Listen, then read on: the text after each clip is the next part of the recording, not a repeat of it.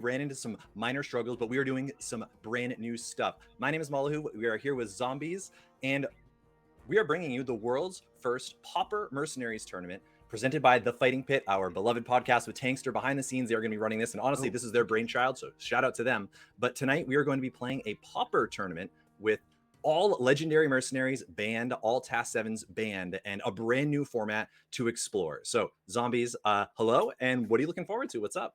Hey, how's it going? I'm really excited for this. So we got the deck lists in, and there is some serious spice here.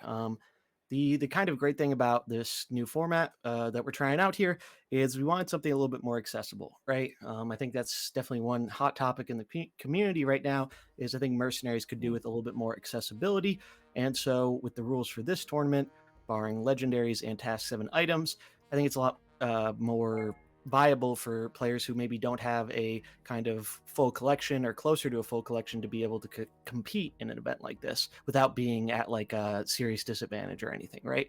And the other thing is just I really like kind of promoting the kind of creative diversity in lists and stuff. Like we have no idea what this meta is going to look like. Like there's been some theory crafting with people and stuff, right?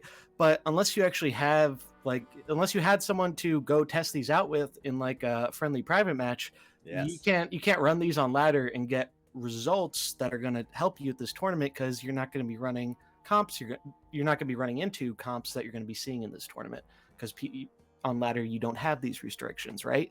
And we also have sideboards, so that's another aspect that I think is something I hope is a mainstay in mercenaries tournaments because I think it adds a ton to the game, right? We actually are only doing two mercenary sideboards. I know traditionally a lot of tournaments have done 3, but again, in the name of accessibility, we wanted to kind of do it down to 2, as we felt that was kind of the smallest number you can have where it actually makes a difference, right? One mercenary, it really doesn't, at that point, it's like, is it really even a sideboard? Like, yeah, exactly. And the mind games need to be a huge part of it too, for sure, right? Like there is a big difference between ladder and constructed or kind of competitive mercenaries, right? Like a lot of the players that have just been grinding these community events, the idea of a sideboard is really, it's much like trying to play Master Tour qualifiers versus ladder. It really is a very different type of game. You have to be on your mental game, right? Like you're not just going to get, in a way on ladder, you get these rematches against players and you get to run it back and try some things out. And that starts to imitate what competitive or kind of true tournament mercenaries is like. But the idea of a sideboard, the idea of having that be a skill that the player can utilize, right? It's just another thing that gives, like you said, accessibility, more avenues for people to use their own strengths, kind of mitigate their own weaknesses, and just throw down in a long form type of event. And this is going to be probably about 5 or 6 rounds. Again, we have roughly a perfect number of players, 16 players registered. It will probably be, again, between 12 and 16. We know how Battlefy tournaments go, but it is best of 3 and with double elimination, which is one of my favorite parts, something I advocated for. I love to be able to have a loser's run. And so in kind of trying to mimic a little bit more of a Magic style tournament, we are going to be, again, going with a double elimination. So you're not dead if you lose one round. It lets you run it back. And in an unknown field like this, I think that's actually great too, because like the first tournament, we also did that. It's going to be really curious to see. So we're going to jump right into it. Yeah, no waiting here. Get into our first game. And so with the names are going to be coming in real quick, but automatically we're going to see one of the first comps that there are a lot of. And so exclamation point decks actually brings you to the Google Doc that lets you look at all these. A lot of Samuro, a lot of Zarella, and a lot of Cariel. She's back in. And in this case, we're actually seeing more or less a semi kind of mirror right off the bat. This is interesting. And zombies. Yeah, so we both definitely, I think we both predicted a lot of Samuro in this tournament, right? Like he's one of the rare mercenaries that he has a lot of, he has more than one good item, right? His Task 7 is not his only good item. So, and he was just very, very powerful in the meta before kind of everything shifted in the last 2 weeks. So I definitely expected to see a lot of him and Zarella here. Let's see what they're doing here. Yeah, no, I love this. Honestly, this is going to be a weird game because both mercs actually, so already seeing a little bit of a difference, because I was going to say both of the Zarellas were actually incentivized to go for the protectors, to just go for the crit. Both Samuros were allowed to attack that turn. That's very surprising. Yeah, I think it makes sense though. The wall here, I mean, it's kind of a lot harder to get around taunts, right, in this kind of format if you think about it. because a lot of your kind of characters that can dodge taunts, right? You have Valyra that can do that. You have Illidan that can do that. They're not around. So I think taunts are actually maybe get a little bit more value, and you might see more fighting strategies like actual attacking than we're kind of used to in the current meta. So I think they get some value there too. Yeah, there's going to be a very big switch towards like what are people going to realize literally in this tournament, right? Like how is this meta going to develop mid tournament? The fact that people are going to be discovering, oh, this mark is actually very bad, or oh wait, this mark is actually insane. Another good upside of those sideboards, as we're seeing these turns start to play out, where eventually one side is going to grind down one of the protectors and it's going to go into a bench, and we see a very different bench from both players. Cy Bowen with a Brucon and a Brucon, a Cookie, and what appears to be a Cairn on the bench. And then Zombie here has, instead on their bench, King Crush, a Mukla, and a Rakara. A crazy bench that Zombie is already going to have to start preparing for. But they continue to just grind away, and we see Cornelius finally fall. Yeah, there he goes. And although he kind of, I mean, he did his job, right? He protected the kind of big players here, because Cornelius, he's never about the damage. He's just about protecting his other units. And we can see that Cy Bowen's Xyrella is a little bit weaker here, though, compared to Zombies. And now at this point, again, but the cool thing here is that actually both Samuros are now big enough to kind of get through the Xyrella shrink. But again, we're going to see Zombie actually focus the Cairn. Interesting. Just jamming straight under it. And the Rakara is now here to do some extra damage, but Cairn looks great. I mean, this Earth Stomp is going to do a ton of damage. Yeah, I like Cairn here a lot. Against the now you got double fighters in, that AoE slow is just going to start doing some real work. Curious if they end up leveraging, like, using the speed up ability at all, or not, if that's going to be very relevant here. Could be, I think, because if you look at it, I mean, I guess Samuro does have a 3-speed, but I think he's not always going to be spamming it, whereas Xyrella is probably always going to be spamming hers. And I do not know what to expect from Rakara, to be honest. Yeah, Rakara often kind of seen with, again, there are actually a good amount of Rakaras in this tournament, alongside whether it's alongside Mr. Smite or just kind of by herself for value in this case, where we're seeing her most probably honestly respected for the just the laser that she's got there. Some Orcon slots might just literally be enough damage, but and here we see the no Sash of Illusion from the Samuro to make that nutty, but still a huge amount of damage just to a blue unit. And we see fighters, there's Samuro everywhere, but is there a better next fighter to see? Yeah, that's a great question. As we do, we see the Orcon slot come out here, just a quick little 48. Yeah, that's a lot of damage. Really, it's not inconsequential, right? So we have Crush and Mukla here off the bench. Wicked cool bench. Yeah, I like it. Going with the Crush, that's an interesting choice. Yeah, the Crush, maybe this is like the one time, because Zombie knows that Cy Bowen has 2 more casters on the bench, right? They know that it's the Cookie. Every player has to play game 1 with their first 6 mercs that they registered, but then after that, they can go on their sideboard, switch things up, switch up equipment. And so Zombie are seeing busting out the Crush, which honestly opens it up to take a ton of damage here. You might have wanted to protect it just to kind of run it into both blues when they were actually alive. But I mean, right now, this is still double caster against triple fighter. It's going to take a long time for any of Zombie's units to go down, honestly. Yeah, I think you have a good point there. Ooh, offensive rally with the Crush. Wow, okay. That's pretty scary. This is sweet. Yeah, getting the +5, +10. And I think we actually saw the... honestly, hard to tell now that the Rakara is already gone. But a quick little oh no, sorry, the Samuro's down. Yeah, so Samuro's gone. Although their Karen's just about gone. 4 health. Karen probably gets popped here. Actually, though, honestly, everybody a little bit too slow on Zombie side. Right? Yeah, that's the thing. They don't have they're too slow to snipe down the Karen before it can get an action here, which I think that's pretty big. I mean, even if you don't even go for the speed and you just go for sending the Karen in for damage, I don't think it's necessarily bad against all these fighters. Yeah, you got to start doing the damage breakpoints here from Sai. Would you rather take like 26 damage onto a Crush? But the problem is that Mukla has the taunt face up, right? But I mean, Mukla attack looks so good. into all kinds of things. Especially, we're probably assuming the bananas, right? That gives health, radioactive Yeah, that's what I would bananas, or whatever guess. it is. So now That's what each I would banana guess. from Mukla's toss is going to give 5 health instead of +1/+1. It's going to be +1/+5. But this is a very attack heavy comp. Honestly, we're gonna have to wait until we actually attack Yeah, to figure out. that's interesting. I didn't know it gave that much health, to be Yeah, honest. it's a That's lot. actually pretty big. Healing 25 for an attack, all of a sudden, it's a very, very different kind of merc. Yeah, The zombie's struggling to figure out how to very get through this cool. turn. Yeah, I mean, I think we're going to see a lot of that in this, just because there's not really any precedence here, right? Like it's easy to know a matchup when you've played it a handful of times, but this is just so unknown. It's almost like playing with a new set on release, right? Like when just nobody knows anything yet. No one knows what the powerful stuff is, and we're just going to see it figured out as we go here. Yeah, and we see another really cool, honestly, zombies not going for any bananas. We're instead going to make this sick King Crush combo, and we get a good chunk of damage. That's clears up the Karen, but honestly, it did a lot to the Samuro, but the Brucon was really the target that you wanted to hit. Yeah, I agree. Every ability was just too slow. If you could have just barely poked the Brucon a little bit lower with the Rakara, then that all of a sudden that Crush starts one-shotting the Brucon, but still looking healthy.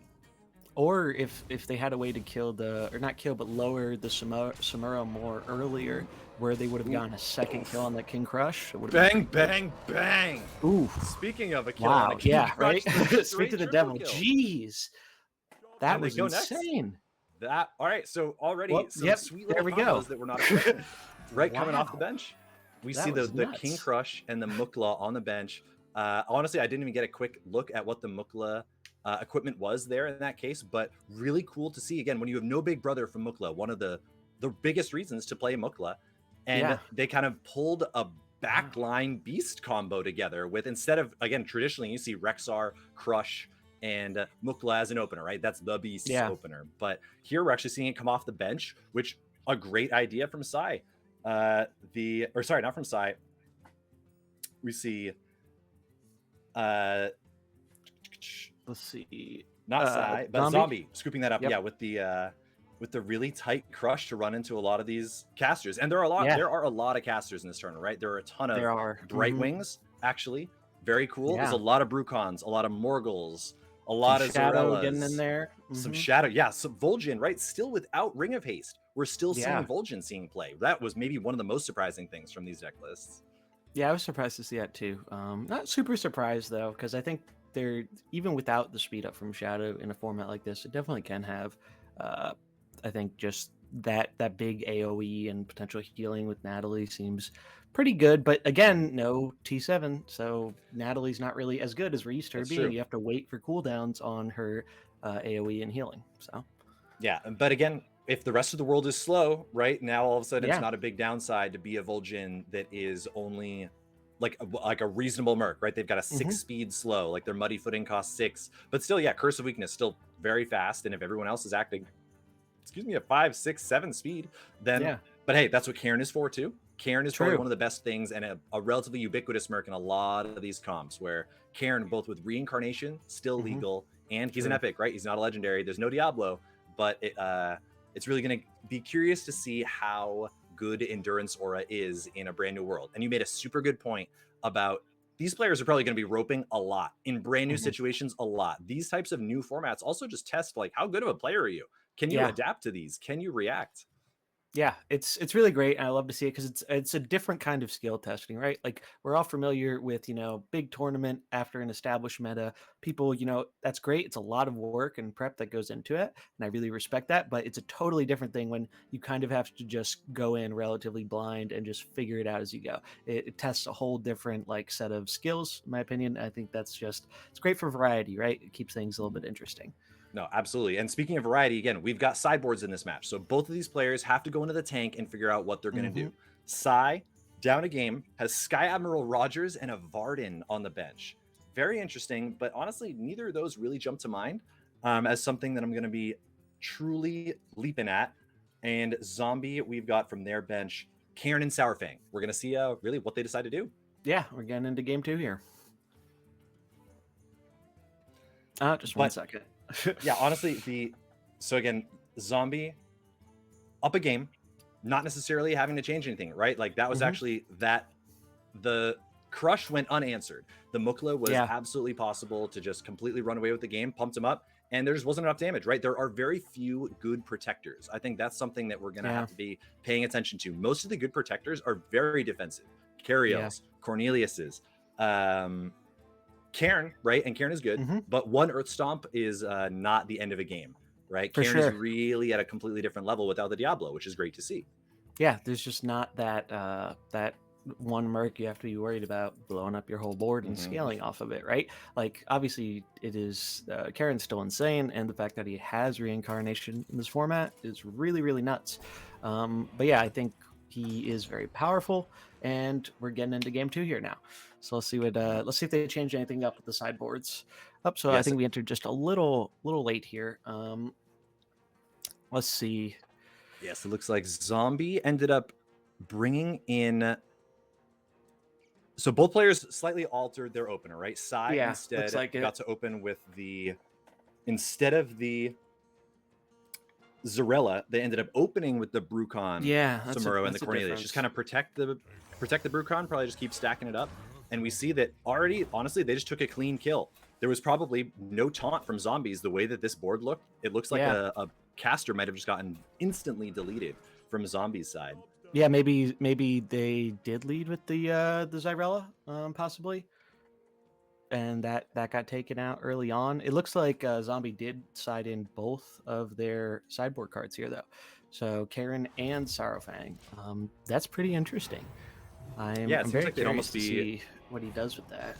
Yeah, it seems like they might be for like two different types of combats here, but we see the clean double kill with that Endurance Aura still allowing the Sourfang to clean up the Zarella, and the Samuro just gigantic.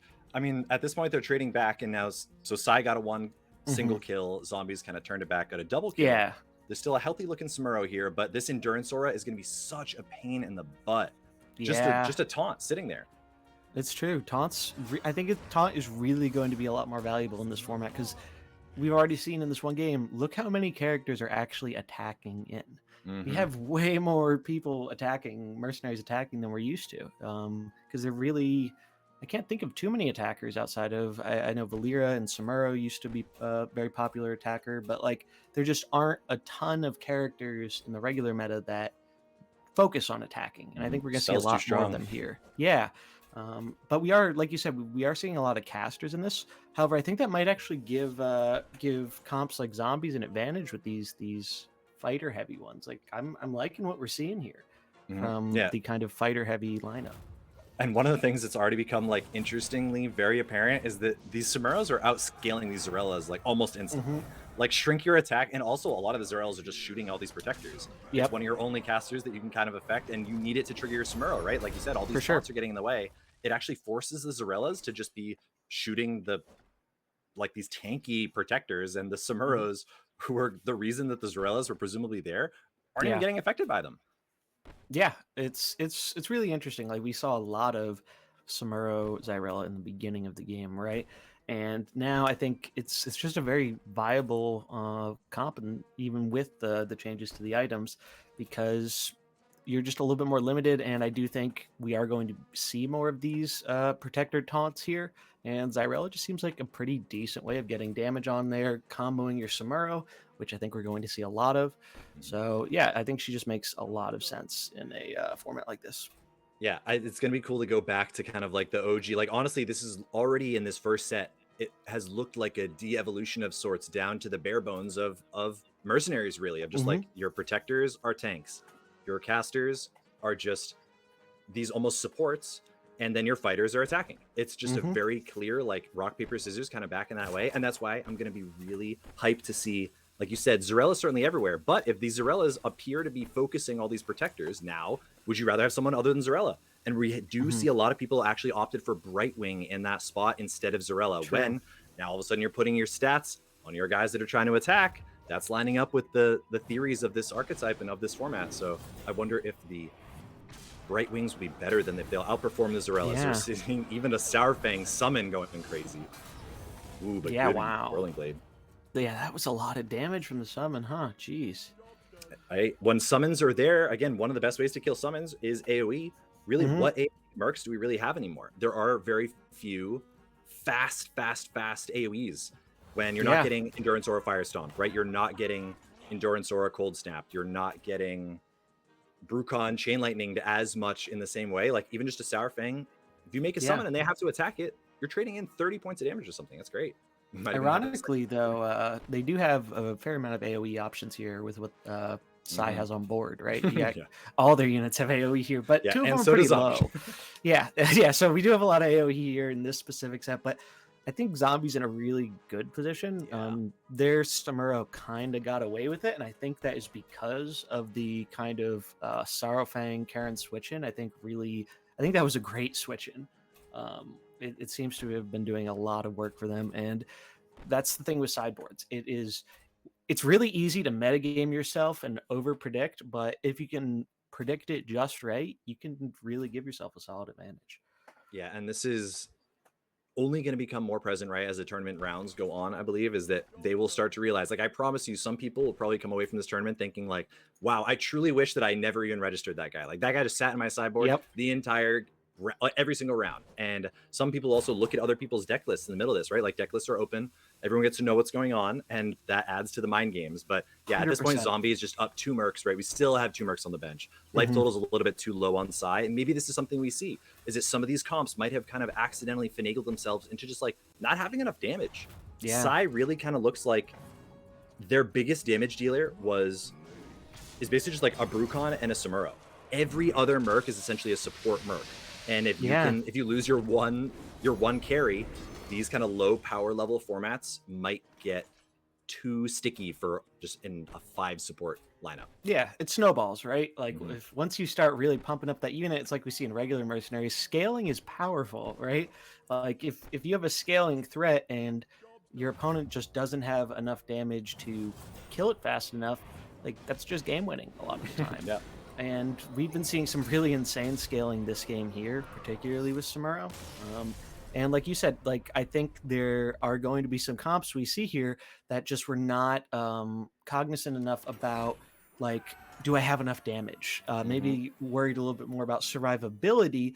But I think Mercs really lends itself to a kind of hyper aggressive nature. I think it's more beneficial to be trying to kill your opponent than trying to outlast them, right? Like there's certain things that you can do outlasting, right? Like Mam or Anduin Holy stuff that's a little more control-y, but we don't have that in this format. Yeah, no Anduin.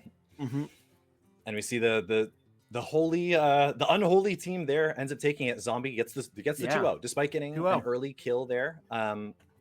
Honestly, maybe that early kill lend them the opportunity to just suddenly board in a merc and run away with it. Like we said, a little bit of a disconnect from our players there for a second, but we hop back into it, and Zombie with the clean 2-0, which again, what appeared to be just having more threats. If you just looked at the way that those lineups went, honestly, the team that had more carries won. And the team whose Samuro got to survive and persist into the late game won. So maybe a new narrative already popping up. Yeah, I could definitely see that happening a lot with it's really just the scaling. Like that's why I kind of like that sideboard so much with Sorrowfang. I'm just looking through to see if there are any other Sorrowfang techs in here, because I think Sorrowfang is an awesome mercenary that's super underrated right now. I got bodied by orcs with it on ladder last night, and it's just, I think it's kind of a merc just people haven't thought about a ton because they just haven't been playing a ton of orcs. But especially in a format like this, like it seemed pretty insane with Samuro. And we talked about the protectors in this format. We don't really have a ton of aggressive protectors, do we? Like it's a lot of defensive stuff, and it makes you wonder, that lack of aggressive protectors, is that going to give fighters a leg up, right? Because there's just not that many ways where you can super effectively crit the fighters, right, with the lack of protectors. Yeah, the protectors really, when you look at some of these extra protectors that people bought, it's truly just, I mean, the Mukla is cool. There's really only one Mukla that we saw from Zombie that they didn't even get into in that last game. Yeah, didn't even need it last game. Yeah, really the only other cool protectors are some Gruuls floating around. and then a couple variants actually. And I'm curious to see those because that could be the anti-Samuro tech that makes a huge difference Yeah, and I leaves you like with that. a protector that can actually punch pretty hard. I do like the Sour Fang to combo with the just another way to turn on the Samuro, right? If Samuro Hmm. is Samuro's the name of the game in this format, then the Yeah, Rikara looks good. The Sour true. Fang looks good. We actually didn't see any true full orc comps though. No one I Yeah, think brought all three, which is surprising. that is interesting. I do think orcs suffer a little bit from like the loss of Garrosh and Gul'dan. Mm, Um, those characters are really, really powerful scaling tools in the orc comp. And again, I think there's a little bit of loss there in items, right? Like I'm yeah. pretty sure Sorrowfang's Task 7 is the one that gives you more orc scaling, I think, I want to say.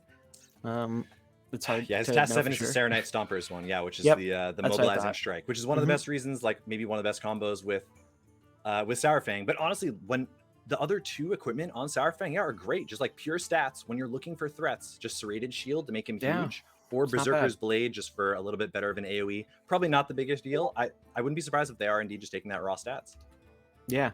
And you mentioned Varian, and I think Varian Yes. has a lot of potential here because he's really the only protector that stands out to me Mm, as something that can scale and threaten. Like he was relatively recently buffed, and I know we've seen some experimentation with him on ladder as kind of a Valera counter in some ways. And I yeah. think if we're going to see a lot of attacking units in this kind of different meta for this tournament, I think Varian could have a super key role because he can punish and scale off attackers, and especially if they're fighters, right? Hmm. No, yeah. I mean, Varian's going to be great. I honestly, and even in that way too, we didn't see any true commitments like to the Varian hard counter. A Varian Tyrion bench from Davidson. Maybe we'll be able to see that later. That Mm, comp looks really sweet. Again, with the Zarella, Samura, interesting. Varden, Cairn, Brucon, Blinkfox is their opener, but then with a Varian and a Tyrion on the bench to react to probably a lot of these Samuros. So I do like that a lot. Yeah, the Varian too, even with no one paired it with any Corneliuses, I don't think. You That's probably could have yeah, gotten huh? to a spot where like you can just heal your Varian every turn, Yeah, right? Like they can take that retaliation damage and keep going. All right. We're jumping in to another match here momentarily. mm-hmm. And what do we got? Who are these players coming up here? Just some Let's updates take as a well look. for some of the standings. We see Mana wins their round one, Very nice. progresses on. Wizard Beast also wins their round one. Some notable names potentially from Mm-hmm. those that follow the formats, but we're jumping right into it. All right, so we actually get to see the Tyrion comp here, which I'm really happy about, and I actually wanted to talk about because I think Tyrion represents double Tyrion. Okay, this is Ooh gonna la be really la. neat. And the And Brightwing, and the Varian. Varian, just everything in Okay, this game. very Double, neat. is that double Wow. Brightwing too? Holy moly, yeah. Yeah, that is very interesting. I think Tyrion's actually a great choice for this event. If he can leverage his death rattle and abilities well, I think he's just great. Like there are only so many deadly protectors, and Tyrion's just a really dangerous kind of form of scaling. He can also scale down Samuros for a turn, Yeah. which is really big in a format I think we're going to be seeing a lot of Samuro in. Yeah, and so I think this here is game 3 because we are in the sideboard part of Hmm. these at this point. So Lepton, yeah, traditionally, honestly, Lepton has most of their same opener. Lepton's also playing a Vanessa, which might be out Ooh, there. They truly went all just very another neat. unique angle, but with like Tyrion and Vanessa. That Yeah, looks they got the great into a lot Sky of these Rogers Samuros, but yeah, too, both sides with a lot of it. But potentially. yeah, these double Bright Wings, and we're gonna jump into it. Yeah, Brightwing and Tyrion's a really interesting combo. Like they both brought it, and I think maybe they were trying to leverage those. You can see from the Brightwing they're trying to leverage those bonus stats from both the Tyrion and the Brightwing. I think maybe try and get a late game sweep with their backbench once it's all buffed up. No, Perhaps. I like that a lot. Again, we've been talking a lot about how attacking seems to be the name of the game. Zarella seems to be targeting mercs you don't want to actually shrink the attack of, right? That you don't care Hmm. about. And so at that point, just play your Brightwing, right? Like you have this crazy heal that might actually be a big deal. The stats on the bench, yeah, I think the Ashbringer from Tyrion, that equipment is not a TAS 7, so that can still be out there. I really Hmm. like this angle from Just Eru. Yeah, it's interesting. I almost think Lepton has it's weird. Normally, when you have a Merc on lower health, it's like a bad thing. I don't think Tyrion dying early is a bad thing. I think it could actually be a pretty big boon. at least in my like limited play testing with Tyrion. Like that plus health and plus damage scales really, really fast, especially if you can get extra value from it by having him die early, so you get those buffs on your characters on the board while they're still relatively healthy. Yeah, and we're Like, seeing the double Tyrion opening on both sides, right? They're really trying to get that. But we're going to see some Brightwing snipes here, I think, before the game starts. But the problem here is, I think both mercs are actually just barely out of range. There goes gigantic crit retaliation. back for 78. Whoa, did that actually work in the way? Because that was Tyrion shrinking the attack, right? It it shrinks. attacks and then shrinks. Yep. Oh, wow. A little potentially unrecognized interaction here. Neat interaction there. Very the Tyrion actually beats, or sorry, the Varian beats Tyrion and just literally crit it for 78. But again, it was already at a low health, right? So not a huge, loss. I think their goal was to kind of get Tyrion killed ASAP, and it seems like a weird line, I think, to people who haven't played with Tyrion and his death rattle a whole ton, but like, it's big. And look at this, 1979 Samuro off of the bench. That's scary. And they have one protector in their back, I'm guessing Vanessa, and I just don't think Vanessa really has the tools to deal with a Samuro that's already this big. No, yeah, I agree. I mean, I think we're going to see a kind of a similar weird little Zarella situation where like the merc that you're playing to target these Samuros just honestly isn't good enough. It's just not really able to execute its plan the right way. And we're seeing a really cool thing here where we're looking at some of the other sideboards and like, whoa, some of these sideboards have like double taunt. This is a spot where there's a Samuro coming off the bench that if you don't line it up exactly against the Cairn, like, is there going to be a taunt? I'm not sure. They're in constructed in normal like ladder or whatever, there's just Cairn everywhere, and there is Cairn everywhere here. But God, these Samuros just look unstoppable in the late game. And if you accidentally fall into a position where you just don't bring in a taunt, like here, both players are bringing in a merc, right? And Jose just doesn't have a taunt. What are you going to do about this Samuro? It's just going to absolutely start devouring you, and then Brightwing's going to be able to keep him alive too. So I really like these, even like bait, bench, taunt mind games in the mid game of this format. Yeah, because this is our tiebreaker too. They're 1-1. So this game is 3 for all the marbles. And I really do think that Tyrion going down first on Lepton's side made a pretty big difference. Like, they both got benefits off of their Brightwings on the bench, but Lepton's Brightwing is a lot healthier and is probably might be sticking around maybe a little bit longer, assuming the Cairn might be able to protect it a little bit here. Ooh, let's see. We see a couple. Oh, the Brightwing subs out and brings in the Mukla. Look at that. That's pretty interesting. cool. Unfortunately, Mukla didn't actually tank any of the Brightwing pumps from earlier. I think so. It's still there, but Divine. I mean, the Blessing of Kings onto the Samuro looks great too. So yeah, I like already, that. truly a Samuro dominated format so far in terms of the way that people approach this format, which again totally makes sense. It was kind of the first in people's minds. It was something from the first tournament. Samuro looks great. Everyone kind of has him maxed already. Easy, yeah. He's one of the free mercenaries, right? Just for starting the game, you get Samuro. So that's pretty good. And here we see that Brightwing having, and even the Cairn to a lesser extent, it doesn't have the stats now because it died and resurrected. But I really do think those extra stats from the Tyrion are going a long way to make Brightwing and Cairn a little bit more of a threat and stick around longer than they would have if you didn't get those buffs off. So you go for the shrinking with Tyrion. That makes a lot of sense. That's one of the few kind of really good Samuro counters we have here, right? Yeah, works the good way here, not against Varian apparently, but still good against Samuro. And another Mukla, which again, we didn't actually really talk about it, but we saw the Mukla plus King Crush combo from Zombie, and we actually see that again in Joseru's deck here, where they have that Mukla and King Crush, which I love. Mukla's yet another taunt. I mean, that might have been players realizing that, hey, Mukla is actually one of these best red mercs that we still have. His not big other equipment are like, good. If we need a merc that is just a playable protector, Mukla seems great. And then you start to realize, okay, if I want to play a beast, who's my best beast? Crush is still legal. Great with attacking. Great to put we stats saw that on. in game 1, right? The Crush was just absolutely swept up off the bench with Mukla. And I think that's just more seeing scaling is all powerful in this format, right? Like, Mukla's seeing use here, I think, in a big part because Those health buffs on the banana are pretty big. If you don't have like super effective damage to knock something down real quick, 5 health, that adds up really quick when it's per banana, right? Like, I don't think this Tyrion would still be around if it weren't for the Muckler right now. Or it'd be much, much lower. Okay, so we're seeing the Juste unfortunately lost the coin flip with their Bright Wings, gets it sniped down by their mirror image. But yeah, here goes the Mukla punch for a lot. Cleans up that Samuro. Cleans That's up good. just takes a big crit onto the Bright Wing, but we're still hanging out, and we see the double new mercs on the bench from Lepton, Yeah, Vanessa and Sky Admiral. And Sky Admiral maybe looks a little bit weird here, right?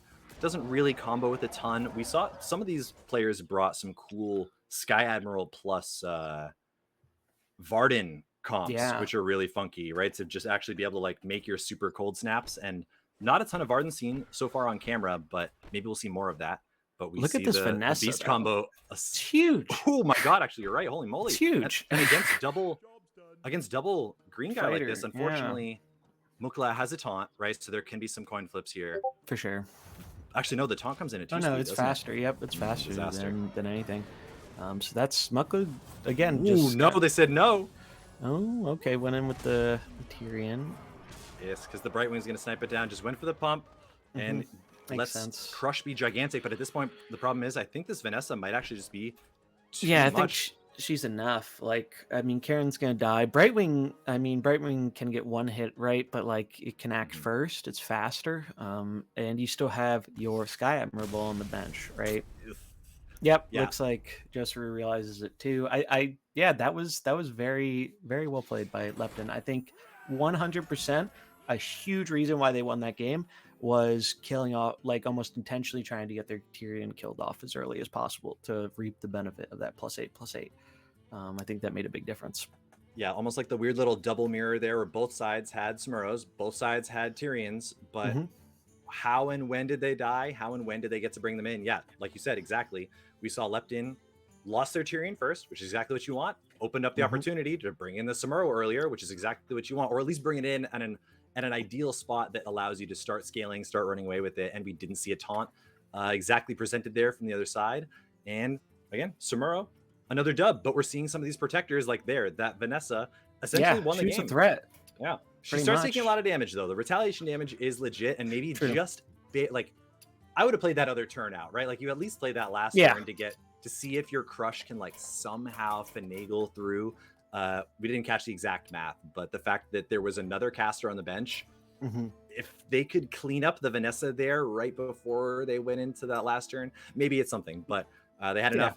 They will drop down. Lepton moves forward, and we're going to be preparing for our next round. Yeah, very exciting stuff. This has been great so far. We've seen, I mean, we expected Samuro, right? But I think it's really interesting seeing all the other stuff that kind of goes around that, right? Like, and that interaction we just saw with Varian and Tyrion. We were just talking about how I think Varian has a lot of game in this format, especially with the kind of comps we've seen so far. I think he could be a very, very powerful tool.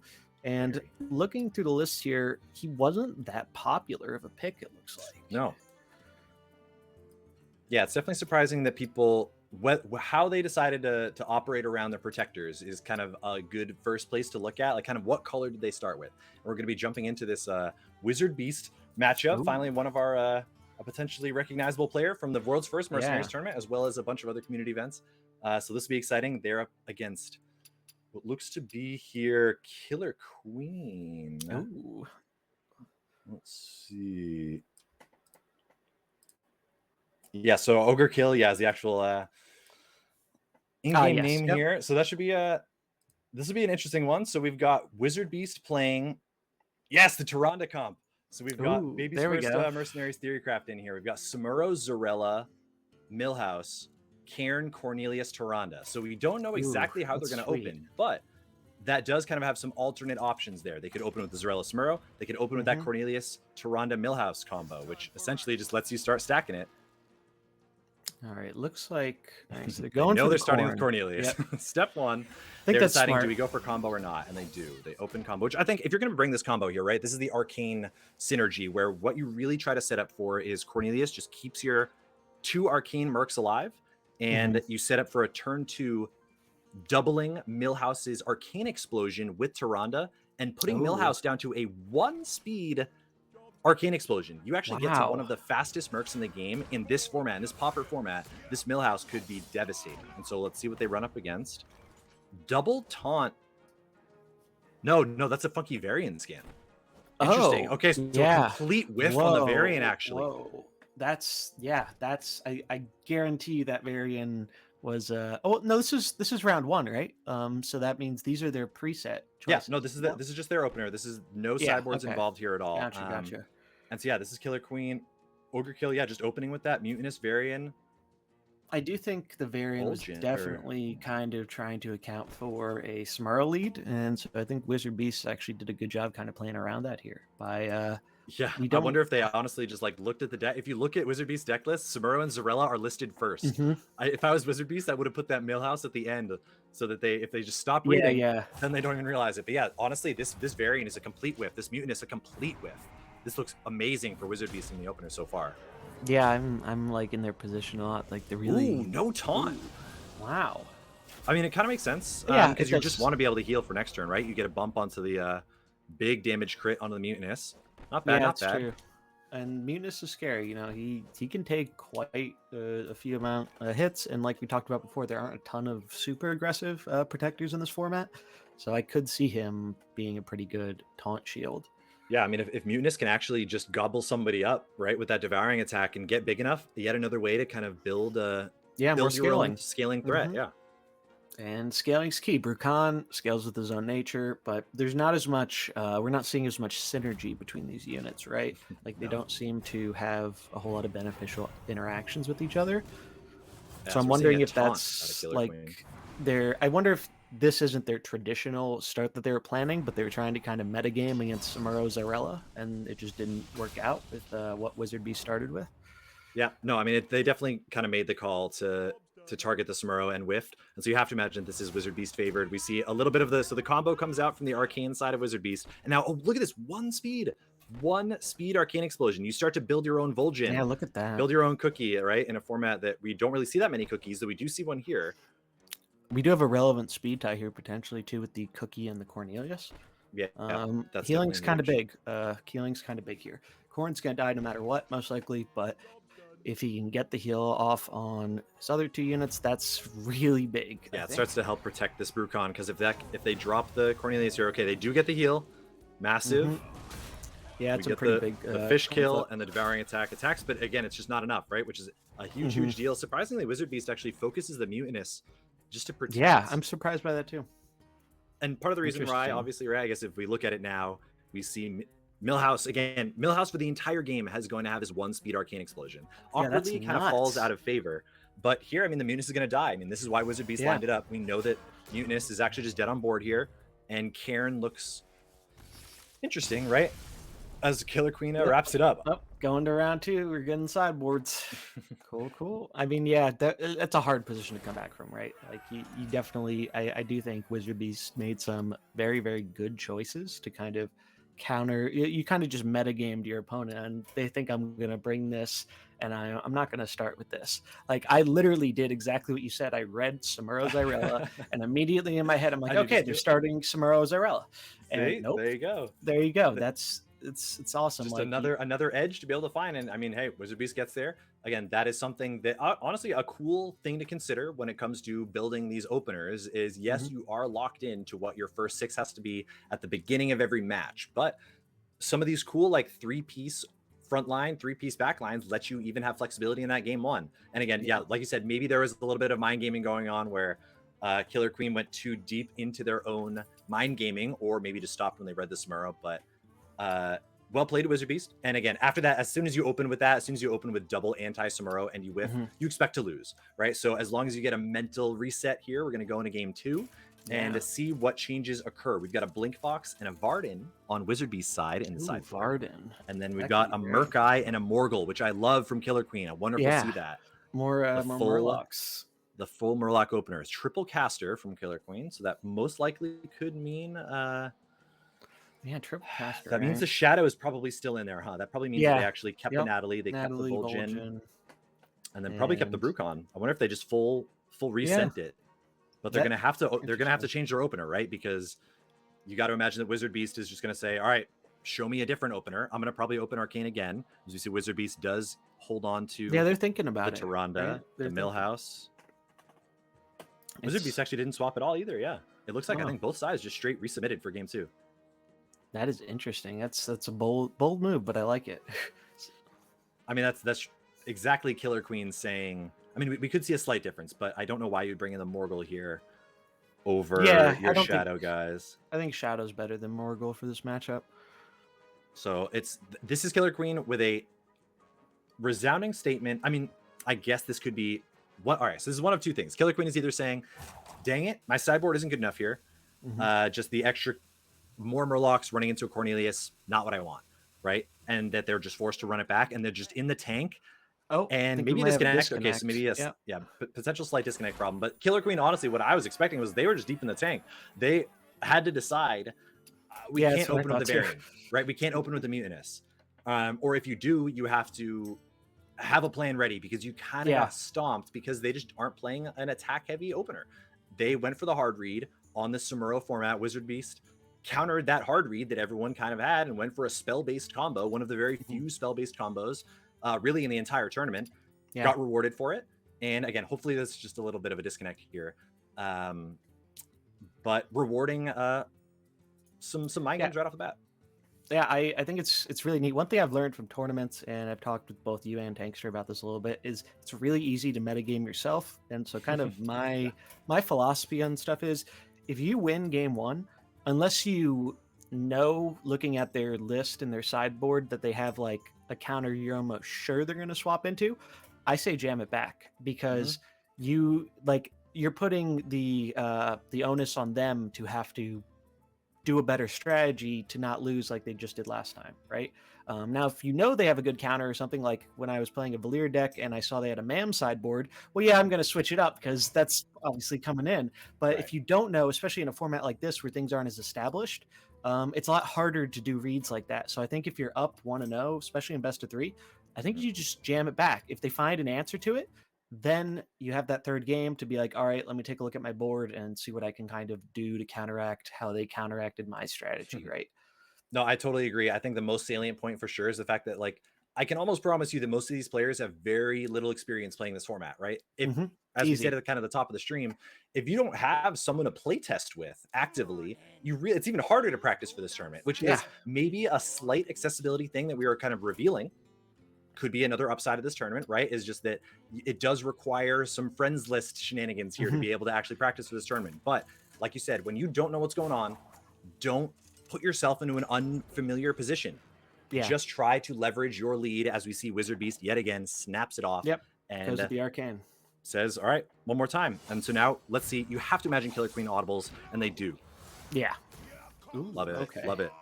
So but still no more Murlocs. So they subbed out.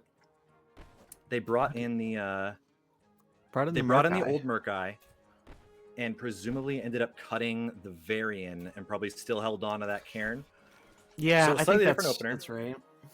And one of the other good parts about this, right, is that you are not getting your no Millhouse crits. That was one of the big issues before, is that Killer Queen kind of lost their Varian for free because the Millhouse is getting these massive 1-speed kind of arcane explosions off here. None of that. But the problem is this hold the front is still going to double tank a lot of these Murlocs.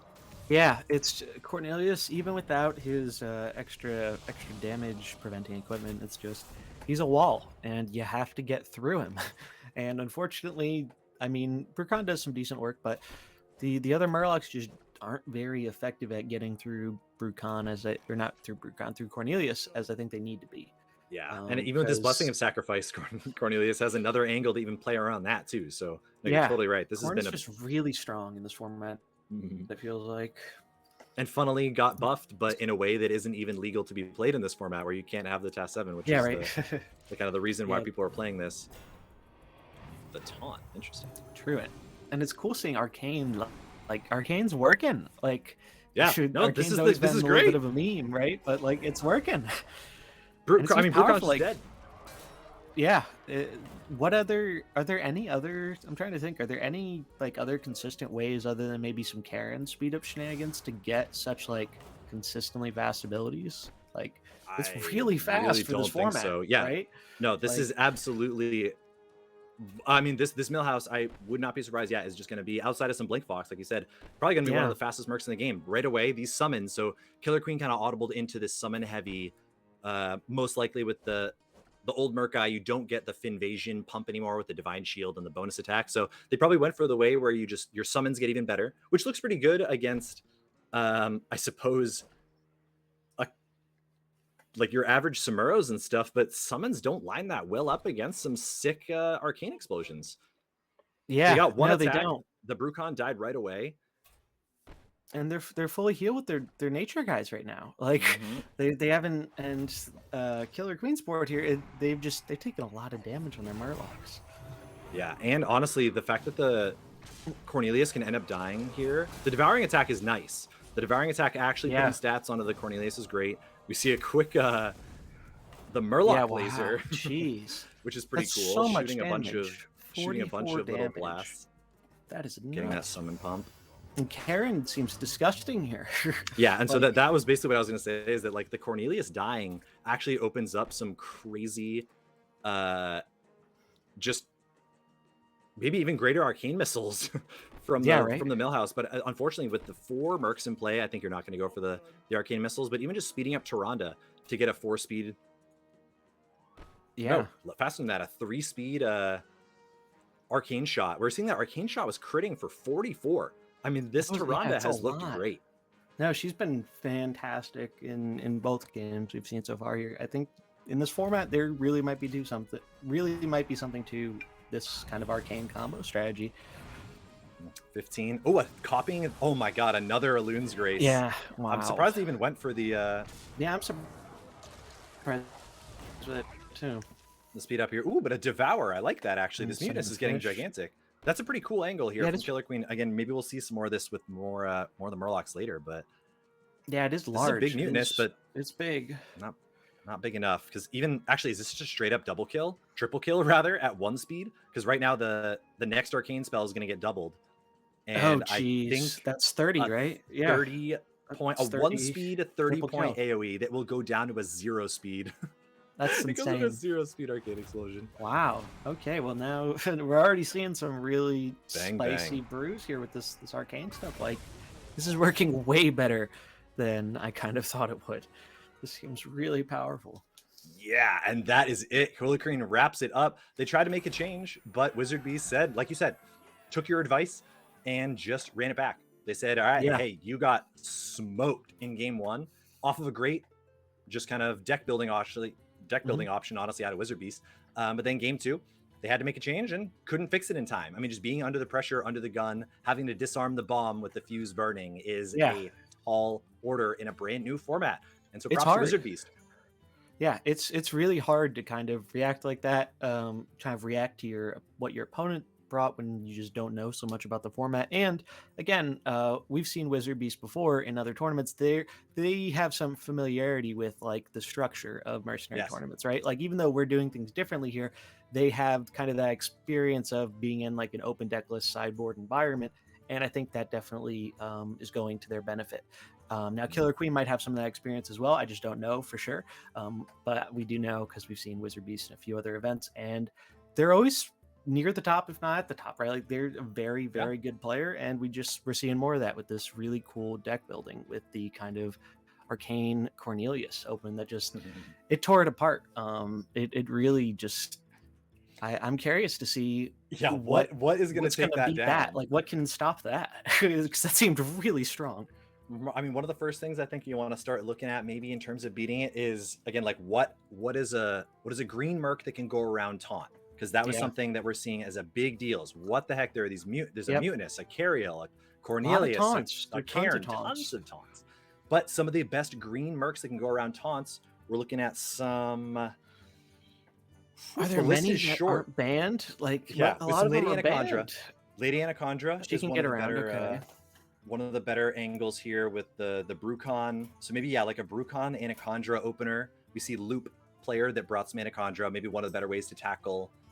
Yeah, like some nature synergies a little bit. But I mean, one of the best combos present in that arcane comp is that, again, you're looking for green guys that are really good at taking down your casters, that are going to take down your Millhouse, but all the green guys attack. And so you just naturally protect against it. And then if they have any scary casters, Tyrande was lighting them up. Just that 44 crit actually lent itself really well to kind of a perfect little triple kill or perfect double kill over the next couple of turns. So looks great.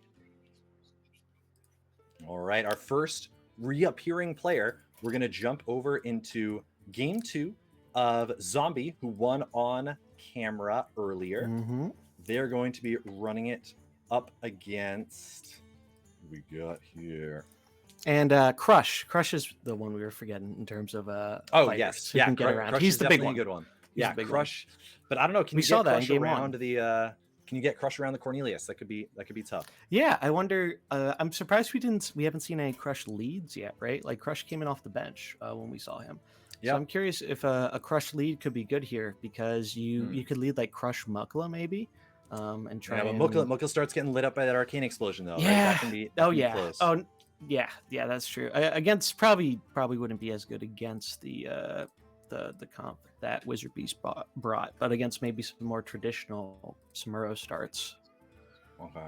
Yeah, so it looks like the match that we're going to be jumping into actually, which I believe is going to be Zombie versus Arthur Leal, or Chico, depending on who we're going with. We'll go with their Discord, or sorry, with their BattleNet tag. So yeah, Chico here.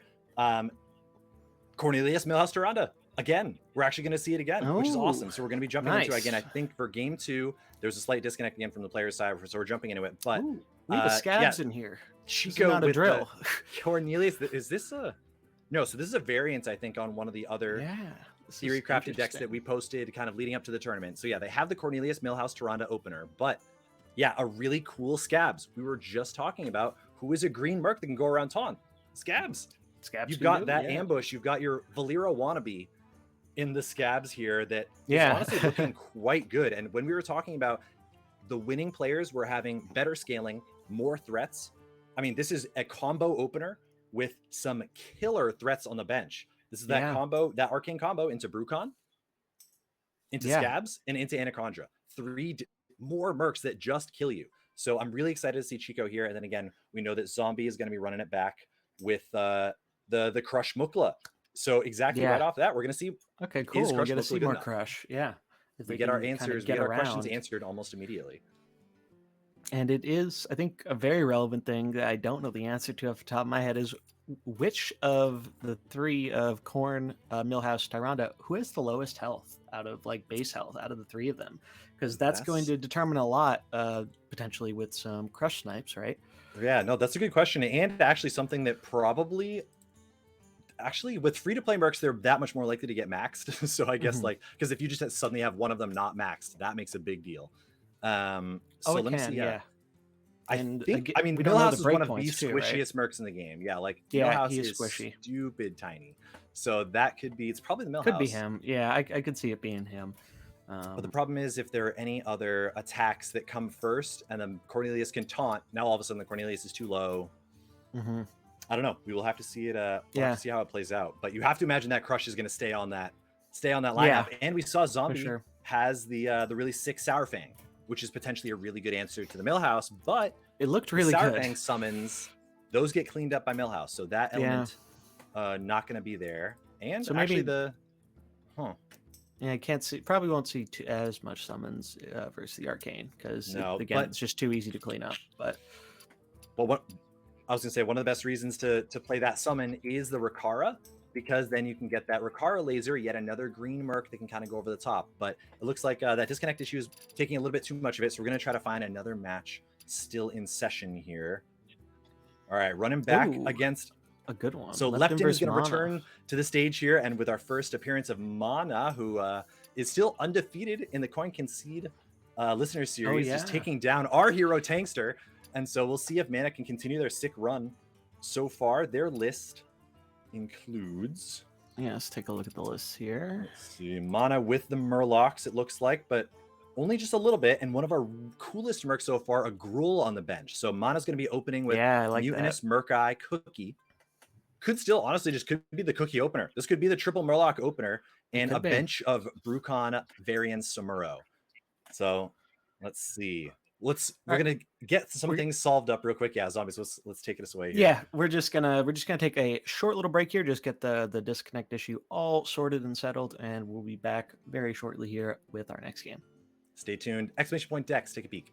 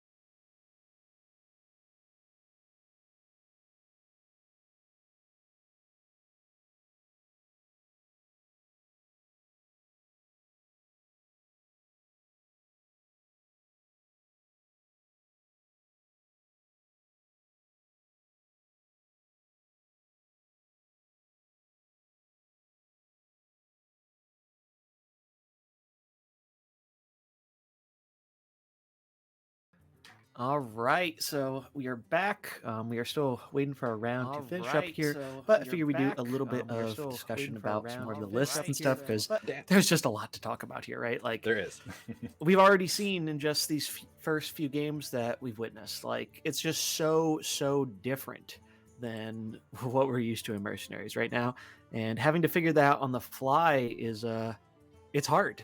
It's not an easy skill. Yeah, no, these matchups have been crazy, and again, like you said, players not knowing what the format is truly like and how to react to it is a big deal. We're seeing a lot of similar mercs, right? There's been a lot of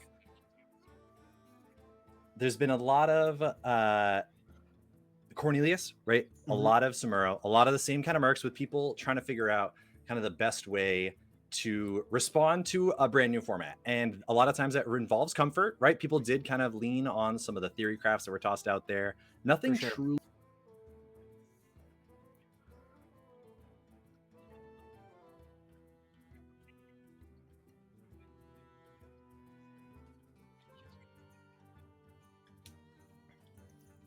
Let's see. Yep. Uh,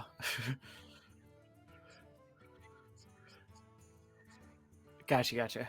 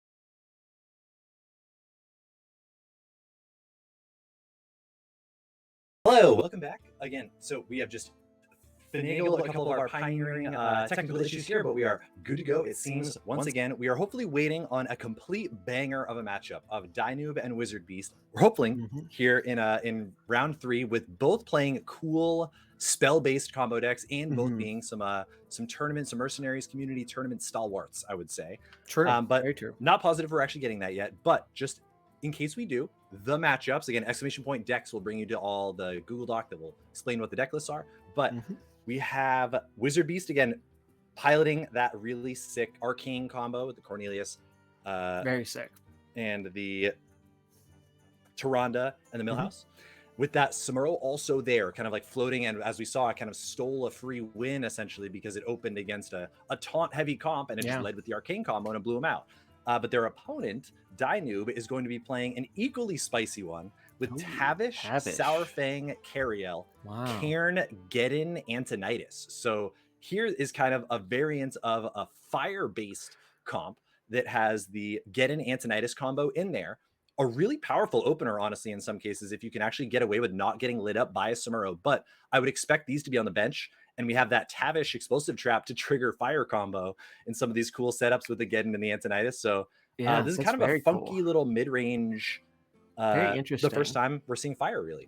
The one thing I think is really neat about this here is if you look at the comp, Sourfang is the only orc in the main board. You have another one in Samuro on the side, but Sourfang's the only orc in the main board. So that's kind of interesting because most of the time you see Sourfang, or at least typically, it's because you're going through some orc synergy, right? And you can still get some here if you do sideboard in, but it's very interesting to me to see it kind of showing up as the lone wolf orc from the initial lineup. I think the reason why, again, because we've got our mercenaries brains locked in on task 7. That Tavish, high-powered round, no rigged wiring, so they have to have the Sourfang to trigger the explosive trap on turn 2. So I think that Sourfang probably has the super. That's clever. And they poke their own Tavish at 3 speed. I like it. That's wow. I never. You could have given me like an hour looking at these lists, and I would not have come up with that that combination there. That was that's a really cool one. No, definitely a sweet combo. Again, whether or not they can actually have someone die in time for the explosive trap to trigger the fire combo on the Geddon will be unclear, but it's only one way to find out. They've got that Zarella and Samuro on the bench, right? So that's coming up. But so far, the Zarella has been an underperformer. So far, she hasn't done as much as I thought she would. To be honest, I think is her minus attack, or is the one that buffs that ability task 7, I think, right? Nope, it's just task 2. It's not. It's just task 2. Okay, so she's one of the anomalies that actually still has access to her best equipment. And even with that, though, she hasn't been doing kind of what I expected her to do I think a lot of the intention was have an easy combo for Samuro and kind of try and scale down their threats. So we take less damage swinging into them and they do less damage swinging into us for a turn. And I think like on paper in my head, that makes a lot of sense. But so far in practice, in seeing what people have brought and stuff like that, it doesn't seem to be doing as well as I thought it would. Nope. Like I was saying, it's kind of been pointed out that Zarella just keeps having to point at these protectors because there's so many tanking, taunting protectors that are in the way of these Samuros that when that is your only way to activate your double strike, you have to point it there. And that's why I think that hopefully these Bright Wings will kind of start to prove themselves more effective than the Zarella. And then the nature combos might actually end up being more powerful again. And then we start to see the meta shift ever so slightly. But most of the Bright Wings we actually haven't seen up against a Zarella. I'd love to see like a Bright Wing Samuro mirror, or like just a Samuro mirror where one side is a Zarella, one side is a Bright Wing. That'd be really interesting to see. I'd like to see it. I think you're right. I think just judging off the game, we saw the 2 Bright Wings going against each other, and the Tyrians. Bright Wing looks pretty good. The buffs are really impactful for those late game strategies, right? Like I think the whole reason we saw in the last series that kind of sweep was because of those buffs from both Tyrion dying early and getting those additional buffs from Brightwing on the bench. Yeah, so then the Brightwing, I was just looking up real quick. Yeah, so their task 7 is that Brightwing's necklace, which gives the additional health. So that is off the table. Mhm. Probably means we're seeing the pixie dust, right, where they get that extra healing. Could make certainly a big deal, but honestly, a lot of these Brightwings don't have like we would have really expected the Brightwings to be comboed with the things like the Tyrion, right? And going like all in on the stat buffs, all in on the sideboard. So you have the Ashbringer that gives stats to everybody, and then the Brightwing that can do it. But no full combo like that. People are still trying to figure it out. Yeah, it's. I think. I mean, we're going to be seeing a lot of just experimentation, right? Like I think these first games matter even more than they normally do, and they're normally important, right? Like I think even if you don't win game one, being able to get enough information out of your opponent, like yes, open deck lists, like they know what they have, but it's hard to translate just looking at the deck list into what strategy your opponent's going to use, right? Because everything is so off the wall and different because we are not allowing legendaries or task 7 items. So it just changes everything. Like looking at all these cookies in here, he's not giving that bonus health. Yeah. And the Cookie Snipe has been a lot less relevant. I mean, Cookie is Yeah. probably the fastest quote unquote merc in this format with the 2-speed, but when protectors, I mean, there are still a lot of protectors, right? But the matches have seemed kind of just a little bit more janky, right? I think Cookie looks really good when it's there and you know that you bring it in on turn 3 when your Merc dies and you set up their Cairn to exactly get sniped and you get it under the thing and you're not slowed. So your Cookie coming off the bench is great, but that really doesn't happen anymore. And the Cookie has kind of looked uninspiring so far. Yeah, it hasn't done as much as I thought it would do, right? I think we've only seen one game where it actually got a snipe off, and Yeah, even kill the then, I don't Cornelius and think it was super duper relevant. Like, it's never bad to get a cookie snipe for sure, but it just I don't think that was the defining play of the game or anything. Nope. And we're definitely going to see some new stuff, but hopefully we're getting that Wizard Beast versus Dynoob matchup right now with the very exciting double spell combo matchup, essentially. Really of seeing this should be interesting. Arcane combo from Wizard Beast up against this kind of fire combo from Dynoob. Yeah, I'm very excited to see the fire combo. That's another one that I think not a ton of people brought, so I'm kind of curious to see how it does because I've been a big fan of Antonidas and Geddon since the beginning, but I haven't been able to make them work in PvP very well. So great PvE farmers, not so much normal PvP. So I'm curious to see if they can kind of perform here under these restrictions. Yeah, funnily losing Rag, right, which is a huge problem, but still in the face of it, fine. And we do see Dynoob with the kind of expected opener, right? They are copy pasting their first 3 mercs. So if they read if Wizard Beast read this deck and went Tavish, Sourfang, Cariel, they opened with that, which is to be expected. This Millhouse looking a little bit spooky, right? I mean, and by spooky, I mean under threat from some Tavish. I agree. Aim shots. It's kind of scary, right? Like this whole. I mean, I guess Tavish is really the one of the few that can get around taunts with ease. But I think Cariel is actually pretty decent here. But bigger, I think, is we're seeing that what's the name? Saurfang, that I was talking about earlier. And Saurfang did a lot of work when we saw him before. So I'm curious if we can kind of see that again, or if that was more dependent on having some synergy with multiple orcs or not. And I honestly, looking at what this turn 2 is about to be, it's really interesting because this is just a kill on Millhouse, right? Straight up. Yeah. This is a 3-speed Millhouse is dead. The problem is that Cornelius is about to pop off and help protect that because we're going to see the Blessing of Sacrifice most likely kind of forced out of Wizard Beast because Tavish can go for the Explosive Trap. Again, they don't have a permanent trap, but that's what they're going to proc it with the Sourfang. But yeah, see the Blessing of Sacrifice on the Millhouse to keep it alive. The Whirlwind, and Millhouse saves like 60 points of damage. Yeah, actually that's nuts. Crazy. That's pretty and crazy. They go for the doubling on the Arcane Bolt instead. Wow. Very spicy.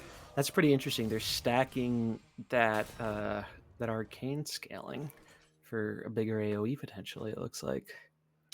And the cool part about this is now or just a snipe. Yeah, so we see a cool. So now the Arcane explosion is yet again gigantic. Millhouse is low, but really the Cornelius will no matter what get to block The combat, Yeah, actually, no, that's interesting. I suppose this could be this is probably a carriel attack, but they didn't go for it. I feel like you need to kill this Cornelius here, but the Arcane yeah, I Explosion pops up for agree. 21. Yeah, Ultimately ends that's up dying, wow. but That's still that's a ton of damage. Cornelius, what Cornelius did there was just insane. Being mhm. able to protect that millhouse to get an extra turn out of it is just nuts. Like you still have your millhouse chilling at about half health now or so, and it has scaled with the arcane damage, right? Like that seemed really good for Wizard Beast. No, absolutely. But the problem is here, this is another explosive trap turn, I think, from Dynoob. They've persisted until the third turn, which is one of their biggest secondary breakpoints here. And without a very fast, oh no, this is a flip. We got a flipper alert here. So the Oh, problem yep, is both sides have Endurance Aura, both opted into that Karen off the bench, a classic play from Ladder that you'll true. obviously be familiar with. But this is really going to come down to who gets the 3-speed flip. The good thing is that Dynoob actually is slightly favored because they have more 3-speed flips. Yeah, Actually, no, Wizard it's would have to go with they'd have to go with their arcane shot to tie it up, right? With 3-speed flips, or to give them a better if Dynoob also goes for 3 speeds.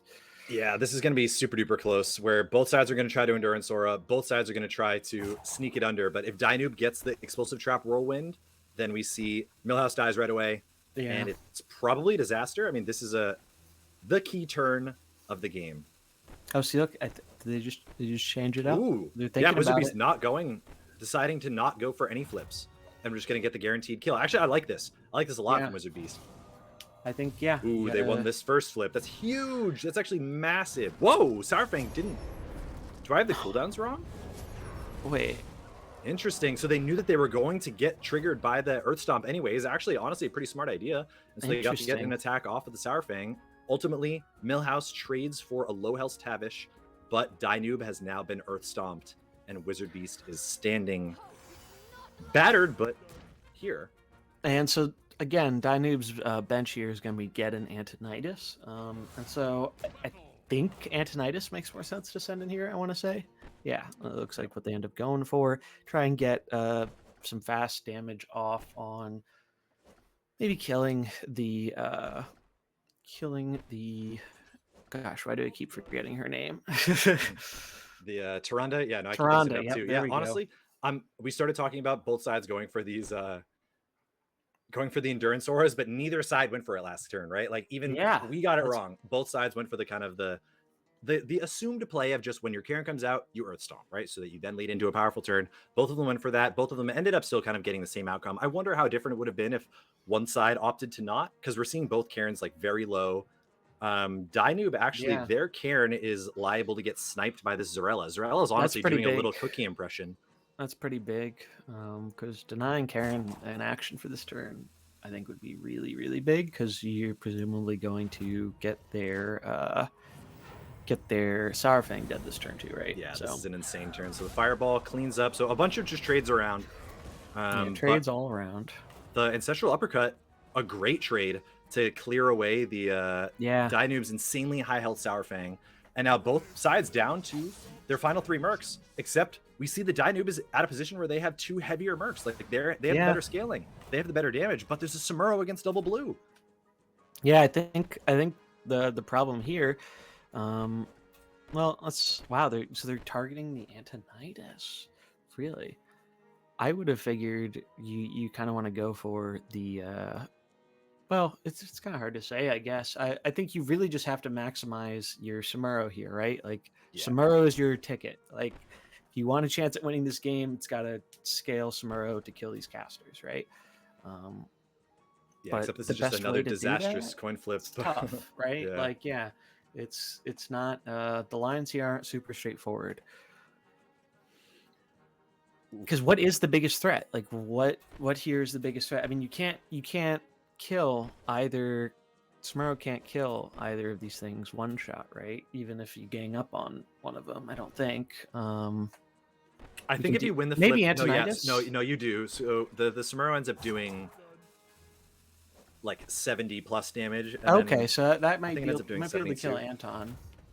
Yeah, Wow. Samuro's gonna blast. I think this is just gonna be the full send. So there's an ability queued up at the end there, but oh no, yes, we see the blinding luminance. Oh, Too wow. long.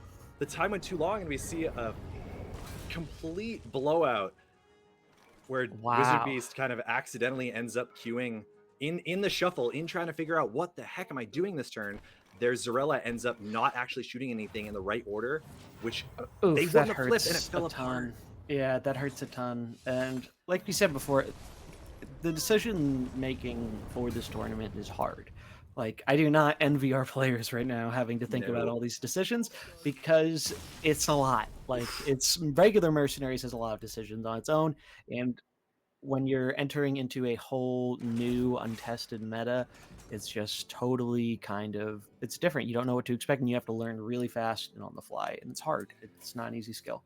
Yeah, and especially here when like if just that the fact that you have to like if you deselect an ability, you have to like go back, click it again, click their guy, make sure it's in the Hmm. right. Like that's a series that's like a ton of inputs right at the Yeah, very end, right in a it's row. true. And if the rope just kind of trolls you even a little bit, yeah, it just falls apart. So there, I mean, a mercenaries downfall. There, it is a mechanically intensive game. Like when it really gets down to it, it has some like little micro decisions that you do have to line up. It gives you a lot of time to do it, but Mhm. like we said, this is a brand new scenario for a lot of these players, and I think that was honestly the outcome that is more or less to be expected. I think, though Wizard Beast certainly feels bad that I think they technically would have won that game if they won that flip. Like if Antonitis dies, then the get in is just completely Yeah, stranded, it right? doesn't But do anything really on its own. It's not as much of a threat. yeah, so the fact that it actually should have been in Wizard Beast's favor there, I mean, all things considered, certainly hurts. But when you actually technically look at the openers, I mean, that was double green against a Millhouse as the hyper carry, right? Like that was a Yeah. situation that you should be kind of feeling okay if you're Dynoob, right? Like you have the double, Yeah, the I'd be explosive feeling trap good. AoE combo. The Tavish blessing did of pretty good. sacrifice does block it, but Like, I like Tavish in that game. I mean, yeah, he died off a little bit on the earlier side, but I think he did a lot to kind of whittle down that initial board so that eventually the Millhouse could get picked off and deny that kind of powerful scaling strategy with spamming those super fast arcane board sweeps. So, yeah. yeah. And I wonder also that game Wizard Beast might be thinking about they went for the double on the arcane blast instead of the arcane explosion. And I'm pretty sure they're literally like their equipment is for the arcane explosion. They're spec'd into arcane explosion, kind of baited themselves into not going for copying that last turn Hmm. or last game. I wonder if they will kind of go back into the normal pattern, but we do see some. Is there So, any switch ups? Wizard Beast looks to so have run it back. yep, no changes on Wizard Beast side here, which is interesting. And I'm trying to remember if Die Noob's start was the same last game or not. 2-2-2. Let's look here. Yeah, at the moment it's 2-2-2 still from Dynoob. Honestly, it looks like both sides just ran it back. Yeah, I think you're right. Yep, I think you are right here. Keeping not a Looks lot like of it. sideboards so far. Not a lot of sideboarding has really come into this game, Yeah, it's which is been kind of pretty surprising. minimal. Yeah, I think part of it is being afraid of metagaming yourself. You know, it's Yeah. just like I said before. If you get that early win, like just run that momentum back, put it on your opponent to figure out how to beat it. Yeah, and Wizard Beast in this case, I think probably feels like it's kind of okay.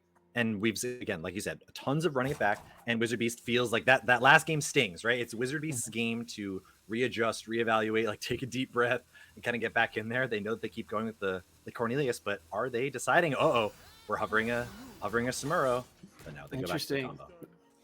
Back Yeah, to the thought combo. about it. You could tell they were definitely thinking about it.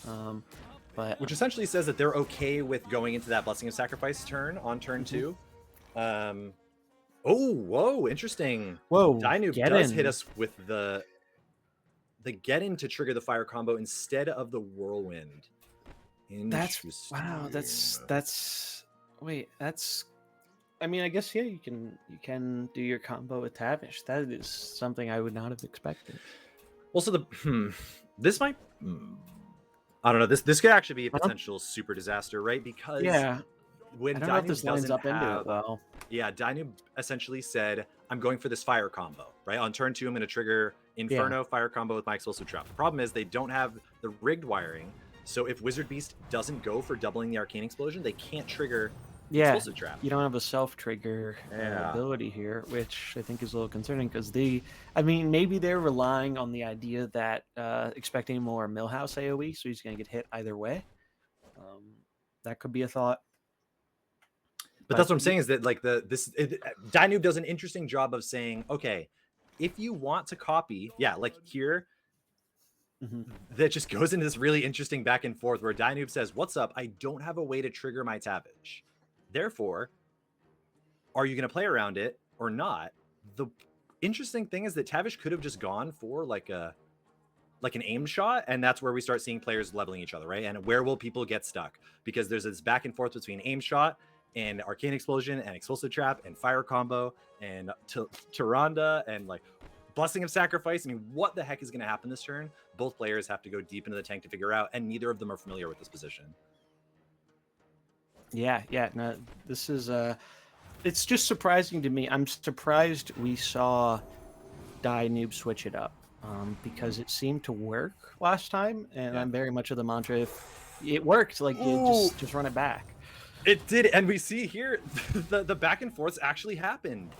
We actually saw one of the weird like mid-game mind games of Dynoob said, "I can't trigger explosive trap, so you can't AoE me because then you'll trigger my explosive trap." But Wizard Beast said, "Nope, what's up? I'm still gonna do it because I know that you know, and you're gonna aim shot, and I'm gonna then get my combo, and now I have my 1 speed that will slurp up the Baron getting right away." Yep, that's really big. I think that was a good play. That was a really good play to just mind game the mind games. Yeah, and I mean, at the end of it, what it really comes down to is yet another example of the player who kind of deviated the least won. The player that stuck to their guns, Wizard Beast just ran out their combo that they knew. Big damage, hold the front, humongous heal. I mean, Millhouse is back to full health.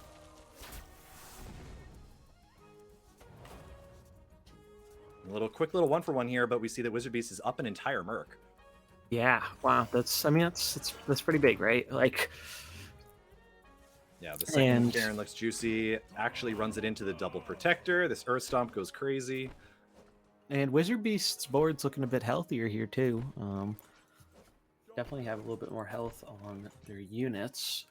I imagine we're going to see some similar trying to kill the Millhouse here before he can kind of start to snowball with his scaling. Yeah, though I don't know this. I mean, I think we're back on another combo turn, right, from this Tyrande, and I'm not even sure if she can take lethal damage from this board. Like, Tyrande has actually just been very well protected. Talk about a green Merc that has really just been able to survive against a very protector light field. Yeah, 50 damage crit from the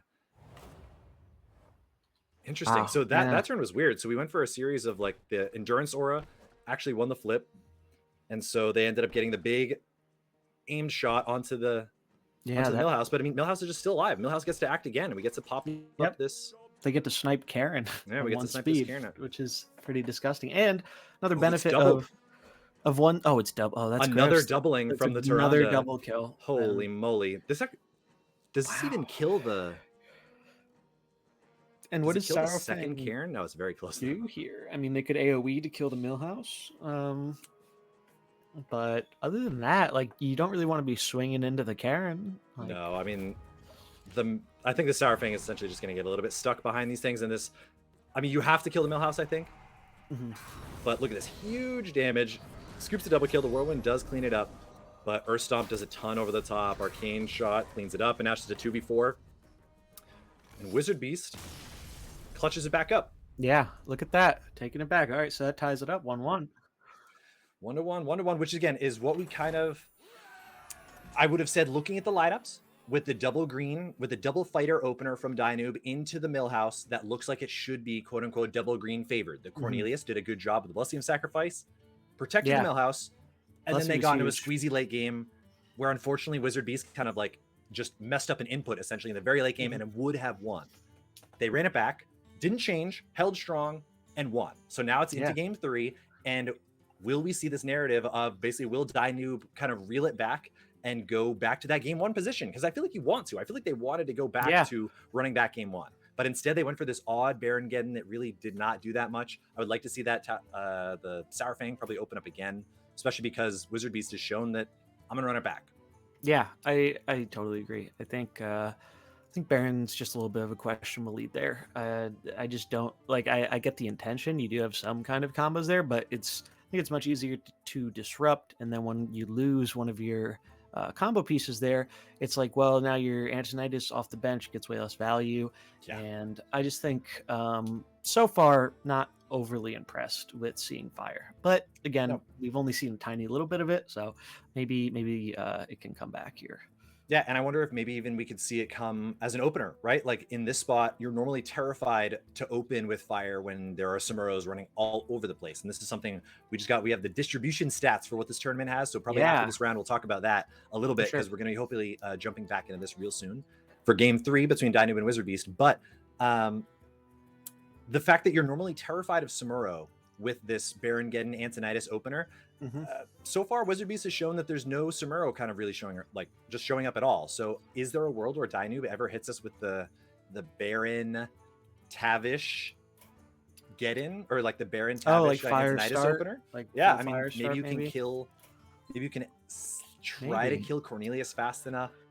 Because they don't have a ton of damage, right? Like or at least fighter damage. They're kind of relying on the Mullahoo combo. I guess your Tyrande kind of goes a little bit crazy then in that case, which could be an issue because then she starts lighting up your blues. But I mean, hey, there's only one blue you can shoot. Looks like we're back into it.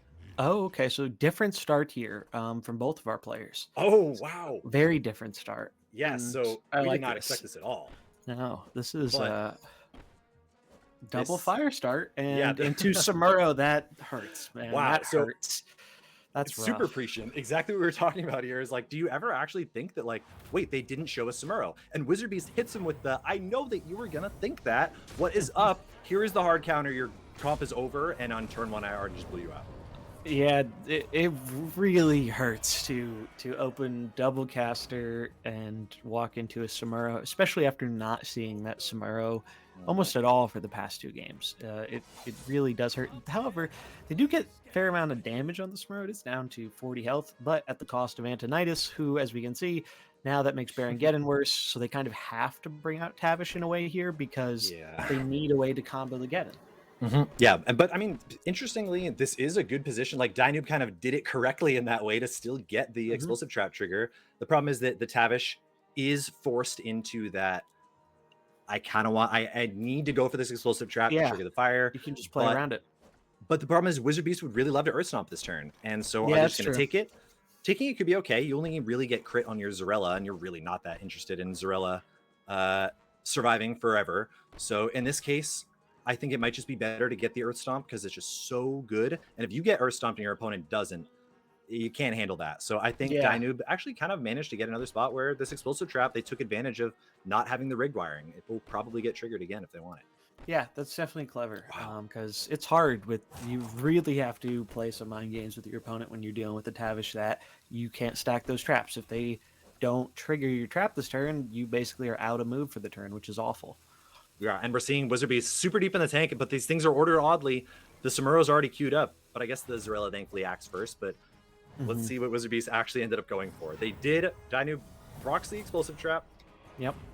Then goes for the Endurance Aura into Inferno just to get some damage, but honestly, it doesn't deny anything from Wizard Beast. I like the move with the Samuro there to save a little bit of health potentially, but his Wizard Beast mercs are weak here. Dynoobs are pretty low as well, but it's feeling kind of close here, right?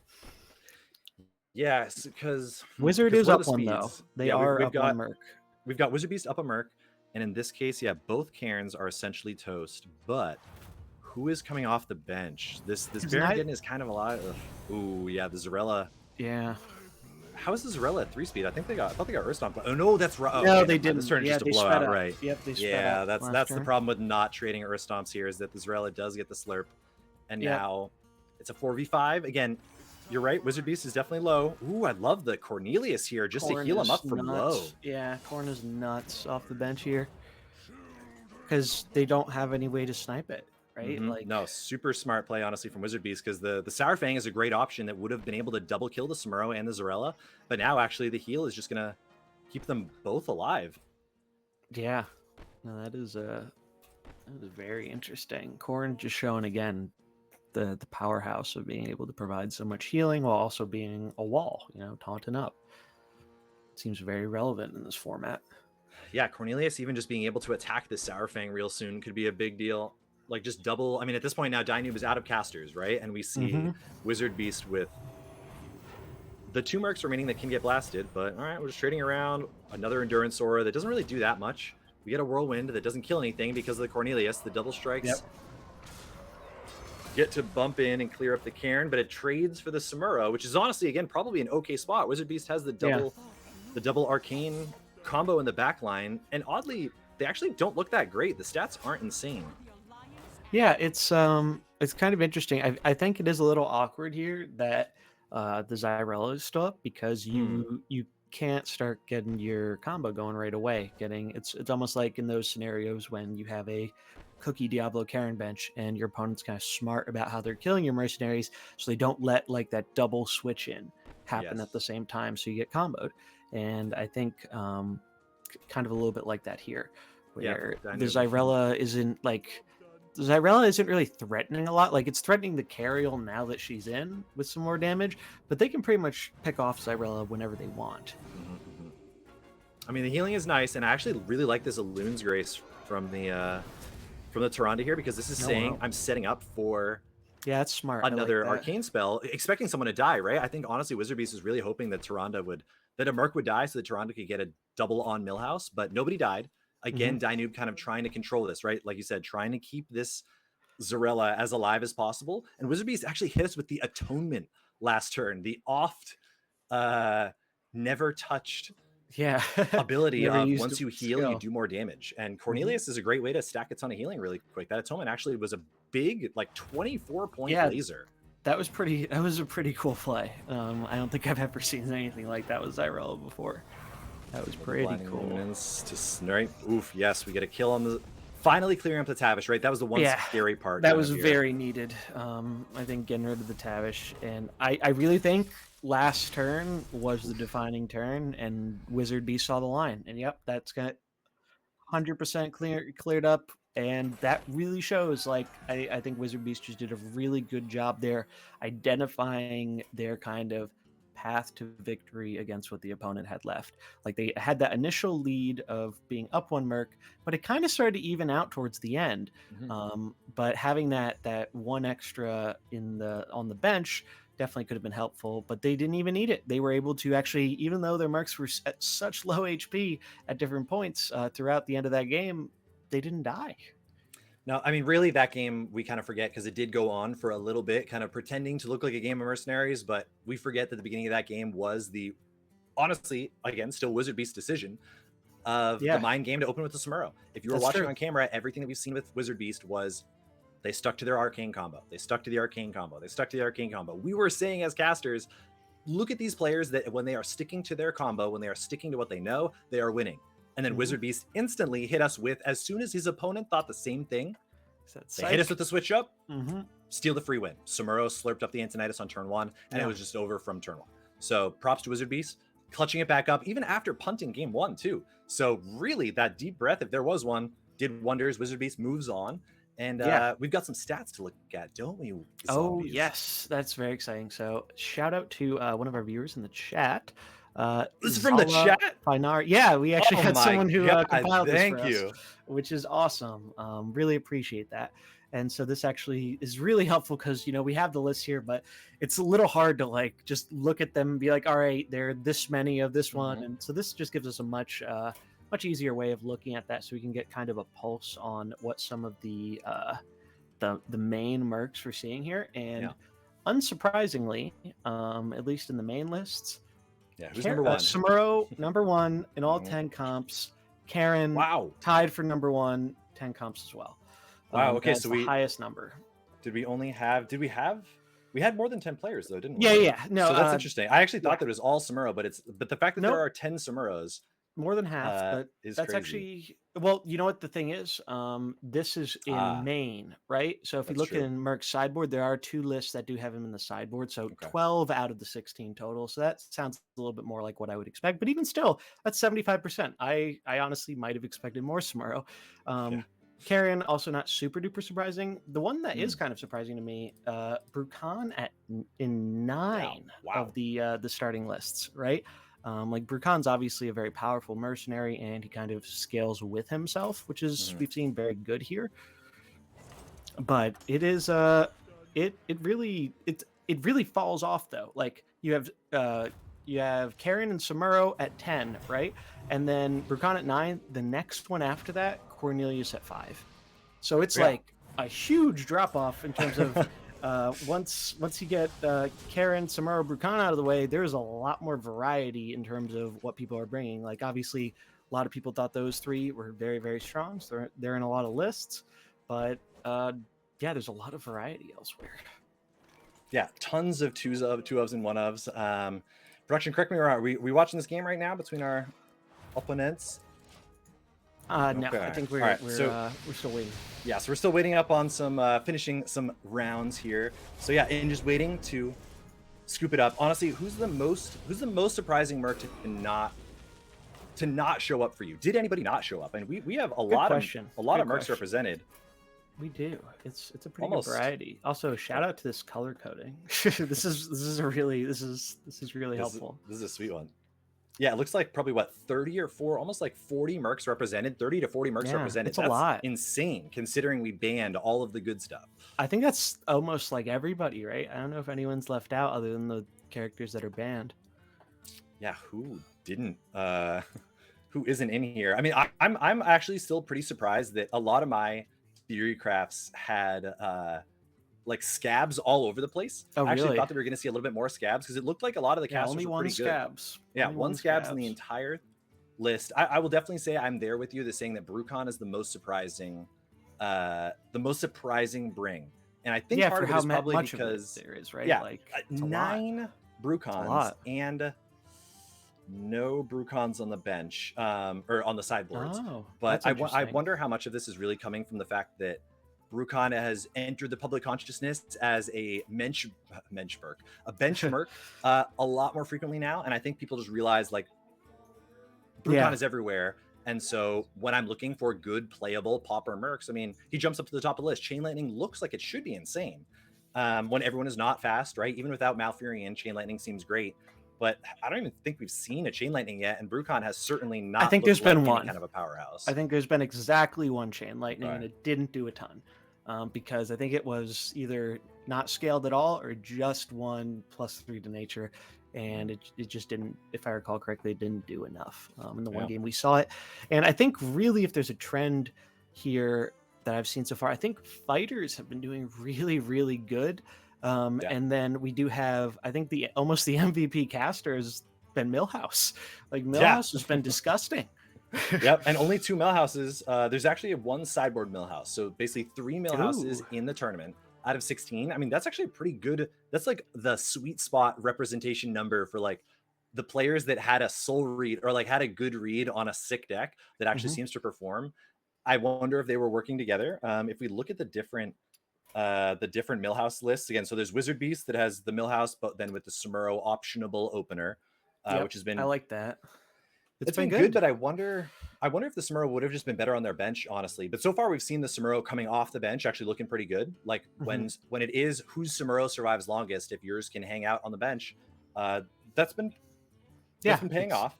That's certainly been paying off. And then let's see, the other Mullahoo deck is from Chico, who has the cool scabs. The 1 scabs is in Chico's Mullahoo deck. So they brought the double spice. They were paying attention to some of our theory crafts that we really liked.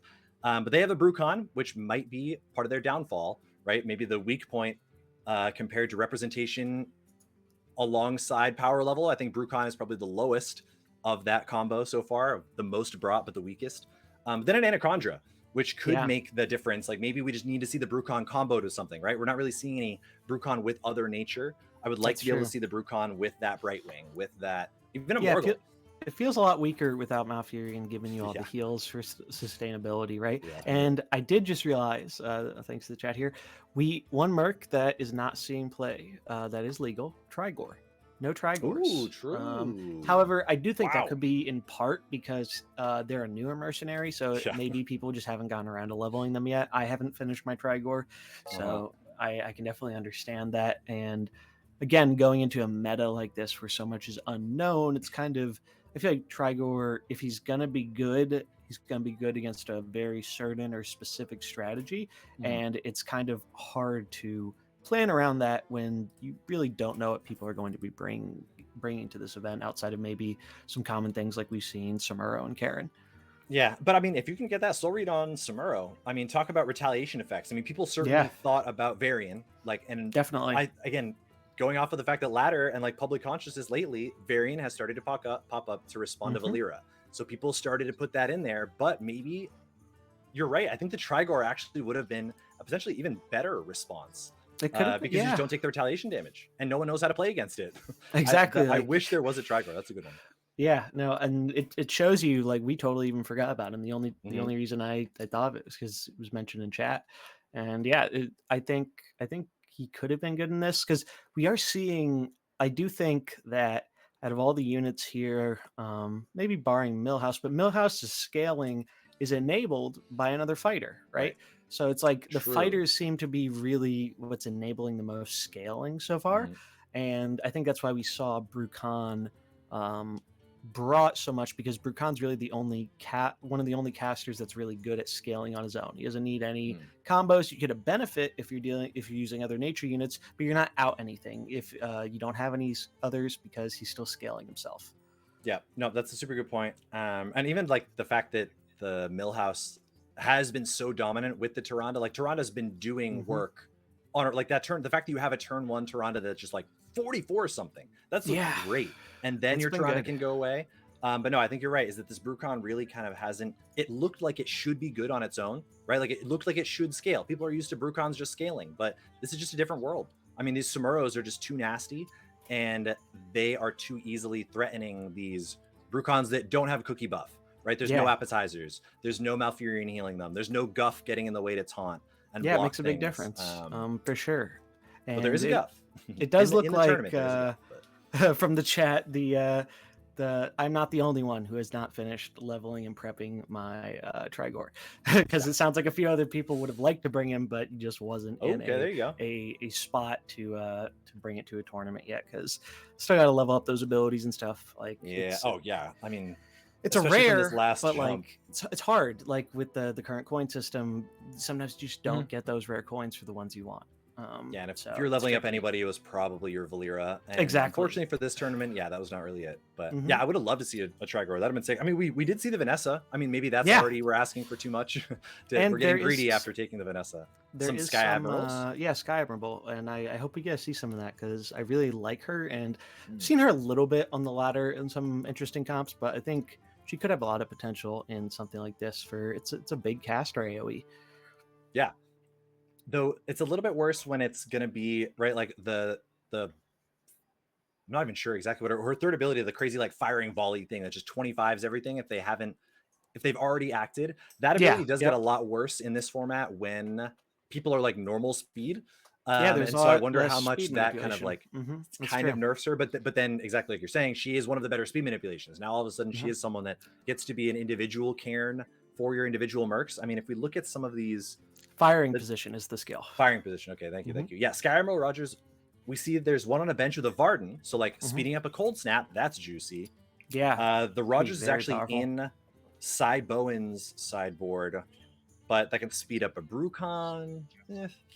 But nothing crazy, but we'll see. I'd love to see it. So it sounds like we have another round here. We'll be hopping into. Right. Momentarily. Looks like we got Davidson and Cy Bowen. All right. Let's see what they got on their benches here. So Davidson rocking the Zyrella, Samuro, Varden, Karen, Brukan, Blinkfox with that Varian Tyrion sideboard. And then let's see. Yeah, that's the sweet one. The Varian Tyrion. I love that sideboard a lot. And this is going to be another Brukan, right? But we're not seeing it start in our first Varden against Jose. Oh, no, sorry. Yeah, I think we... So it's not Cybone. Yeah, so Davidson and Jose. And Jose is hitting us with the Brightwing that I really want to see. So we saw them earlier. Yeah. They have this really sick Tyrion and Brightwing stat-heavy King Crush, King Mukla bench, right? So we saw this earlier. And so far, I mean, quad, what is this, triple fighter? against quadruple caster opener from Davidson. On paper, you got to be just a favorite here. Yeah, I would agree with that. I think you're pretty happy to see a double caster start when you're leading double fighter here, especially with something like Samuro that can scale really hard out of control. Is Brightwing fast enough to Brightwing is fast enough to trigger Brightwing, his combo, right? Yeah. Brightwing is 3 speed, but I guess all right, let's actually back up and look at what this turn 1 is about to be, because this is Davidson looking at, this is one of the good spots where Zarella is actually super strong.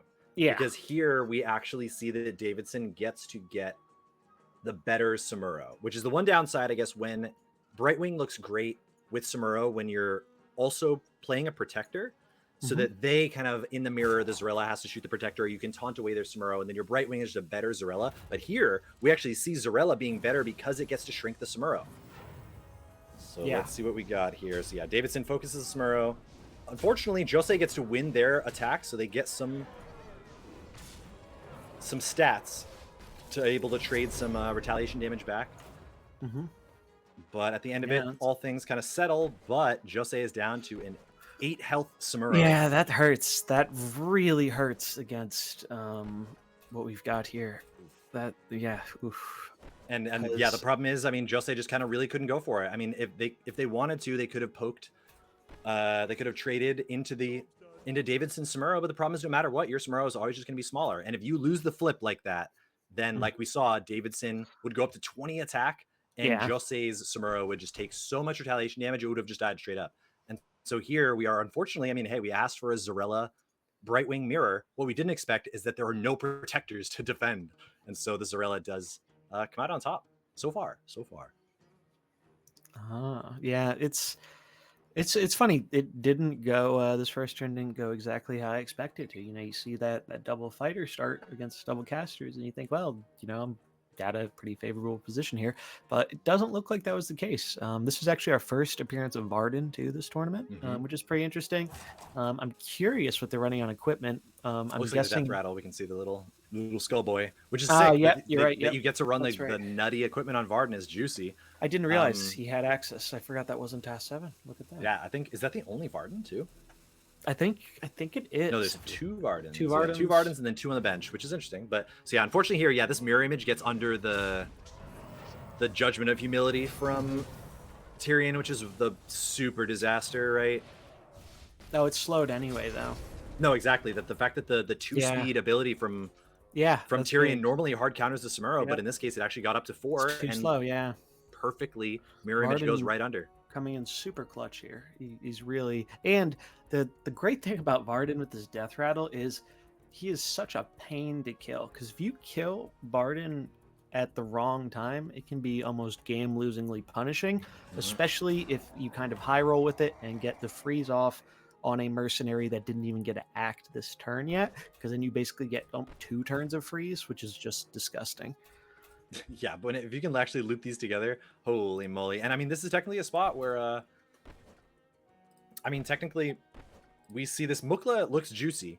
The Mukla is big, sweet, but Davidson has a couple of cool ways to answer it. They can just shrink the attack, which is fine. They could Varden slow it if they wanted it. Ton of options from Davidson.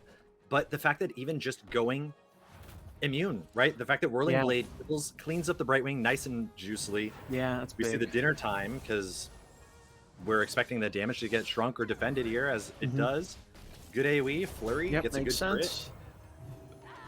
Yeah, we do get the Divine Shield. Wow, ooh, actually a really bad ordering in a weird way that ends up great for Davidson. The Divine Shields from Tyrion get popped by the Varden, the Varden Death Rattle, which is pretty nice. It's pretty good for Davidson. This would have also been Tyrion back on a Judgment and Humility turn, but that comes off, and we see our first Blink Fox of the tournament. Oh, yeah, I thought the King I was Crush. Go for Brute Khan here, but Blink Fox, that is interesting. I wonder. No. Blink Fox steals Judgment of Humility from. That's insane. That's insane. I wonder if they checked. I don't. I don't know if they checked off the bench, if they, because you can do that right now. I think it's a bug, right? I'm pretty sure. Yeah, I don't know if it's a bug or not. To do that, but yeah, you can. It seems like you shouldn't, but I think when you're actually deciding if you want to put in Blink Fox, if you hover over your Blink Fox, it tells you if you're using 10th well, this isn't 10 tail, right? This is the mana runes equipment. Yeah. So it just happened to high roll the Judgment of Humility. That's why we got there. But yeah, you actually get to, But it tells you yeah. what ability you're about to sub in for, which again, kind of doesn't really seem like it's supposed to work like that, but Yeah, it there's seems a no way little that Jose busted. is knowing that this is going to happen. And this could be That's horrible. yeah, that's almost that just hurts so bad, because you've really, what you want to be doing here is just trying to leverage this crush as much as you can, maybe going for that buff into trying to kill with crush, and it just doesn't really work when crush is nice and tiny. Jose gets the bad news. Ugh. And Crush that's literally rough. basically kills himself onto the Samuro. That's Right? I mean, that hurts so much. It yeah, really that is does. a pure runaway Brutal. for sure from Davidson. Already down to their last 3 mercs. I mean, they ship it Yeah, they know. and go next. Yeah, they know. It's rough. That's a tough position to come back from. I don't even think that you can come back from that. But we're gonna go to sideboarding and see, let's see what they have here in their boards. So Davidson rocking Varian Tyrion, and Jusaru running Davidson won that match, and now so it looks like they both have Varian in the sideboard. That's cool. And Jose has Zyrella, whereas Davidson has Tyrion. So I wonder if we're gonna see any of those. Yeah, I mean, Tyrion looks great from Davidson if you've been shown Samuro, King Crush, Tyrion, Varian, just Brightwing. Like Jose is basically saying, I'm going all in on stats for my bench as well as my sideboard, right? I mean, they have not on the sideboard, but Jose is certainly playing a very just stat heavy comp. And so Varian, for sure. Tyrion from Davidson looks juicy. Would not be surprised to see that come in here. The Brucon looks horrible, right? From Davidson. If I'm Davidson, I'm trying to cut. Yeah, that's what I would cut, casters. I think, as well. I don't think, like, Brucon's an individually powerful unit, but I don't think he's as relevant in this matchup. And I think you get a lot more leverage out of one of your sideboard mercs here. Also consider that at the top of that match, we looked at the lineups and said, whoa, hey, Davidson with quad casters against a lineup of Crush, Tyrion, Samuro. So 4 casters against triple fighter. Yeah. The casters stomped. That is not an outcome that we expected whatsoever. And again, it was all off of the back of Zarella. This is the first time that Zarella really paid off as Samuro, because it ran into one of the very few comps that doesn't have a turn 1 taunt. And so they get to scoop that game 1. And honestly, they don't even have a turn 2 taunt. Davidson you're right, free to open Samuro. This is a bold call from Jose to not bring any turn 1 taunt.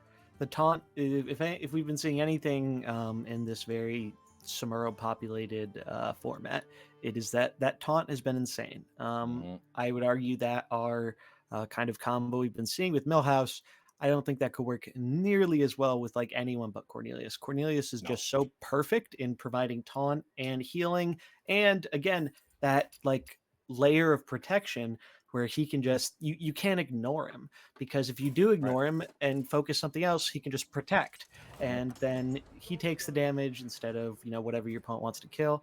And it looks like we're getting into our second game here, so we can see what they ended up switching. All right, some switcheroos indeed. Oh, okay, actually, that's a good point. Jose does have a quote-unquote taunt on turn 1. They've got a variant. That's actually not bad. In a weird way, that kind of he's pseudo taunt, right? Yeah, he's actually a taunt, a quote-unquote taunt that actually works really well with the theme and the game plan of Joseru's deck, which is this very aggressively slanted, stat-heavy archetype. You don't want to put a taunt in there. You don't want to mess up your mojo, right? Your vibe is punching people. I actually really like that they kind of stray away from the taunt. Maybe it's too big of a deal to lose that game 1 like that, because if you do run into Samuro, you're kind of in a tough spot. But for sure, so far they do make a transition, and Jose hits them up with the double Samuro tech, right? Their sideboard of Varian Zarella. They were here and ready for a Samuro. How does it pan out? How do these flips go? Yeah, it's interesting. Yeah, it's pretty interesting with Varian, right? Like, I think you're right. He does kind of act as a pseudo taunt, because even though he doesn't have taunt himself, he does have a kind of way to scare them out of attacking potentially. However, there's a real risk with that here, because if you look at the board, Samuro's the only unit from Davidson's side that's actually attacking. And because of that, Varian just doesn't get that much scaling. Yes, he'll smack into the Samuro, which is what you want him to do, but Zyrella shrinking him down really kind of makes him not quite as effective as he normally would be in terms of dealing a lot of damage. Like we've seen a lot of these fighter and like attack focused strategies, which I think Varian can be good against. But Davidson's lead here, other than Samuro, no direct attacks. So I don't think Varian's actually that good. Yeah, I mean, all super salient points, and I mean, a lot of this really did come down to, we see that the Samuro Zarella gap there, where one player basically it shrunk Samuro's attack by so much that it didn't even get the double strike, and so Jose actually ended up with the insanely huge Samuro there, right? I think that's how that ended up running up, which is super not what you wanted to see from Davidson's side. Yeah, that wow, that's Varian's bigger now, right? Like, yeah, now Varian is huge. Did they not go for? Sorry, I missed it on turn one. Did the Varian not go for the retaliation? Because they didn't. No, I think they made the read that retaliation wouldn't have been good with the minus from Zyrella, and I think that was that's a smart read.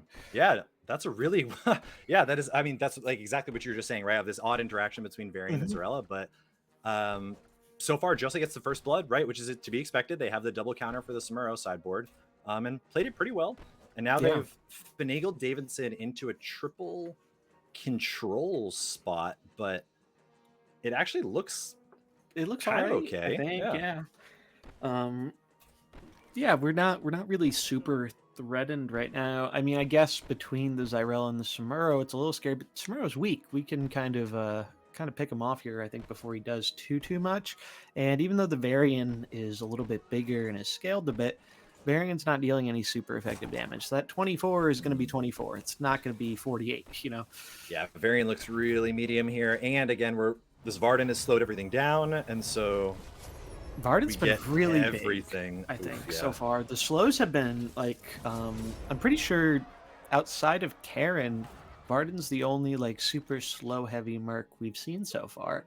Yeah, the speed control is almost non-existent in this format, which is really very crazy. Different. Millhouse too. We do have that speed interaction with Millhouse, but generally there's a lot less options for speed control in this format.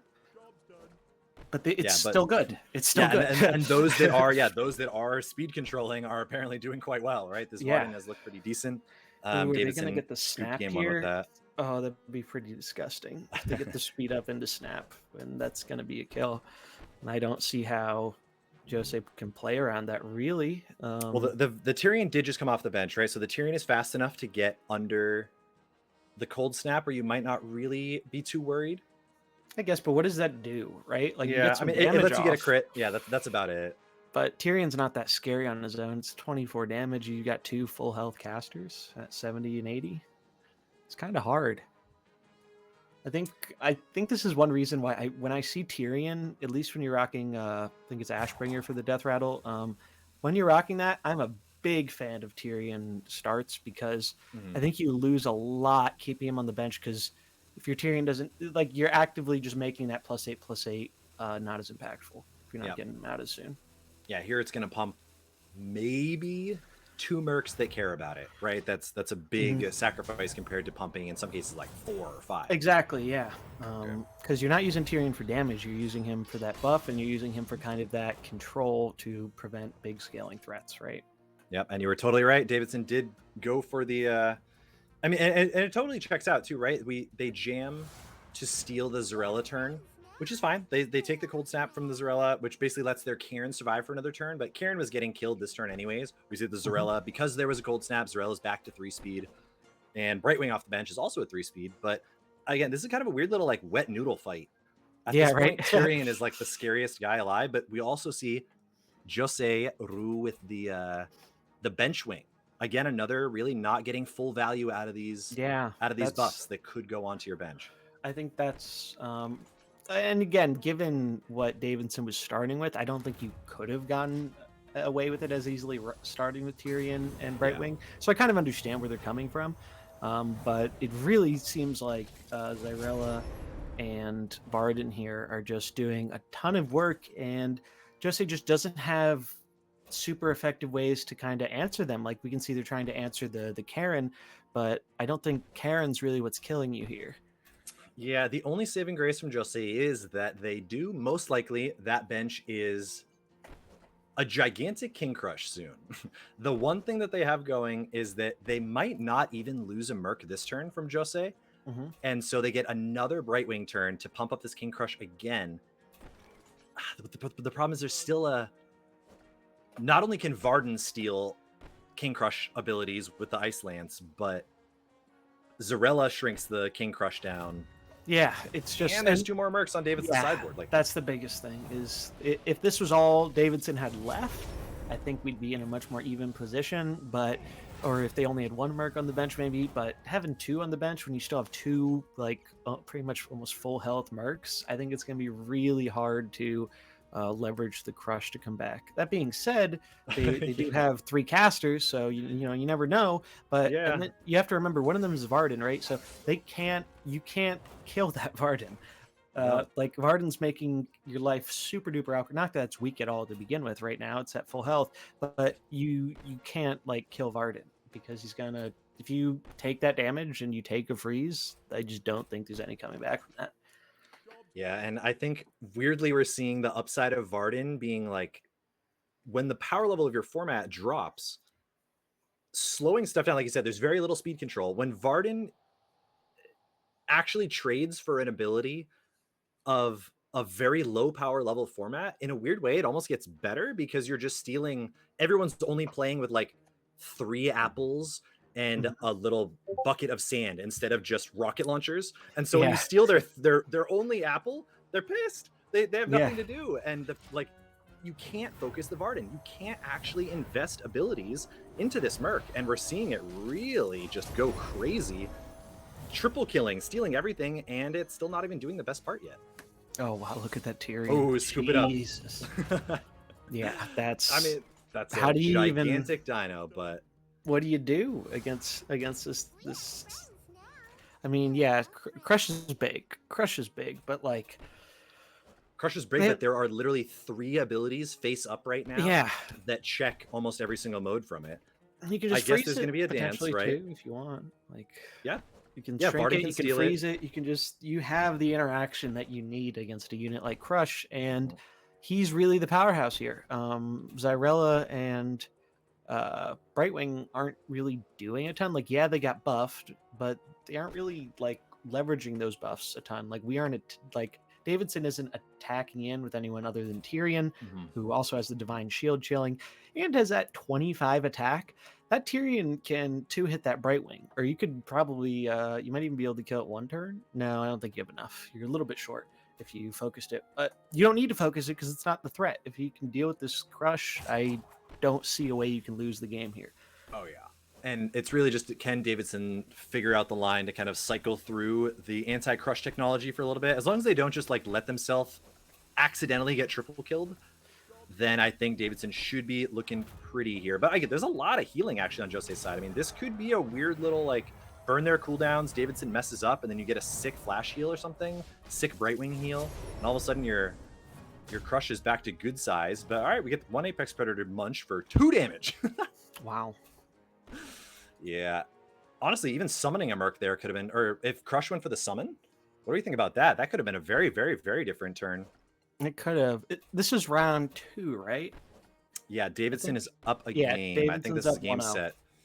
This is a game match if Davidson wins, and it looks like they should be able to slowly grind this down. But yeah, I think Davidson's got this one in the bag. Crush is really powerful, but just... I think also one cool thing to note about Davidson's Tyrion, not running the buff equipment on Tyrion. Ooh, interesting. So that's pretty neat. I'm curious. We do allow item switching in this tournament. So even though Task 7s are banned, you are allowed to switch up your item if that is something you want to do. So I'm curious if we're going to see that at all from them, switching up kind of stuff on the Tyrion depending what they're running and what they're kind of expecting to run into. Yeah, so I guess what that means, he has King's Helm, or when you cast Blessing of Kings, Tyrion gets a little bit bigger as well. He gets +4/+4. Because we saw last turn. I actually kind of like that, because we saw last time he used that on his own Tyrion, and I just don't Ooh, that's a lot of see. stats. Yeah, look at that. I mean, Tyrion got big. He protects himself with the divine shield, and we've talked about it before, but there just aren't a ton of good protectors running around that can quickly deal with these threats. We've kind of seen it with Samuro, where they kind of, when someone leads with the Samuro, you almost have to focus it because once that scaling gets going, it just gets out of control if you don't deal with it.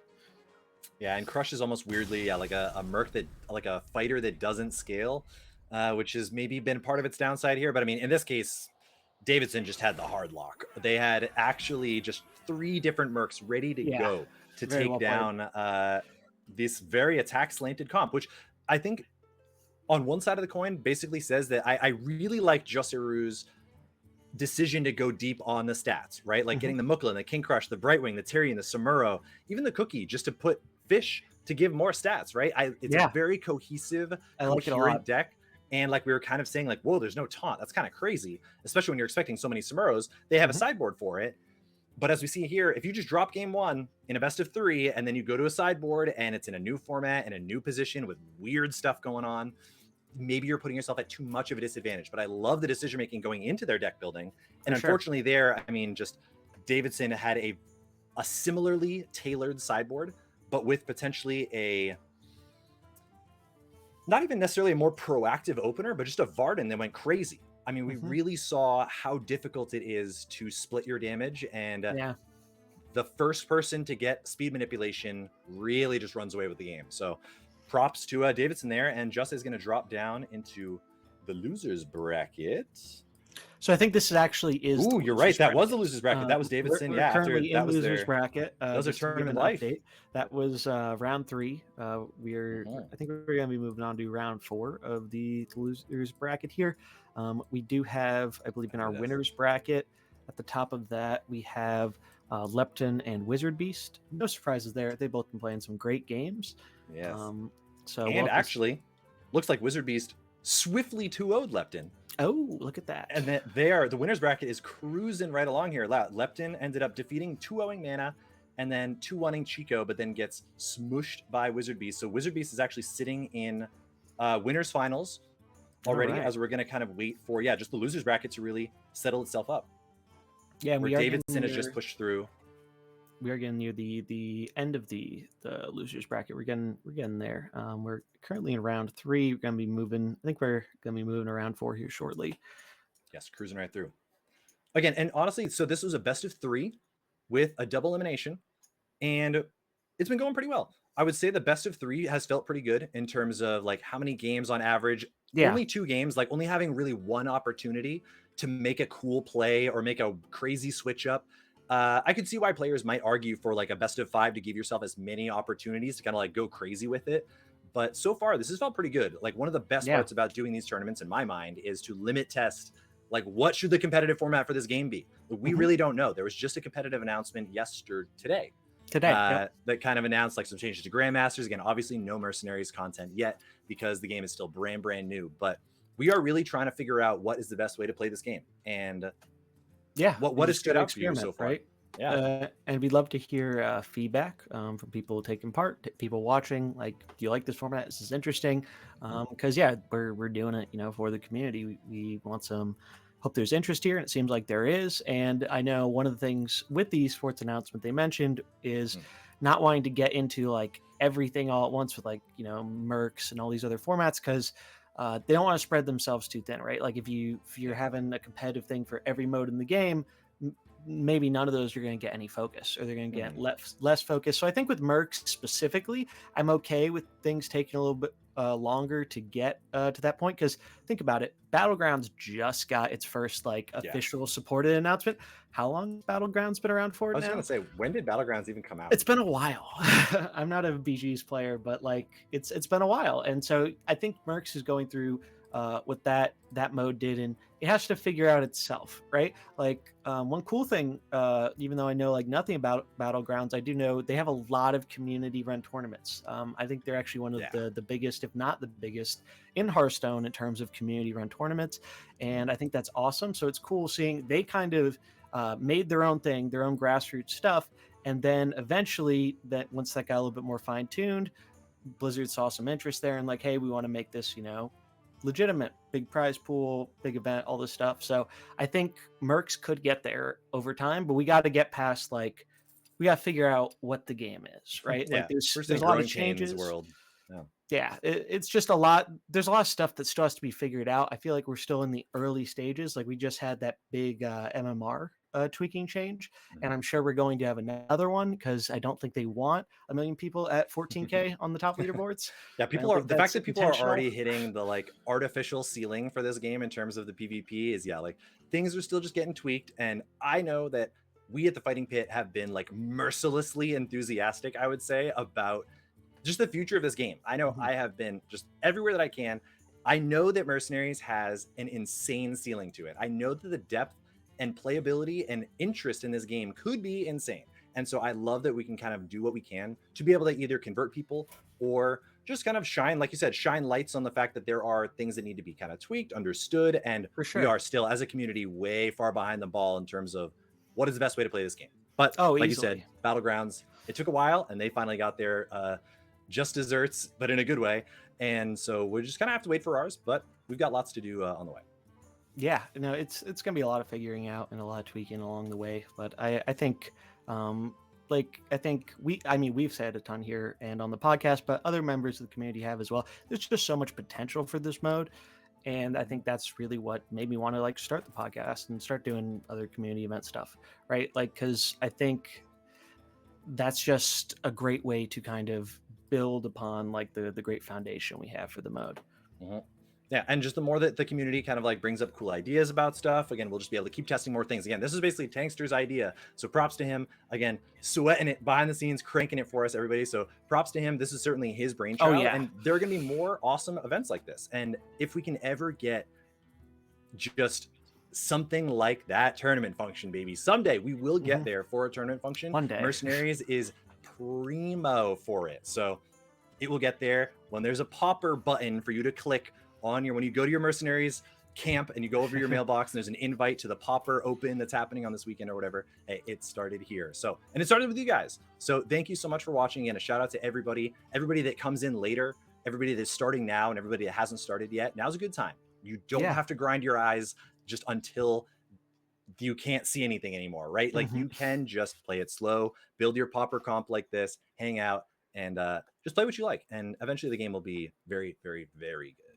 Yeah, I think that's one good approach to take to it, especially for maybe newer players who want to get more interested in the game. I think it's not a bad idea to just go for a more kind of passive approach, just casually doing some farming, and then Mm-hmm. over time you'll build stuff up to where you can compete more in PvP. And I do know one thing I've been pretty vocal about and plan to continue being vocal about is we need more accessibility stuff in this game, in my opinion. There's like so much potential here, but I remember Martian Boo had a great analogy, great wild streamer, and he was like, "It's like we've heard the Pokemon comparisons left and right, but the big comparison to me is it's not even that it's the games are similar; it's that the loop is similar in terms of if you want to compete in competitive Pokemon, you have to grind up your guys, you have to get them to a competitive state, which takes time and effort. It's not something you do in an hour. It takes a lot more time than that, and I know for a fair amount of people, they love the gameplay, but they just wish they didn't have to deal with the grind to get there. So that's one thing I'm kind of in favor of, and I think that would really do a lot to help with like getting more new players in. Mm-hmm. Some kind of scaling for PvP. Like they've talked about how they didn't really plan for PvP to be as popular and competitive as it is Right. on release, but I think they're starting to kind of realize that now. And as we've seen, I don't think they're afraid of like pivoting and making big changes. They just want to make sure that those changes are the right changes. Yeah, that's well, I mean, 100%. Like we little people on the outside world truly do not know what's going on over there. There is so much that just clearly answers a question that we as a community would love to know the answer to, but that's not for us to know. There's a lot of stuff to do.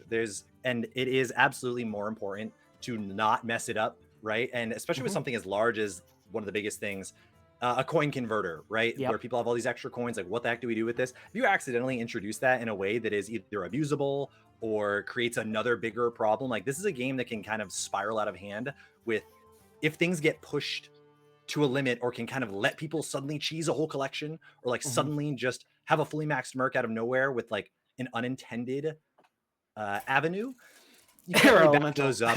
Yeah, right, exactly, yeah. And so rest in peace, Air Elemental. But the future will only get brighter. We'll see. Let's see. All right, so we got our mana versus Dainu matchup. I am really excited for this one. This is the losers, basically deciding for losers semifinals here. Yes, that is correct. Let me see. Yeah, game one. So let's see. We've got Dainu over here with the Tavish Sourfang Cariel opener with this fire bench, and mana actually opening. Murloc gang. Murlocs. Let's go. No Morgul, but we have Cookie instead of Morgul, which means that they could be taking that Cookie lead. Pump up the attack. Yeah, we're just trying to get that invasion damage, baby. But that's really cool. That's cool. This is a spooky little lineup here. Yeah, this taunt looks great. I mean, both sides are just kind of Cariel's looking good. Cariel's looking really good here. Because like with what we're looking at, Cariel very clearly seems to be just there for the taunt. She's probably not going to be swinging in too much, but she can swing in because they have 2 fighters on the field, and Cariel, I mean, she's already at 19 attack, right? That's what, 38 damage? Yeah, she's going crazy. That's a lot. But Cookie's honestly, dead. No, the biggest problem there is that mana kind of autopiloted for the crit onto the Cariel, and Tavish just went 50-year Cookie, by the way. Yeah. Cookie's just straight up dead, no counterplay to this Whirlwind on 3-speed from the Sourfang. That is so spooky. Like literally the pump from Murkai doesn't even pump it up. Normally you would probably see Murkai here with the whenever you summon a Murloc, there's one that gives your other Murlocs +5, an additional +5/+5. But now this Cookie's gonna be dead. It's not even good enough. If just the Cookie Fish Feast tapped on that Tavish, then Cookie would be at a way higher life total and can maybe squeak out of this. But I guess no matter what, they're probably just gonna get wombo comboed here with the Explosive Trap Whirlwind. Yeah. It's just rough because with the Cookie, you're kind of I don't think either option's good, right? Like if you snipe the Tavish to prevent the damage, you're not getting any damage off on the taunt, which is really that taunt is much more threatening than it would normally be because you have a double fighter start, and one of your fighters is ironically more of a protector role. Like Mutanus, even though he's a fighter, he does not play like a fighter. Like I tried out a lot of Mutanus when he first got buffed, and he was basically filling a similar role that Cornelius played for me because he was just like a very tanky taunt. But he doesn't really have that same healing benefit that Cornelius does. And I think that's why we've seen Cornelius be a lot more prominent in the meta, even after the buffs. Yeah, Cornelius definitely much more of kind of like a combo enabler. And we see Mana pulls out the Varian here just to get a red guy, right? Like, well, let's just bring in our protector. And again, in Mana's defense, certainly, like, you know that you're just getting your Cookie absolutely obliterated on turn 2, right? That's one of the best parts about Dainub's comp is that essentially at no counterplay at 3-speed on turn 2, you just lose a caster. If you had one, you don't anymore. We saw actually Wizard Beast kind of ran away with that counterplay to that with the Cornelius to stop this. But here, I mean, the Cookie, that's why the Cookie just shot the Cariel. You have to imagine, right? Is because it was just dead no matter what. Yeah, it's no matter what you do there, you're not in a good position, I feel like. So it's hard to say what's right. Even this is spooky. This 10/10 little Murloc is just kind of hanging out. This also means that they have the Giant Fin summon equipment, I think, on the So now wow. Actually, no, I'm not even sure it did. Wait. Because I think it gets Divine Shield. So there we got the summon. We devoured the little tiny Murloc for mana. But honestly, both sides kind of just did nothing. That actually feels like a great turn for Dainub because they basically got away with just like getting a summon. Yeah, a little Murloc feels good for him. Hanging out. Yeah. Like, feels pretty good. Like Dainub feels like he's scaling.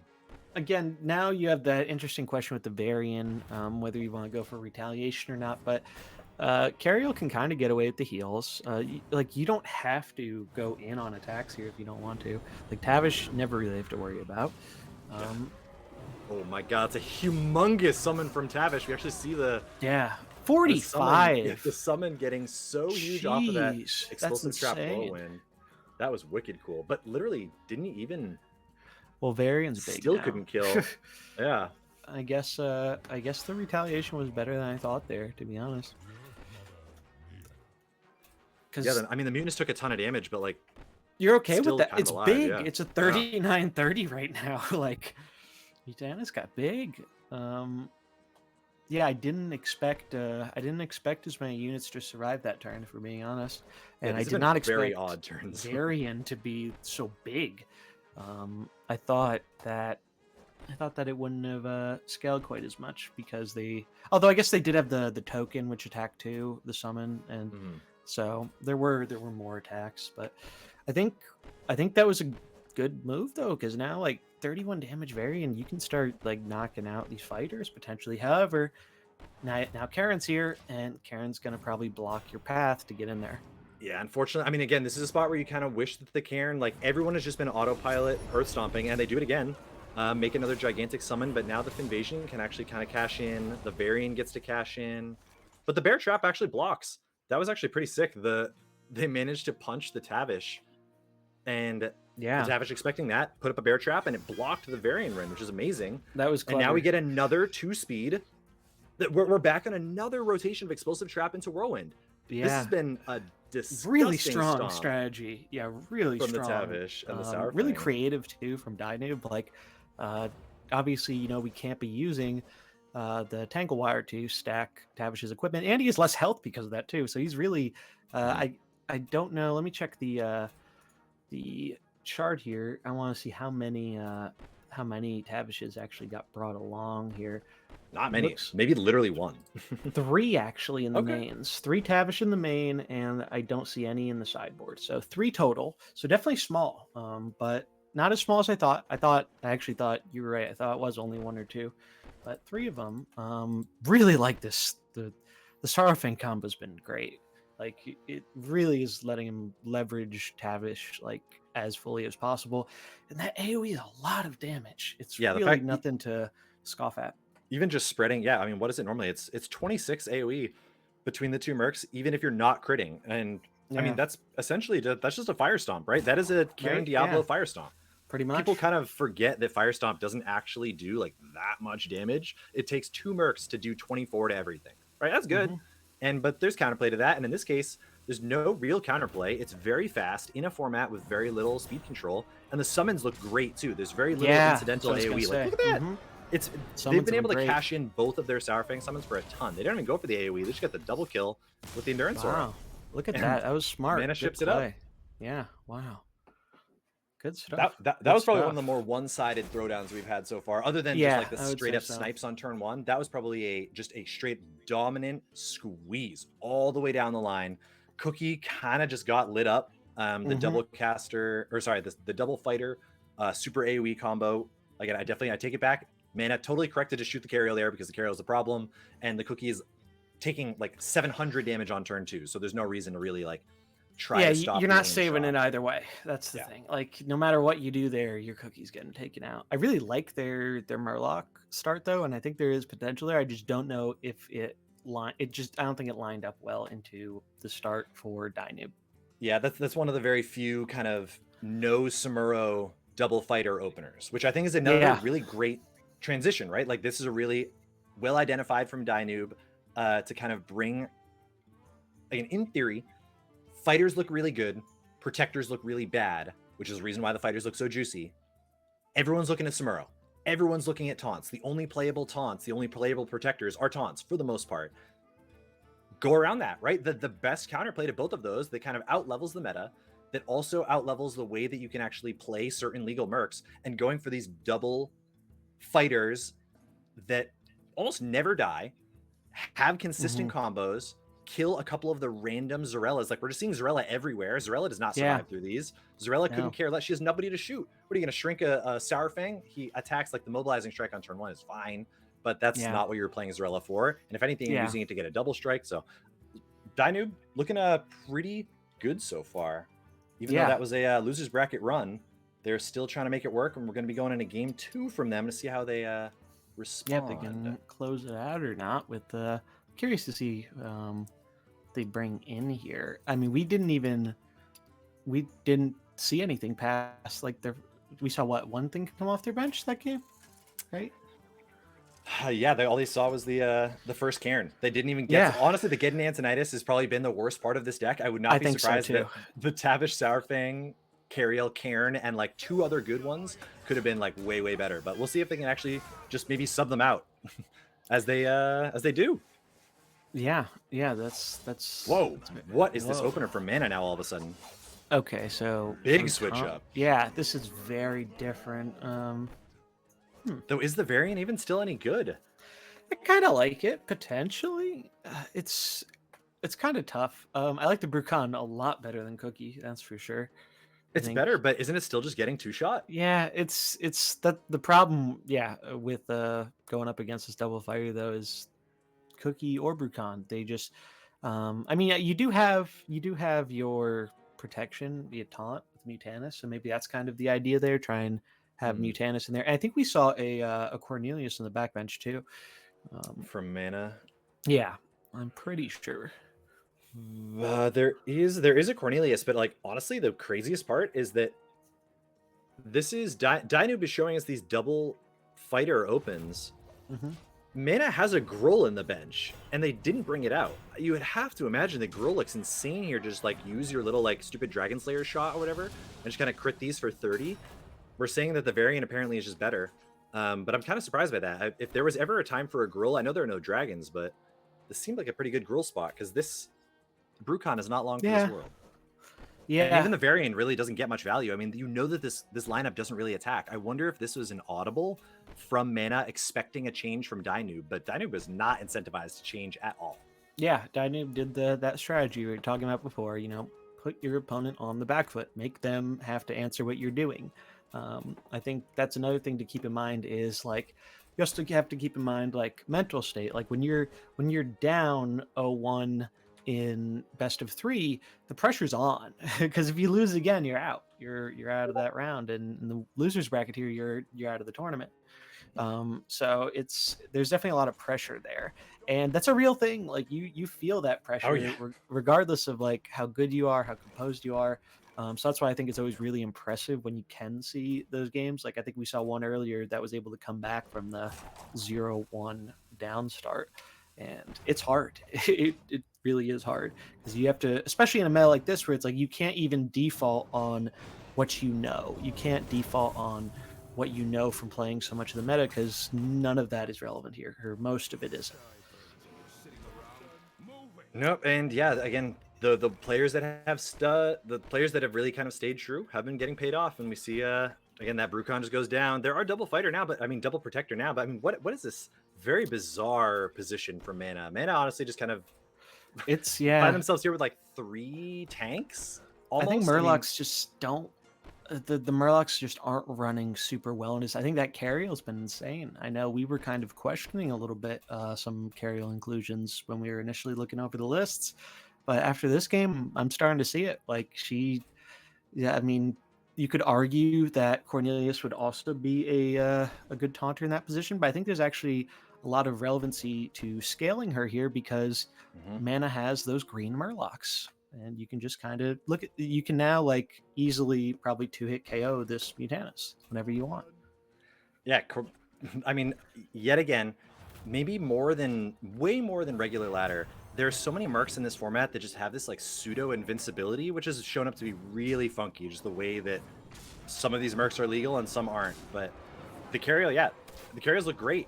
That last turn going for the Seal of Light also plays around the retaliation from the Varian Rin, but yeah, that's something you have to do here, I think. Yeah, it looks like Carriel's basically been the non-combo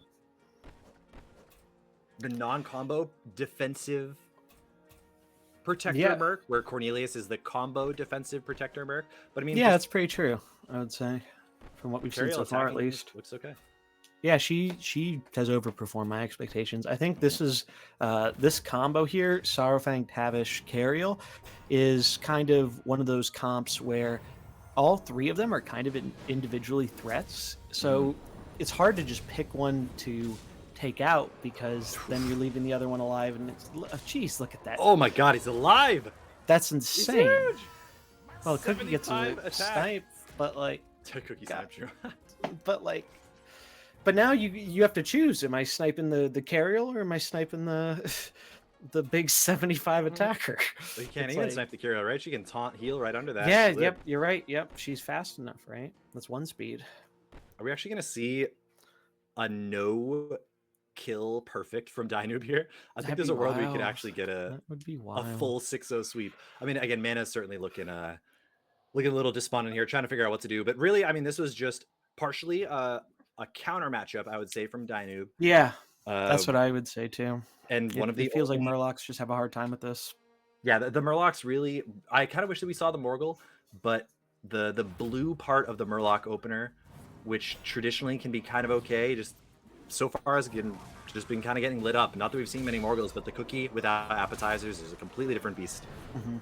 and the synergy kind of still not really looking strong enough.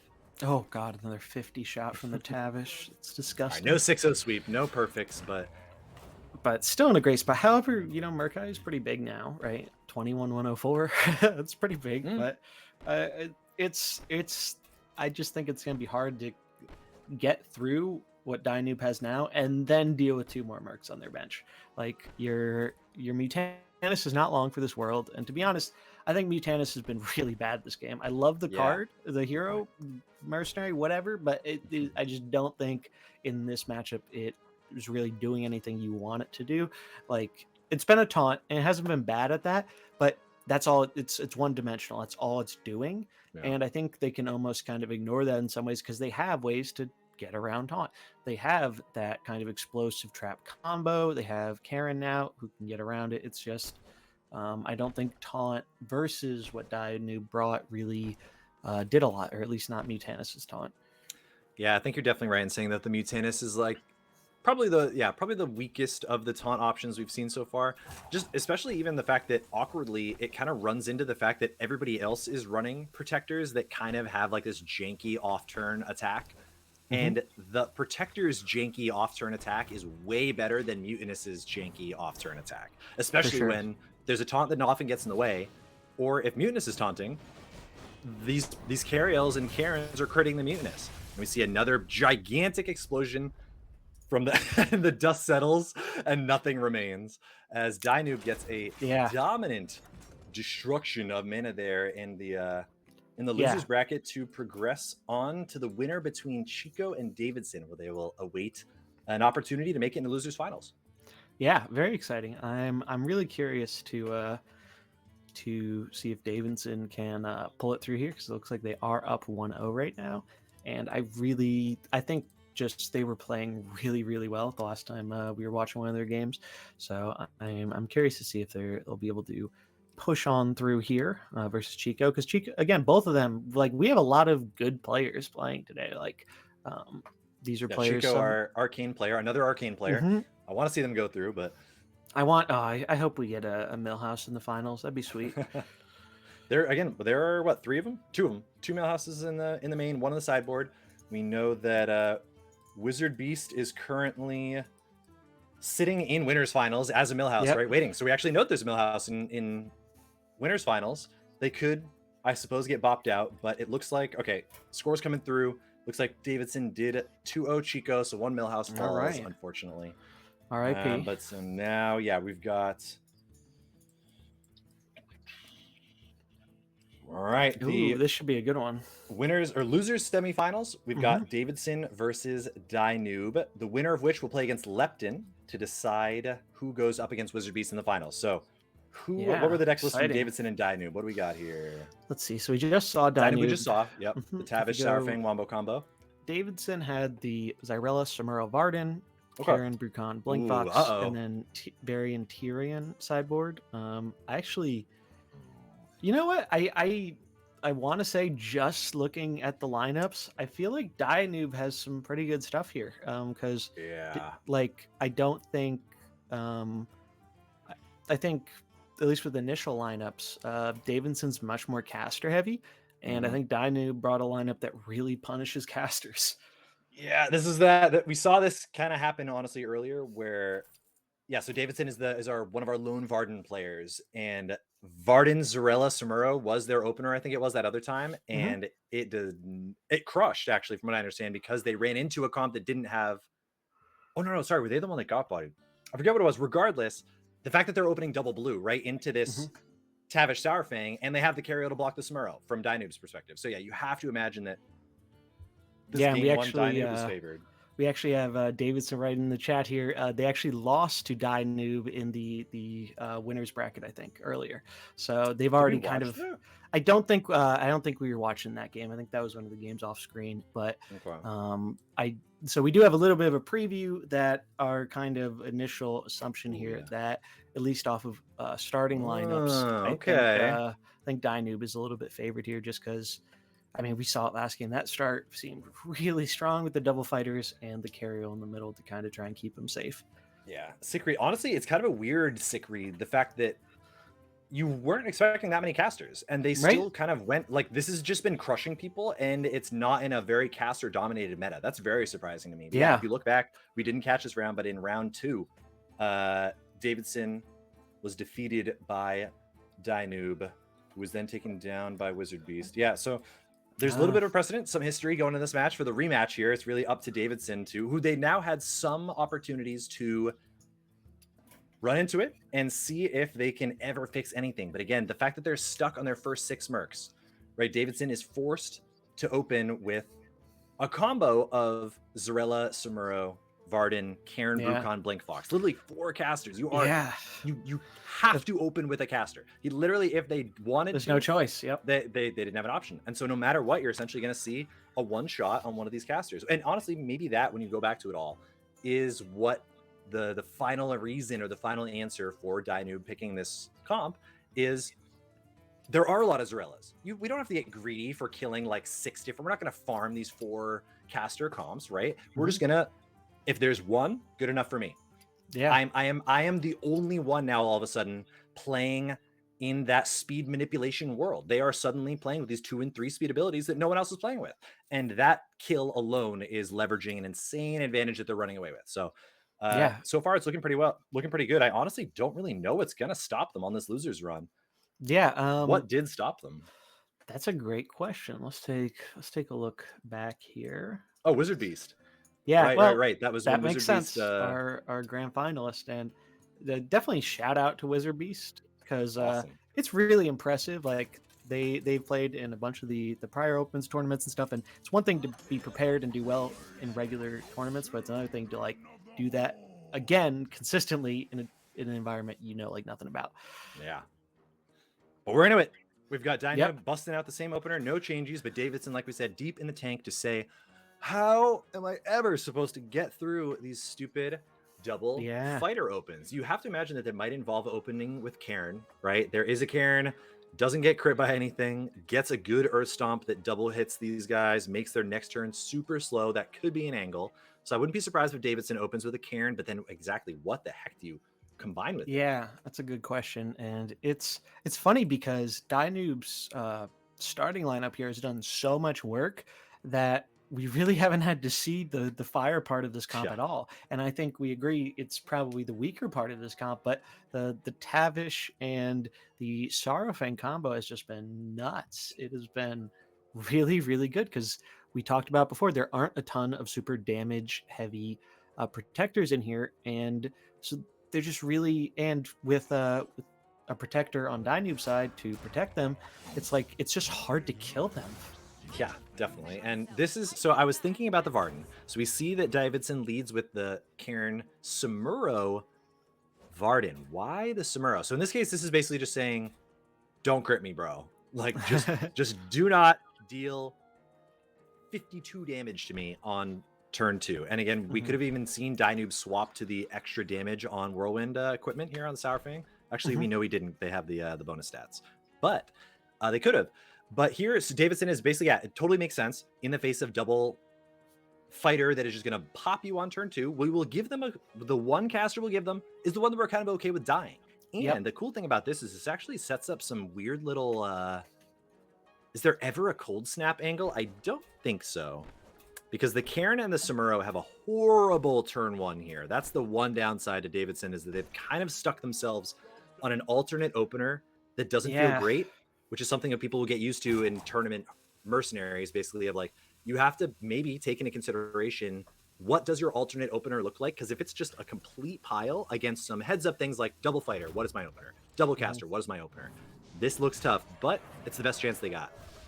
Yeah, for sure. I think you're definitely right about Varden being the right choice for caster because now you actually Whoa. punish them a bit, right? For if they Yeah, actually try and and snipe you, wow. We but actually they see, don't. yeah, Dynoob goes for I the like this Cariel line. attack, which could have been real. I mean, that's actually a really good point that Davidson probably should have queued up the Ancestral Uppercut on the Tavish, right? Hmm. So that if Cariel taunts, the Ancestral Uppercut just goes into the Cariel like you expect. But if they don't Yeah. taunt, then you play around it. So that's one of those weird little things that can give you an edge in spots like this. But look at these speeds. We're down to 4 speed, and Karen has access to Endurance Aura, Cold Snap, but I don't think we're there. Oh, actually, are we? I think we Oh, is that? are. Yeah, I think they're in range. Yeah, this is a coin flip against the Cariel. This could. Oh, and they hit it. This is Whirling Blade into Wow. Cold Snap. Mirror Image into Cold Snap. Okay, that works too. Sicko. Okay, okay. Wow. Davidson's stringing something together here. This is what we want to see. Yeah. And now Davidson is Good on an plays. Endurance Good Aura Stomp. plays. Or sorry, it's on an Endurance Aura turn, but we get a really cool look at the eye in that Baron getting. Yeah, I Oh, I really like wanted this. to drop the Baron. That's This is interesting. juicy. Ooh, actually, is the Varden slow still applied to the Tavish and the Sourfang because they didn't get to act last turn? That's something I'm not positive about. I'm not a huge Varden gamer. I Let's see don't what. think so. I think Varden's just Okay. next turn. Yep. Down Yeah, to normal Varden's speeds. next turn. All right. So Because good they night, cold Samuro. snapped. Yep, Good night, Smurrow's going. Samuro. And a lot It's of damage on a difficult Cairn. because, like, as you said, Samuro didn't feel like the best lead here, but I think it was less about leading with Samuro and not leading with double caster into that taunt protecting the fighters. Yeah, this feels like a great exchange for Davidson. I mean, 100%. This is one of my favorite parts about Mercenaries too, is they found a spot, like right, they found a line. And However, there's a little bit of concern because we do have those fire units on the bench, and Samuro gone, they're out of fighters. yeah, there are no more threats to the double fire bench, and I guess it's going to come down to like this blue throwdown. It's really going to come. I mean, the Varden slow is going to be massive, but here Dynoob is on their slow turn. The freeze from the death rattles, I think, going to matter a ton. Yeah, who gets caught with this? Depending Because on how that imagine if it goes. hits. Imagine if this actually freezes like the fire combo. Right now, all of a sudden, be nuts. If we lose the Tavish, if we lose, I mean, the good thing here is that it will probably end up getting the Sourfang dying soon, if not now. Actually, maybe not, because they get a cute little turn here, but they are Earth Stomp slowed, right? So a weird little turn. It's gonna be interesting. Davidson's still trying to figure out what to do, but yeah, this Varden Death Rattle freeze is going to be gigantic. We see it's going to matter a lot here. Whoa. Brucon from this backbench, interesting. I mean, yeah. I mean, I guess the fighters are weaker here now, though. Tavish and Sourfang are kind of getting in that range where they are going to take damage from that Varden too. So Varden doesn't just freeze; he does deal that 8, and I think that's looking huge here. Yeah, it's going to be relevant. I think that's actually going to end up mattering here. Actually, I think with the Chain Lightning and the super slow turn, yeah, they just go for the Endurance Aura. Oh my gosh, this is another Cold Snap?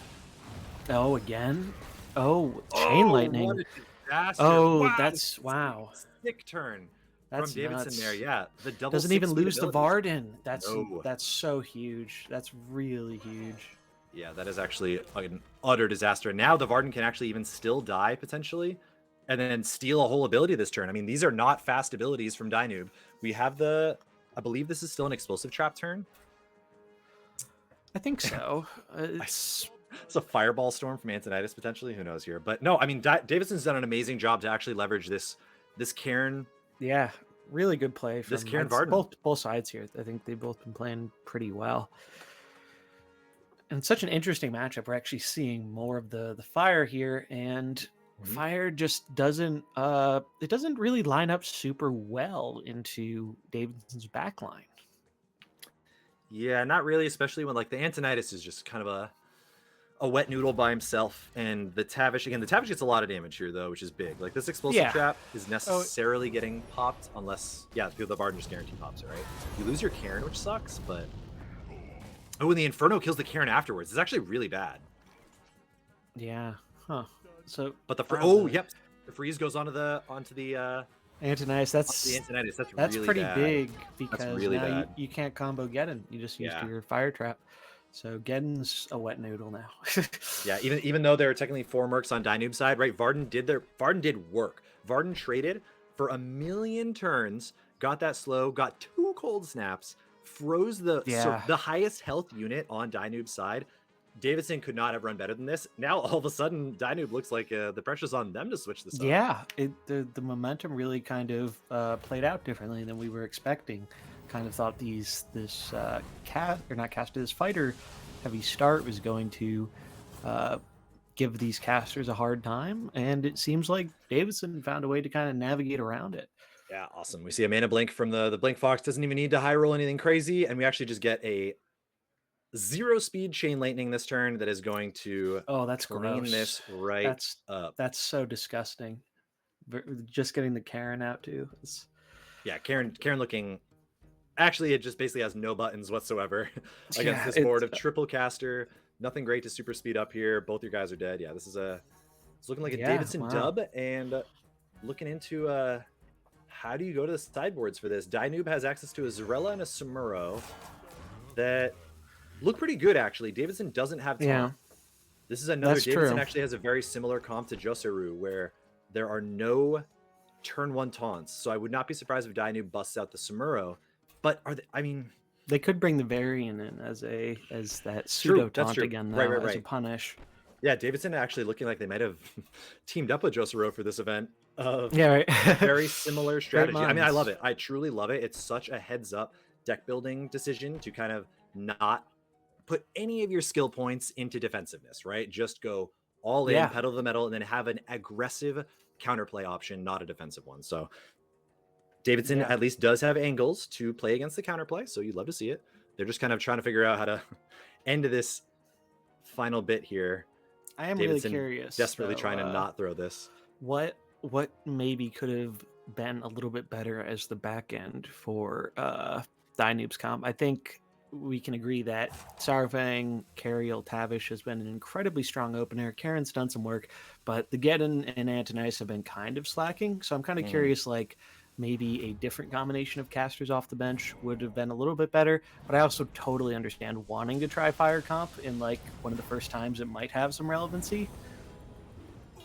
Yeah, I mean, I think actually that deck, I might have baited them, Dynoob, because I think that might be the exact theory craft that I posted. Oh, yeah. And the bench was like, oh, let's throw together, like, let's put a fire bench alongside this Tavish. Again, these good blue casters theoretically. Sorry, these good casters when the casters are relatively weak. But I think, unfortunately, they might have taken that bait a little bit too hard. Good sideboard still, but I mean, what if they had literally just played like a Zarella Samuro, right? Like, what if they just kind of went super deep? Or that could have been good. Or maybe could have played that Tyrion. Yeah, Blink Fox Blink Fox has looked really good so far.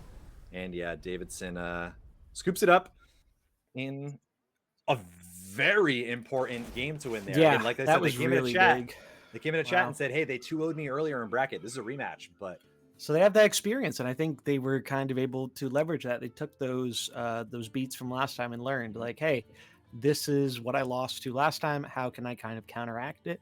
And maybe they also had a little bit of an advantage again to see Dynoob play out versus somebody else. So you get a little bit more of a window into their strategy of like what is good, what they're trying to do, and what is good against what they're trying to do. Because if I were in Davidson's shoes, I do not think I could have navigated that game in the same way, especially if I had already lost them in the earlier bracket.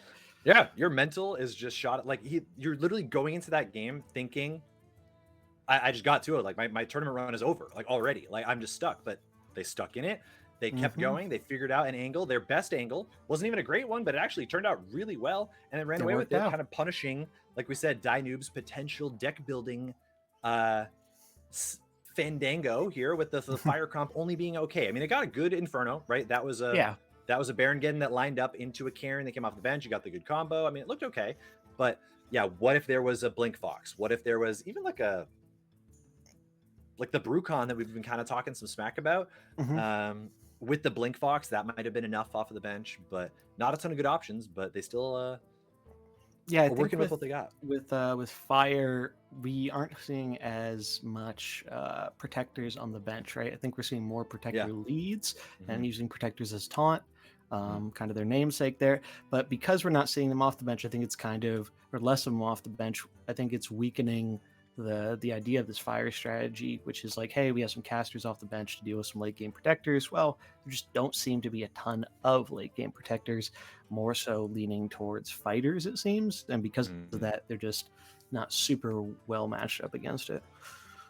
Yeah, and I mean, maybe you could have gone for like a fire opener with a taunt, right? Like, what if you just played like Antonidas, Cariel, or like Antonidas, Cornelius, Baron maybe is that comp now good enough? But the problem was, again, like you said, there's really aren't that many protectors. There's maybe one that you're opening with, but to dedicate 2 casters to It's deal a with just lot. one random taunt that you don't really care that much about, and incidental damage from fighters looks really good against your double caster opener. Fire maybe a little unsupported for Pauper at the moment, but that's a really good thing to keep in mind for some of these new mercs that come out, is like, what does it do to the booming, burgeoning Pauper scene over in Mercenaries? What happens when they print a new crazy again? Will Trigor be everywhere at the next tournament? Who knows? Trigor looks like it would have been pretty sick this tournament, actually. Yeah, Just I having think definitely that retaliation damage that doesn't hurt you against these fighters would have looked great.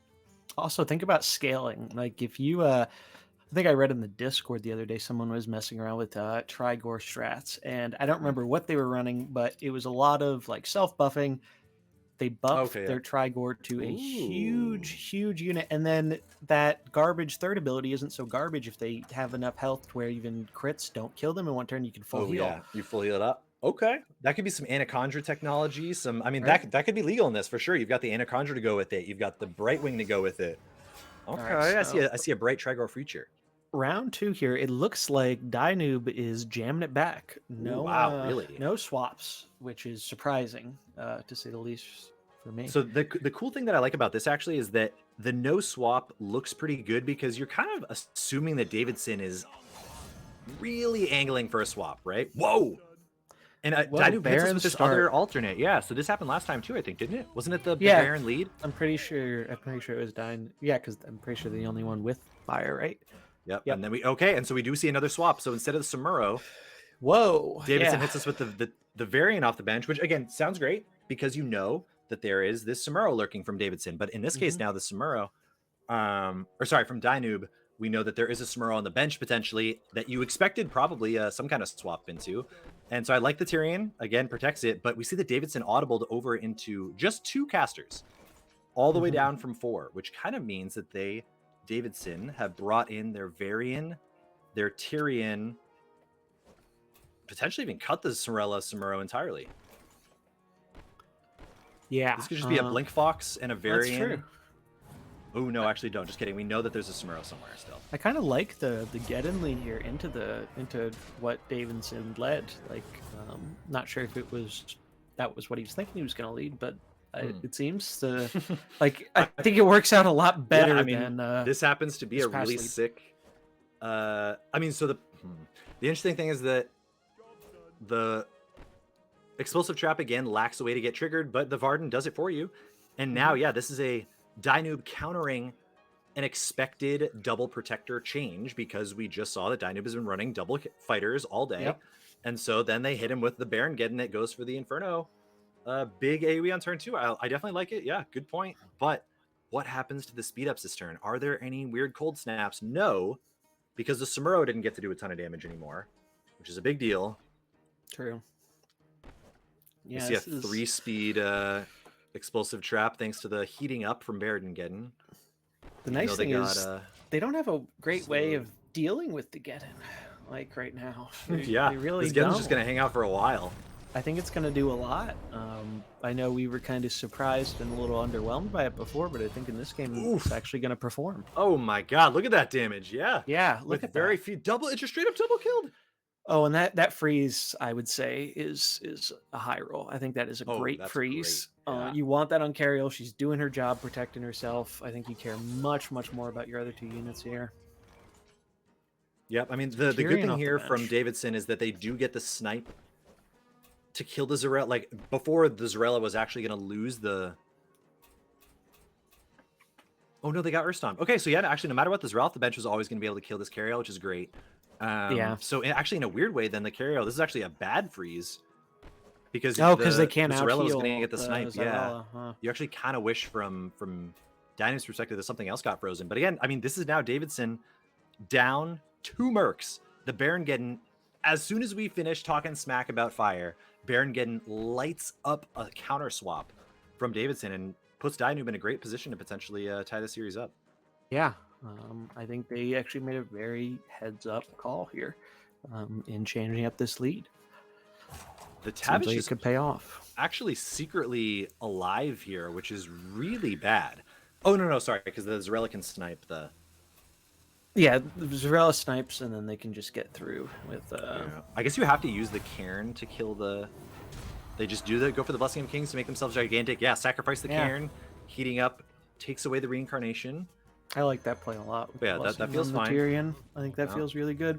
And now, kind of an interesting thing to mention is, I think Sorrowfang, even though that lead, I think, has been working out well for Dynoob, Sorrowfang, I think, loses some value here. You're not constantly comboing it with Tavish like you were with your past starts, and that seemed to be one of the most powerful things that their comp was kind of leveraging. No, that's a super good point, actually. This is kind of a sticky spot. I mean, this Tyrion is now ludicrously huge. Davidson taking that way to pump it up. I mean, now this Tyrion, sure, there's like some minor AoE options from Dynoob, but yeah, no fire combo right now from Baron Geddon. The Earth Stomp is good, but it's only okay. And at this point, I mean, the Judgment of Humility from Davidson, I mean, this is a 2-speed.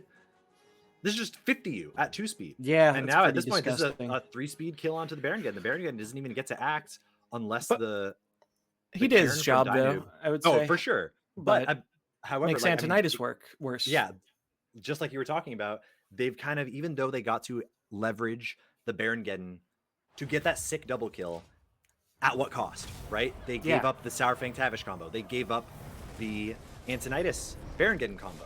It looked good at first, but the way that the run out has actually been going, they ended up kind of stymieing too many of their synergies, and maybe this ends up looking like the Antonidas should never have been here and that the Baron Geddon was maybe okay, but then we wish we had something else. But Davidson looking as if all but locked up here. Yeah. I suppose the Cairn is a little bit spooky because there is another fighter coming, but the Zarella gets to hang out for a little bit. The Zarella is like healthy enough. Yeah. Yeah, I think we're seeing the kind of issue with fire here, in that even though both Anton and Geddon can be kind of strong on their own or synergistically, I just don't think they do enough quite on their own. Like, I think we have the band of misfit mercenaries here with none of these guys kind of combo with each other right now. Like, they're all kind of trying to do a little bit different things. Yep, totally. Just completely different concepts right now of like what's trying to go on. And which in that vein, we were praising Davidson for just kind of like Joseru for bringing a comp that never happens to, right? Like, it is just all good attacking guys. Like, you actually can't really mess yourself up, but big damage at least from Dynoob. Things are actually getting a little precarious. Closer than I thought it would be, honestly. A little spooky. This is an Earth Stomp on the 2 minions. But they don't have anything that can outspeed the Zarella, right? Oh, they can flip it with the Whirlwind from... Oh, is that also 3-speed? Yeah, we've got 3-speed on the Whirlwind. Okay. That can, and there's an Endurance Aura. Oh, but it looks like they're you could stack, but then you're also kind of... Yeah, that's kind of a difficult trade-off, right? You could stack 3 speeds, but then you're basically denying your Karen a move, effectively. It's good, unless you want to go from... Yeah, the Endurance Aura feels pretty tough. It just doesn't... Like, I think you just go for the 50-50 flip. No, I agree. I think because if this Earth Stomp actually gets off, then it again continues to get into like this crazy 2v2. I think they're going for the Stomp. I think you just try to... Judgment goes through. All right, does Zarella get to act? It does! Tragedy. Oh, they didn't even go for the AoE. Oh, wow. No, they didn't. Dynoob doesn't even opt for it. That's really surprising. I think the only way that Dynoob had an angle to win there was winning a 50-50 that allows your Cairn to survive, potentially. Because what happened? I mean, the Cairn got Justice punched. And then at 2-speed. Okay, did it just die right away? No, it was slow. I think the Tyrion punched the Anton with the shrink, and then Wow, and then Davidson scoops it. Yeah, that Tyrion, has been a menace. That I really, really like that Tyrion tech with the we've seen other Tyrions. Pump I think itself. he's the only one not running the death rattle on Tyrion, and it seems to be paying off in spades. No, that's been really nice. I mean, Tyrion has definitely overperformed, I would say. I mean, props to Davidson. That was straight up going into a matchup that they expected to lose. They've already lost. Yeah. And then a lot of weird change ups, a lot of weird switch ups, potentially just a fire comp diff that there was a little bit too many, just too many weak points that got exposed down the line, even though Dynum had a really sick double kill that kind of countered that double protector counter. Like they did start Mhm. trading back and forth up that ladder, but ultimately we ran away with the Davidson scoops the 2-0, not even a 2-1, right? And just Yeah, 2-0. great And job, really not even changing that's going to bring us to the too much. winners bracket finals. But I think we are going to take a short break before that, just a quick little 5-minute break. And yeah, so we're going to do that real fast, and we'll be back for our finals of our losers bracket, and that'll lead into our grand finals. Yeah, stay tuned for that. And yeah, we'll see you in 5. Like, be right back.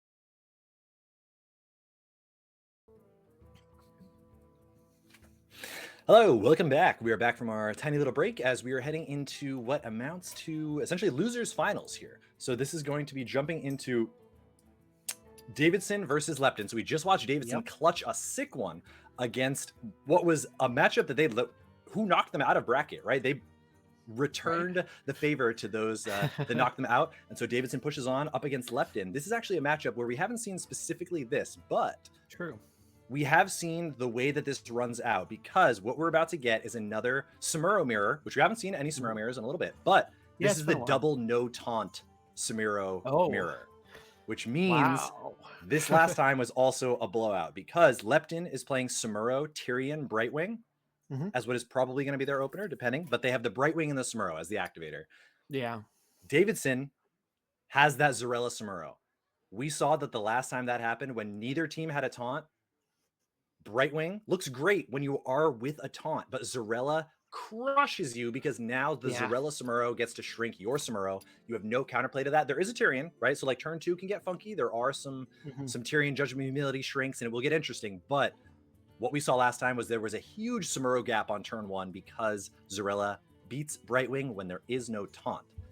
Yeah. But potentially already prepared for it by saying, again, props to Lepton here and saying, like, I don't want to play a taunt, right? I'm going to play Tyrion. That's going to be my quote unquote taunt. You can use your Hmm. Samuro to punch someone if you want to kill my Brightwing, sure, right? Like, go nuts. But then I will have kind of an offensive anti Samuro ready to go.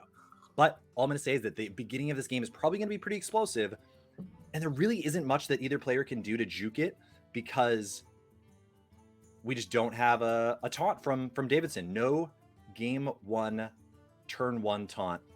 Hmm.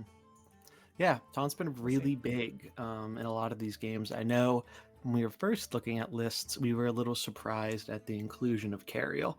And I think now, after having gone through a lot of the tournament, we definitely see that she was a much more kind of clutch bring than we initially expected from her. Yeah. I think we were a little biased towards her because she hasn't been super favorable in like regular mercenaries constructed, but she really does seem to fill a very strong role here. Mhm. We even saw in the last game she would have been able to actually survive even longer if she didn't get the freeze. But and very good. So we're gonna get into the game here though. Let's see what they're gonna be leading with. Yeah, so Lepton is staring head in hands here, just going like, I just can't actually lead with the Samuro, can I? But again, I know I have this Tyrion, but let's see. And they do still do it. I wonder, do they change? Ooh, okay, so really funky. This at Ooh. least says I'm going to give up my opportunity to get a double strike on turn 1 because I'm getting Zarella, right? Hmm. They probably won't even attack, which is kind of funny, but Yeah, huh? uh, It's probably smarter, I think. Or if you, yeah, if I mean, maybe you could tack into the Zyrella to just get, but you're not getting buffed. You don't have a, yeah, you literally don't get you any don't have a damage. way to, yeah, you're not. There's no point. I think you're right. I think potentially just not attacking with Samuro, as weird as it is, might be the right play here. Yeah, which again at that point, like, should we have just led with our other protector? Good, Because good technically, question. Lepton had a Vanessa that they could have led with, and I'm actually Huh? amazed that they Yeah. didn't because that's the Samuro tech. So as we see here, they just whoa, interesting. Okay, so they go for the shrink on the Cairn because you expect the Cairn to uppercut the Samuro, and it ends up taking a ton of damage. Wow. And then the Samuro managed to also trade a lot of that damage onto the Tyrion as well. For some reason, that ended up being still really insane for Davidson, even though the Zarella is Yeah. quite low. That's it's interesting. I think Lepton made a good play there, and probably it was probably better doing that, Mm. at least in how Davidson played. Because if they didn't go for the Samuro attack there, they'd probably be getting blown out pretty hard right now. Yeah, no, I mean, we were just talking about like just don't queue it up, right? And the counterplay to the don't queue it up, which props to Davidson because they forced the don't queue it up, but Hmm. they played around the don't queue it up, right? And so Yep, that's and now they're insane. doing it Oh, now. all the flips, yeah. Yep.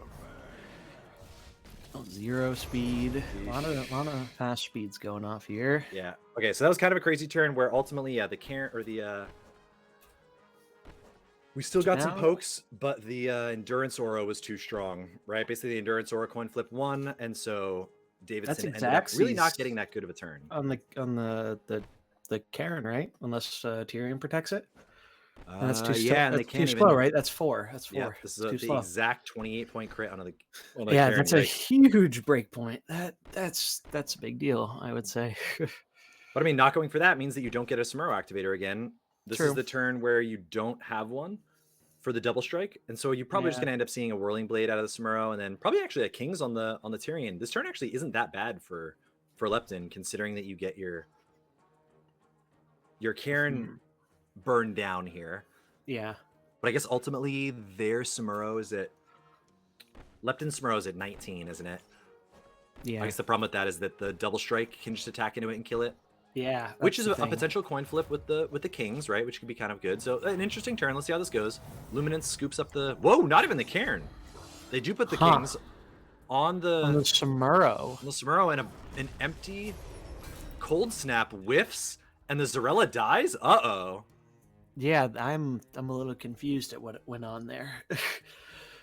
Yeah, to not kill the... And now they got Earth Stomp, too. And the Cold Snap, yeah, there must have been some odd math there that just went a little... we weren't seeing there. A little wacky, yeah, because now, I mean, technically Lepton just gets to kind of waste some time and kind of burn a Varden slow, actually, which is honestly maybe one of the best parts about this, is you essentially get a whole turn of having mercs that won't be Varden slowed next turn, because you're going to lose your Karen, you're going to lose your Samuro. For sure. But then you get a relatively fast turn going into it, and Lepton, again, their bench is looking like... the Brightwing that they audibled out there, the Sky Admiral Rogers, and a Vanessa. That's actually a pretty sick bench to randomly come out here. Yeah, this is going to be a game. Sky Admiral. Yeah. Yeah, this is going to be a game. Could be interesting. Yeah, it's definitely gone way different than how I was thinking it was going to go on almost every turn so far. So, yeah, good equity out of the... Okay, so, wow. Ooh, I really would have liked to see Davidson with the Earth Stomp here, but I guess they were already so low. So basically, Lepton ended up getting the Endurance Aura, which let them cash in their Samuro for like a ton of damage onto Davidson's Cairn. And now the Samuro is at 1. Uh-oh. Still That's not actually dead. really bad, right? Wow. That Samuro's just hanging on. Oh, but now the Brightwing could heal it. Oh, no, okay. So I think Davidson's own Samuro has some plays, but the fact that the Samuro from Lepton lived at 1 is actually, yeah, really bad, because they really wish that they had an action to take here. I guess there are some... No, most of their spells are actually pretty slow. Yeah, because they didn't get Earth Stomped because Davidson went for the Endurance Aura, but they did still get the Varden slow.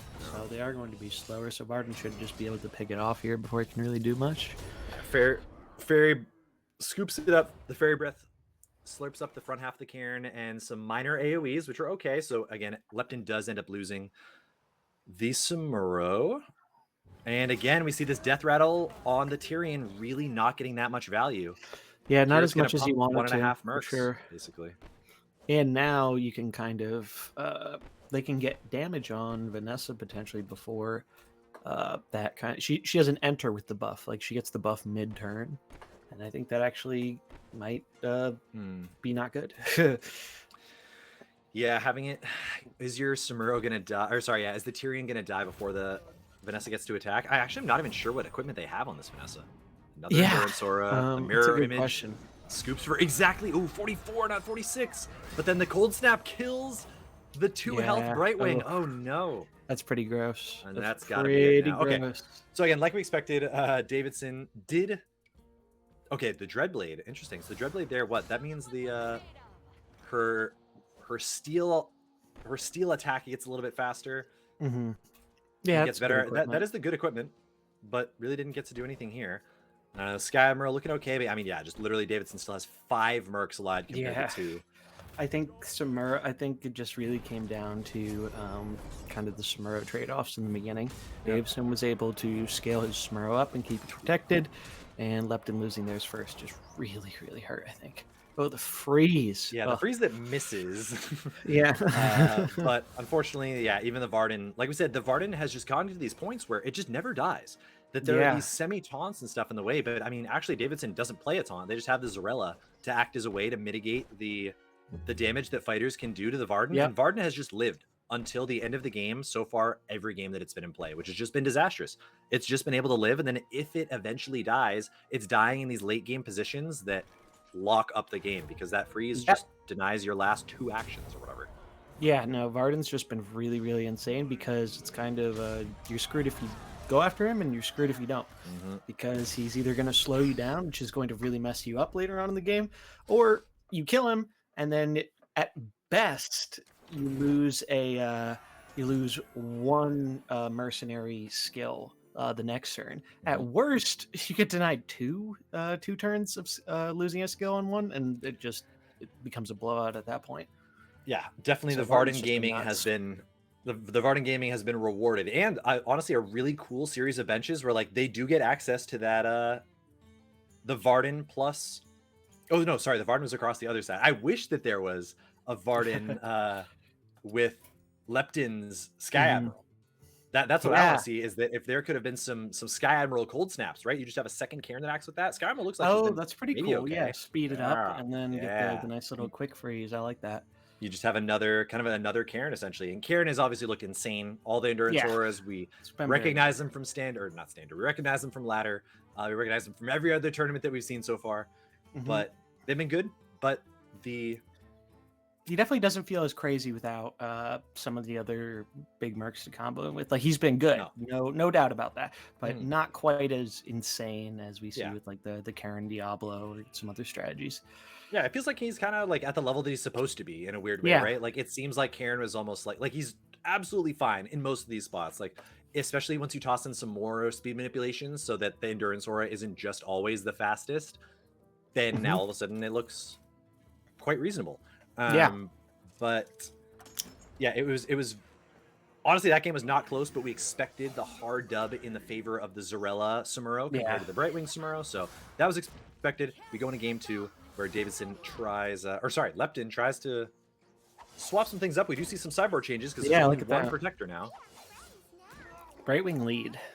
Brightwing lead, but we bust out the Mutinous as the taunt. Mutanus. Interesting. Hmm. Honestly, I don't know if I'm in love with Mutanus here. I don't.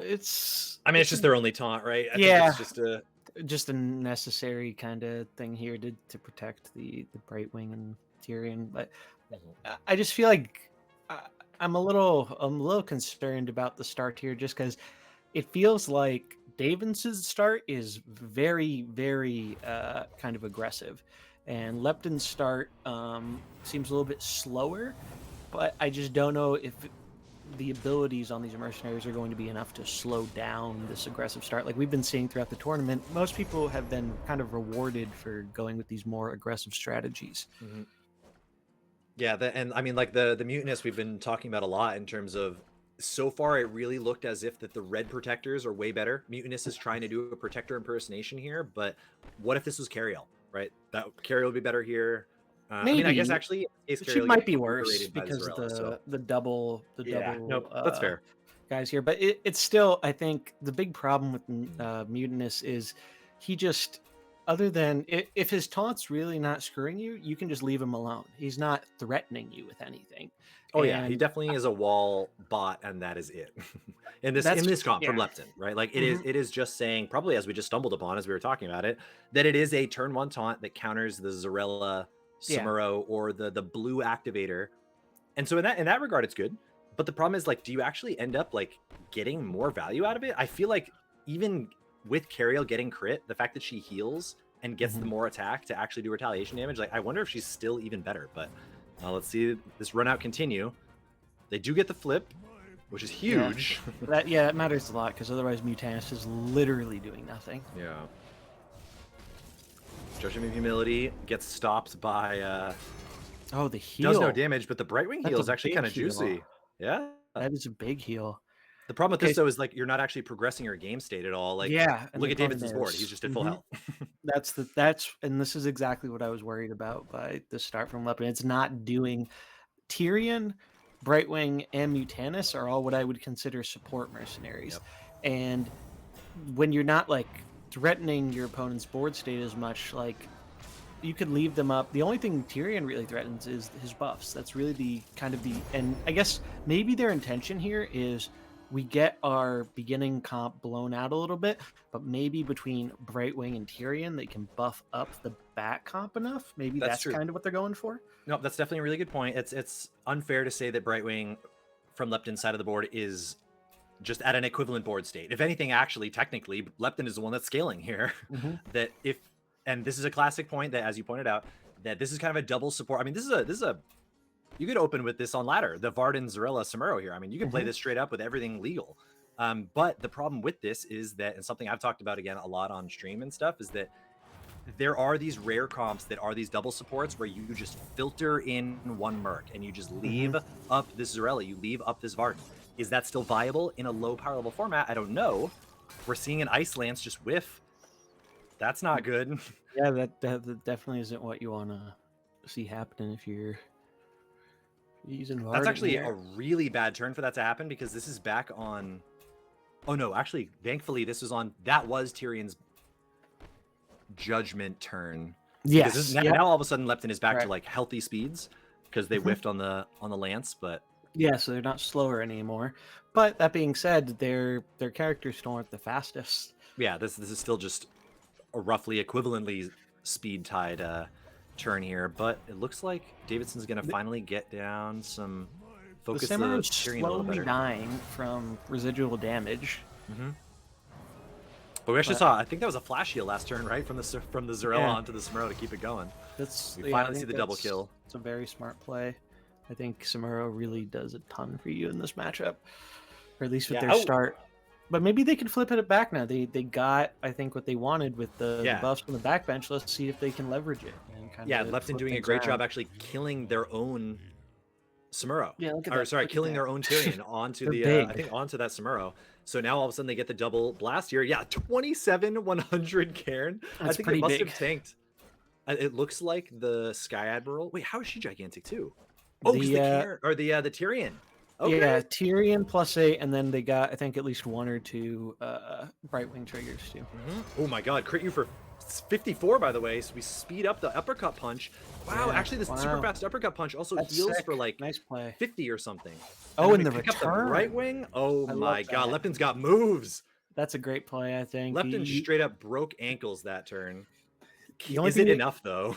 Yeah, the only thing you have to be worried about now is Brightwing isn't the best like backline if you do end up like getting more than one of your mercs taken out at once. But that was quite a play. Yeah, that was cute. And now this is a like you said, kind of a 3v5. There is a large Samuro on the bench. There is currently no taunt for Davidson, and this Samuro is spooky. Oh my god, did the Blink Fox steal Judgment again? Oh Jesus, that's I mean, at this point, thankfully, like from Lepton's perspective, there are 3 mercs that are all huge in terms of attack. So like, you at least have to pick some. You have to decide between one of them. But I don't think that's a coincidence that, or sorry, I think that is a coincidence that the Blink Fox managed to steal one of the best turn 1 abilities back to back. At least the times we've seen it on camera. Pretty big high roll. Blink Fox, as somebody who's played a fair amount with Blink Fox, it can be pretty nuts sometimes when you get the right ability. Although I have had an interaction with it before where I've copied an ability that is on cooldown. I don't know if that's intended or not. I think that's look at this. Yoink! And there was no playing around that. Oh my god. No, I think that actually kind of does work as intended, unfortunately. Okay. Because I haven't played with Fox enough to know if that was a bug or like intentional. Wow. Jeez. Yeah, Bug Fox has been plagued with all kinds of things, but this is actually getting to a really spooky spot where the Brightwing on the bench is going to come out and heal and maybe be very good. We just saw... Yeah, maybe it's better than I thought it was going to be, honestly. What did the Samuro end up going for that last turn? Oh, no, for the mirror image that got yoinked by the stolen Judgment of Humility. I mean, that's another reason why people are playing the Mana Blink runes on Blink Fox, is because it gives you that opportunity to high roll like this. But now, I mean, they're all slow. Endurance Aura gives us a good way to survive. Just value damage here. We get a kill. The flurry actually, the damage gets tanked by the invincibility, and the Mana Blink actually resets. Varden's gonna give some problems here, though. I think, like the big, like we've talked about before, the freeze from Varden is so big in the late game, denying a full character. Oh, Wow. Okay. Yeah. yeah. Wait a minute. This is a wicked spooky turn because yeah, we got the mana blink. It looked actually pretty good for Lepton because the mana blink only reset one ability, but we reset the cold snap, which is the best Yep. ability. Yeah. We get the crazy earth stomp and the chain lightning on every. This is just a triple kill. It's it yeah. Sheesh. Wow. What a combo. Okay. I mean, again, we've been expecting Davidson to be ahead in the way that these have been running out, Mhm. but now, I mean, that might have sealed the deal. Again, Davidson Yeah. basically the only one playing speed manipulation.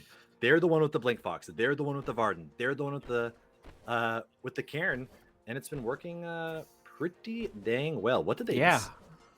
I what did think the Blink they Fox steal? what did it stole no, that was No, the firing volley or whatever, I think yeah, from one of one of the Sky Admiral's ability Captain's, that I don't yeah. even recognize. Admiral. Yeah, that was wow. That was the most annoying thing about Blink Box though. I ran into this the other day. If your opponent doesn't have an ability fully leveled up, you copy their underleveled ability. You copy their bad ability. All right, so you heard it Yep. here. Counter Blink Fox by just not leveling your abilities. Just don't level your characters. Like someone had a Valera with their middle ability at level 2, and of course that's the one I got. 4 damage. 10 if you're stealthed. And we do see Davidson gets the kill through here. Yeah, Technically, the Samuro gets a good punch, but this 3v2. I mean, the problem here is, yeah, just basically this Cairn is going to be quite strong, and the Varden stealing an ability, I think, will just be too much. Yeah, that's the big thing I was kind of With the worried freeze. about. And there wasn't really much Lepton could do to really stop it here. And I think Varden's just been really overperforming because if you don't deal with him, he's slowing you, and that has been very relevant. And if you do deal with him, you know at least one of your characters is getting denied an ability next turn, and you're taking some damage. So it's just like he's just been really hard to play around for a lot of the comps we've seen go up against him. Yep, and here again, we're seeing like what kind of actually looks like a hilariously close position, but technically, because the Brightwing here can just trigger the Samuro into the Cairn and just kill the Cairn. But what is that? Honestly, I'm not even exactly positive what Blink Fox stole there. I don't think it makes a difference. But the fact that you can kill the Cairn here and then not get stomped, and then right now, I think Davidson is queuing up the Cold Snap. Oh, I guess your Samuro just dies. Yeah. Yep. And we have to battle through. Yeah. All right, Varden slow. Too much anyways. And like we It was expected, just too much here. Davidson scoops game 1 with the speed advantage being too much, right? This was game 1, I do believe. Oh, game 2. Oh. Yeah, that was a very, very clean. Yeah, so that's just it. Yeah, that's right. I forgot Davidson was the favorite going into this in game 1. Got the had that Varden diff. The Zarella was too much. Yeah. Into the Brightwing. I mean, this really showcased a lot of things, honestly, which is pretty cool to have as our losers final game, as Davidson now moves up to throw down against Wizard Beast. Oh wow, yeah, that should be really good. I mean, really, really good play from Davidson. They really have I think they're one of the players, much like Wizard Beast in our finals, who they've just been really able to adapt and kind of find the lines without like a lot of or I'm assuming without a lot of preparation, because it's kind of hard to prepare for this tournament right now, unless you have someone else. All right, wait a minute. Hold on. We're getting confirmation here that this could be tieable. I don't think so, because I think with the looping of the mana blinks, I think we're okay. But it's pretty funny that Brightwing was actually doing a good amount of damage, and I guess we don't know what the timer is on right now. But yeah, this will eventually be a I think a grind out. Lepton had 2. Whoa, okay. Really? Wow. So we're hearing that Lepton has already forced ties multiple times here, because I guess the Brightwing. That's interesting. I never would have expected that. Brightwing can just heal, because at the moment it probably looks like they have phase shift. They could have the phase shift equipment where they just pick themselves up and then kind of like loop that for healing for 25, and so force some interesting ties before. But well, it looked like maybe something could have been done there, because it's pretty cool to see. Yeah, apparently Lipton has forced some ties that just forced like a rerun, maybe accounting for some of the some minor delays that we had earlier. But no, honestly, the biggest things that I want to take away from that game, because there were a lot of cool narratives that played themselves out. Number one, for sure, I think, is that going into it, we saw Zarella versus Brightwing ends up being like disgustingly Zarella favored, because your Samuro just lives. Even though Brightwing starts stacking and scaling from the bench, both of these comps didn't have a taunt and then had the Samuro opener. That's kind of unusual compared to all the comps that we've seen. I mean, Cariel's in what, 9 of these comps, 10 of these comps. Oh no, sorry, Cariel's actually not in all of them. It's that the Cornelius and the Cariel is actually not in that many. But the Cairn is everywhere. But we saw this play out earlier where on camera we had a Samuro Zarella and a Samuro Brightwing. The Samuro Brightwing just got bodied. This was another rematch of that, essentially, where we then saw the Zarella favored. I love to see it. We saw the Mutinous again underperforming. I think that's been another narrative that's happened so far. Murlocs didn't really get there, especially when there are so many taunts, right? Like, that's one of the reasons why Murlocs looked like they were really good potentially on paper way back in the day, is because your Finvasion is really strong. You get to attack 3 Mercs into a blue Merc, you can just kill them right away. Looks great. But when every single comp, or a lot of these comps, has either a Cornelius or a Cariel or something, especially from the bench, Murlocs start to fall off, and now Mutinous does a worse impression, I think, than a lot of these other good protectors. So that was really cool. And then the Tyrion has looked really good.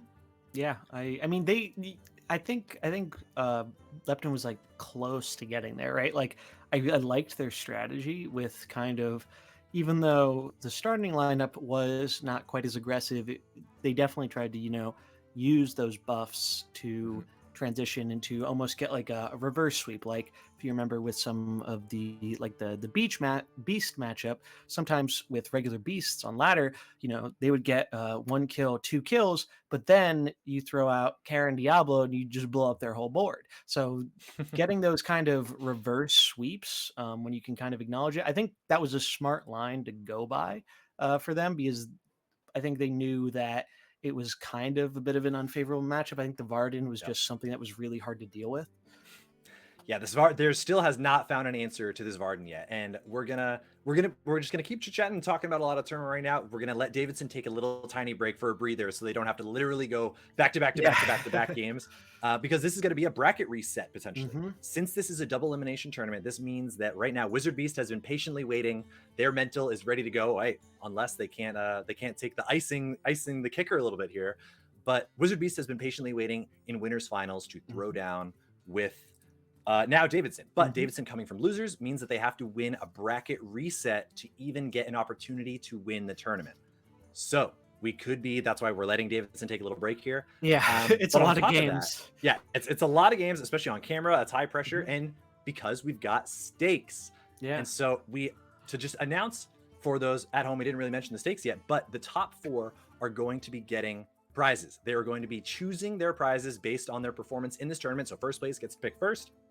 Honestly, gives me some amazing vibes back in the day of like casual Magic tournaments where you would all play, and then at the end of it you could like pick whatever rare you want to take home. If you came in first, you could pick from a set of rares. So I love this format. But first place gets to pick first, second, third, and fourth. The 4 prizes are, you can either get 15 Mercenaries packs, hold on to them because you probably want to open them in the next wave of Mercs. They'll be coming out in a little while. 7 Mercs packs for second, or however you want to choose it, a Vicious Syndicate Gold subscription, and a Discord Nitro subscription. So some sick little prizes to play for. Again, playing for something is way better than playing for nothing, and honestly just gets you into the habit of participating in these kind of tournaments. I mean, we've seen a lot of these ringers running through these events, just getting used to it. We've seen a lot of high pressure scenarios and a lot of honestly just flubs under high pressure scenarios. So getting more practice that can actually be real practice. It's like playing poker for real money. Don't just play with your grandma. You're not going to get better at poker playing with your grandma for pennies, right? She's just going to all in you, and you're not going to be able to call, and it's just going to be what it is. So the same thing here. Play for stakes.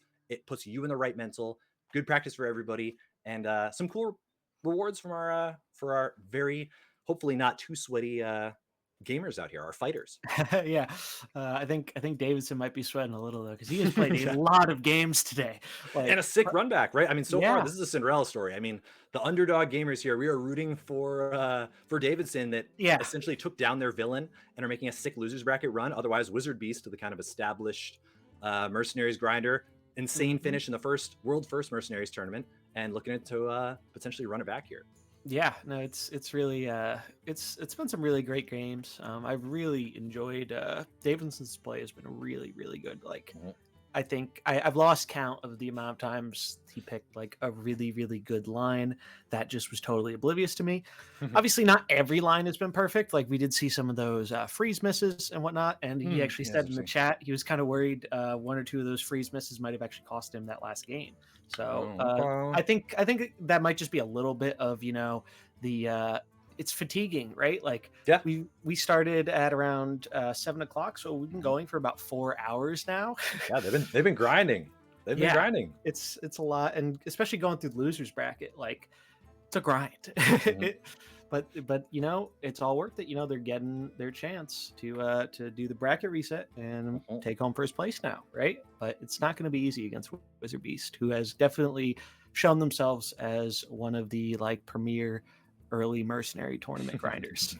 Yeah, I mean, they went so far. I think they've shown up to basically all of them. I think even the ATK events that we did, I Yeah, think they also showed up there too. But honestly, one of my favorite parts about this, and we can kind of talk about it going into the finals, is the two decks that came in that are playing in the finals here essentially. So we've got mhm, Wizard Beast, who was just destroying people with the Arcane combo. So we have the yeah, Cornelius, Millhouse in the Millhouse, finals.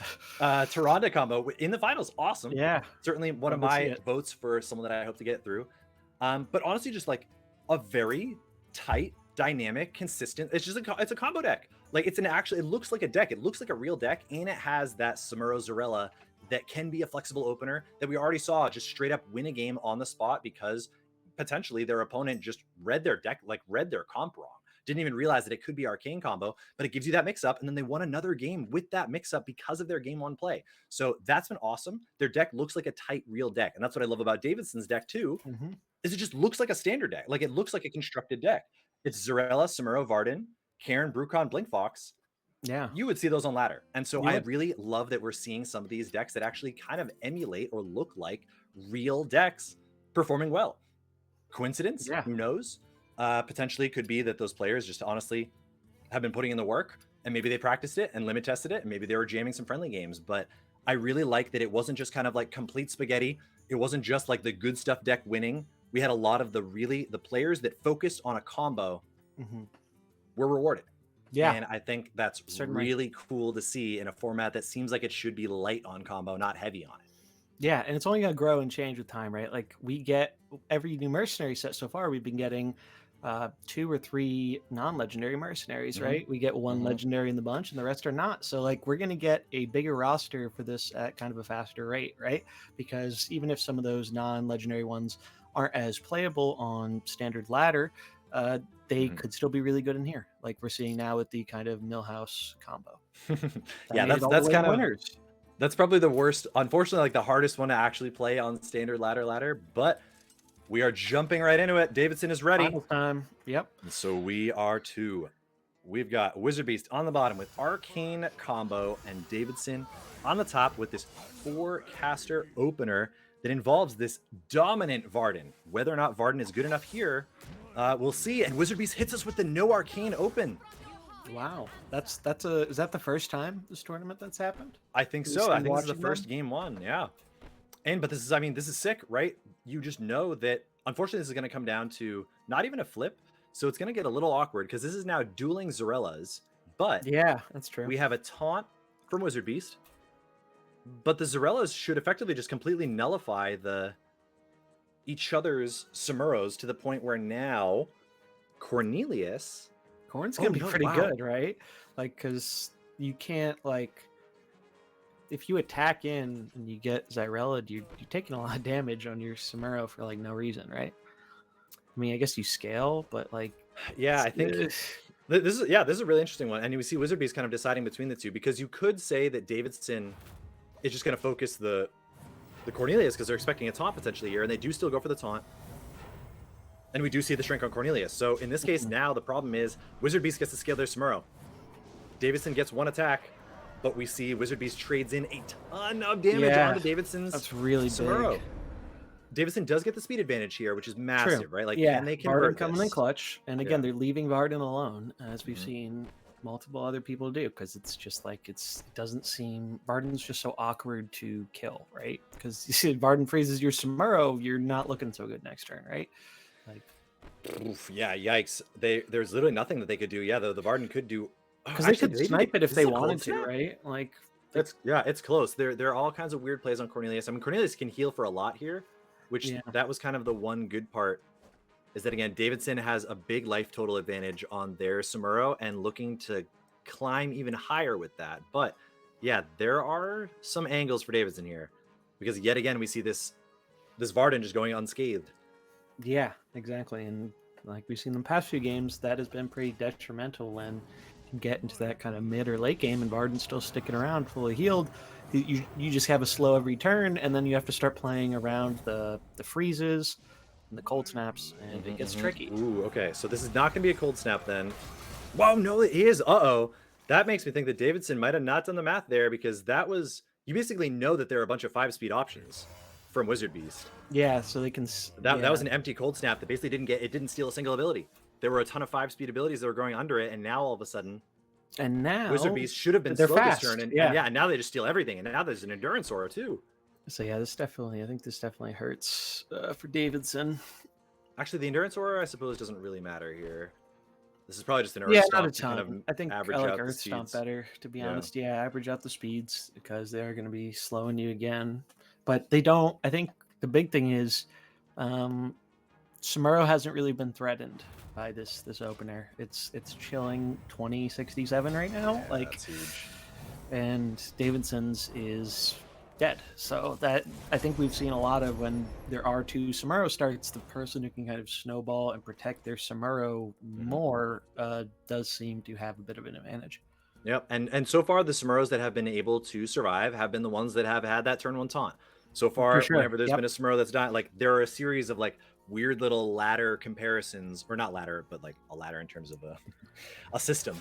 Yeah, what we climb with. But like the idea that there's like, okay, do you both have a taunt? If yes, then follow this flow chart. If one of you has a taunt, then that Samuro is favored. If neither of you have a taunt, then the Zarella is favored, and the Brightwing is not favored. Like it just kind of goes down the line of what lines up with what. And now we've reached a point where there's going to be there are some Earth Stomps here that get in some good damage on the Samuro, but the Davidson is again in this weird little like triple support spot. This has been maybe the one downfall so far of Davidson's comps, that you can actually end up on a not threatening board. And we definitely talked about that a lot earlier, of that the more scaling, the more threats seem to be the ones that were doing well, and finding yourselves in these triple support spots has been hard to get out of. Yeah, for sure. It's just tricky, right? Like I think another big thing about at least this first game is, if I were to take a guess, I would say Davidson might have been anticipating the lead that Wizard's been going with for most of the tournament, which is that Millhouse Arcane combo. And now it looks like they have that in the back instead. And I think that might have thrown Davidson off a bit. I think they might have been kind of predicting that start. And I think their start would have lined up a little bit better into that, which is why Wizard Beast opted to do something else. Yeah, I mean, I wonder if Davidson labbed it out, right, and realized that, okay, actually, I kind of lose to Arcane, so I kind of have to swap or do something. I mean, we see a cold snap, right? Like the endurance or cold snap's juicy, but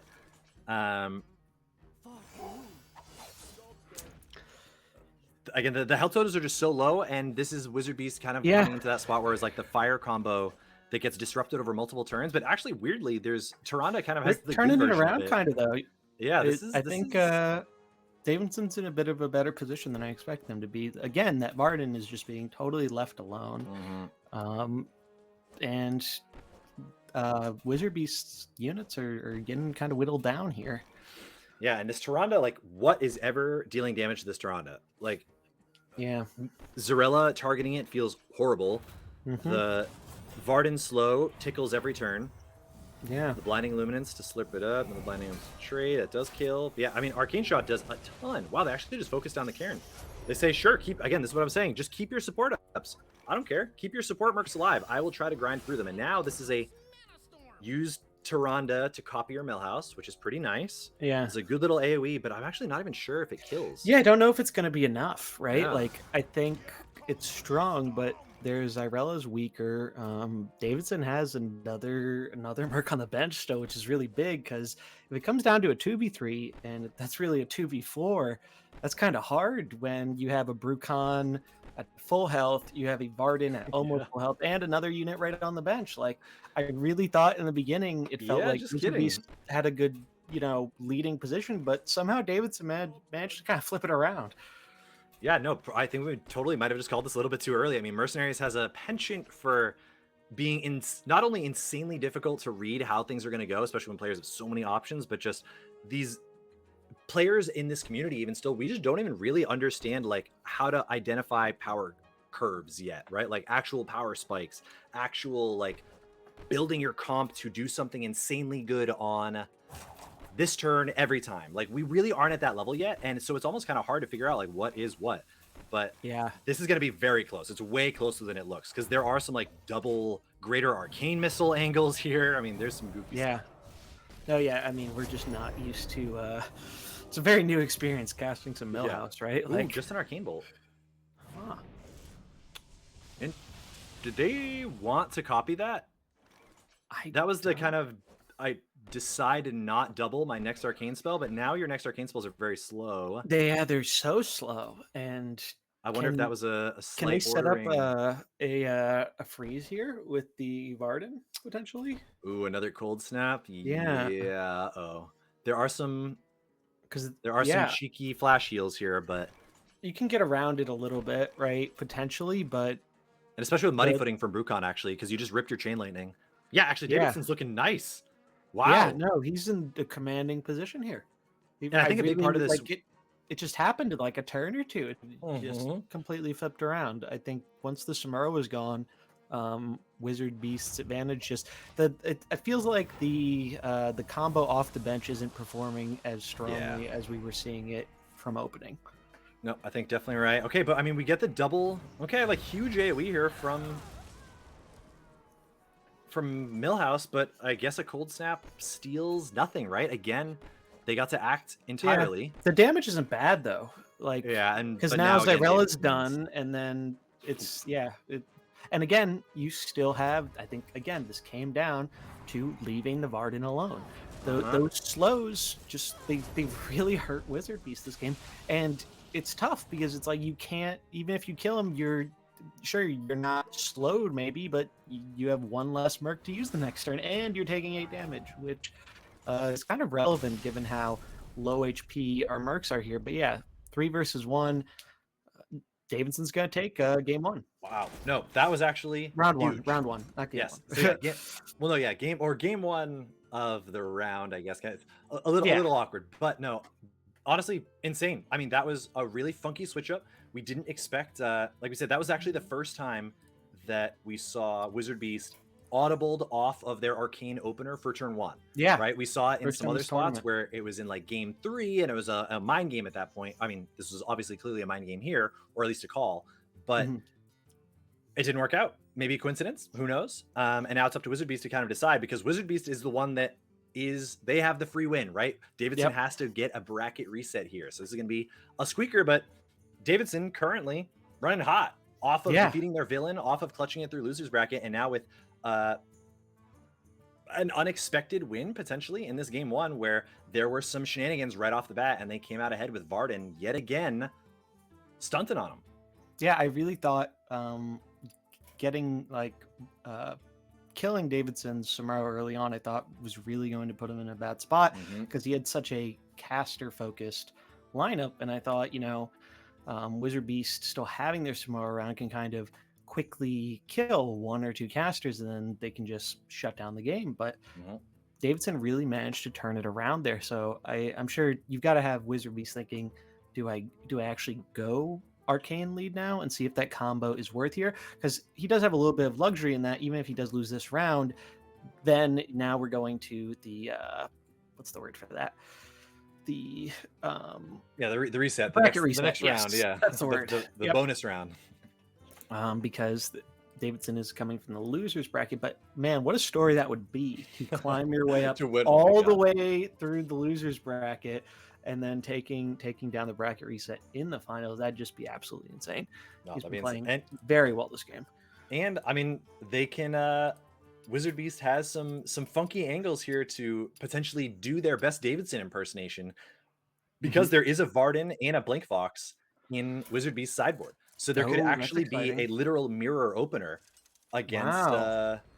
That could against be really Davidson here, cool. where both open with Zarella Samuro and Varden. Yeah. All right. So let's see. It looks like Wizard Beast has opted They do. to, yeah, they bring in the Varden. So they swapped out. So Wizard Beast ended up exchanging Cairn for Varden, and I now they're like that a going. lot, actually. I think that's a great play. I don't think Karen gets you a lot of utility here. Yeah, especially against quadruple caster, where Davidson ran it back, presumably, Yeah, it right? looks like they have. I'm guessing Davidson ran it back with the same. And frankly, like we were talking about earlier, I think that's a good move. You know, Davidson. It's on Ooh, Wizard Beast to kind of figure it out, yeah. to figure out how they have to kind of overcome. Because I really thought they were in a pretty commanding position last game, but Davidson managed to find a way around it. Yeah, and Wizard Beast literally, exactly as I said, that's too funny. They said, all right, I am Davidson now. What are you going to do? Is Davidson going to try to be Davidson, or is Davidson going to be somebody else? You see Samuro, Let's see. you see Zarella, and we see Varden. All right, the All right, straight so up mirror. Are there maxed differences here? Nope, everyone's playing with Nope. maxed mercs. That's good. Yep, all maxed out. Coin flips don't matter. I mean, this is gonna, what the decision here is, what do you do with your Samuros? I think actually both of them have to click the exact same buttons, right? You both have to target each other's Samuros with your Zarellas. You then both have to target each other's Samuros with your Samuros. Yeah, What this is actually right? going to come down to is who attacks first with their Samuro, because they will get to take the least amount of retaliation damage, Yeah, it's stack their attack, and then do the most back. So that's Yeah. what's going to determine how we then go into turn 2, where things will get interesting, because then we'll have mirror images and whirling blades to consider. All right, let's I'm see. curious Davidson how bumps first. Davidson's going to deal with an opposing Varden, because I don't think he's been up against one yet this comp. Because there aren't that many Vardens, right? Nope, very few Vardens. Yeah, can Davidson play the Varden mirror? Because so far they have not had to run into that yet. But now the good part is both of you are exactly the same. 4 Vardens in the whole tournament. So 2 in the side, Sweet. 2 in mains. I'd love to see it. Here, my instinct absolutely is I'm trying to go for some mirror images. I want to start stealing away as many Varden slows as I can. If you can high roll and put one onto a mirror image, now all of a sudden you get a speed advantage. Huge. And that's huge. I think that's a great line. I think you just kind of, especially if we've learned anything about mercenary mirrors, you really just kind of got to go for it. I think, like, I mean, technically there is an interesting spot where, again, one player might get baited into that, right? Because realistically, you can start stacking this double strike. There's nothing stopping you now, and now you're actually getting legitimate crit damage. So even though you might get tempted by that, by delaying the Varden speed up or the Varden slowdown, like I was thinking about, and we see Wizard Beast queuing up the cold You're trying snap. to get a snap off. That's got to be just way too slow, right? There are too many abilities that are already like kind of fast. They are slowed by the Varden, though, right? So aren't they operating on like same speeds again? Because they both are slow. Right, that's true. Okay, so we do see a mirror image. Yeah, so I think both sides mirror image. Wow. Okay, so they ended up back on the same plan, but some different targets. We see does one going on. No, it dodges the mirror image. Oof. Right? I think it dodged the exact mirror image and it hit the Samuro to kill it. Yeah, that's wow. Okay, going down Samuro. Yeah, that is big. Davidson, like we said, Davidson was the one who had the Samuro life total advantage, and they did convert it into keeping him up here. But is that a good thing? Really? Yeah. I don't think either player is aware of the fact that, do I want to lose my Samuro first? This is something that you might learn playing real ladder, playing real, not Pauper Mercenaries. You might be able to know this position, but I guarantee you these players do not know. Yeah, it's a tricky position for sure. Like last game we thought that Wizard Beast keeping his Samuro up while Davidson's went down first. Thought that was a commanding kind of position. Davidson turned it around, so we could see the same thing kind of reverse here, where Davidson has his Samuro sticking around, but maybe that's not as good as we initially thought it is.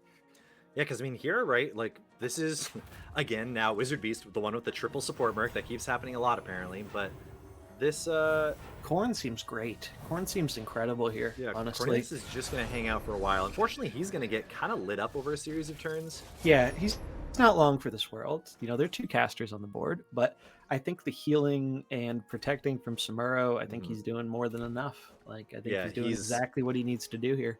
it's actually kind of surprising that the Samuro went for the I guess they might have had to go for.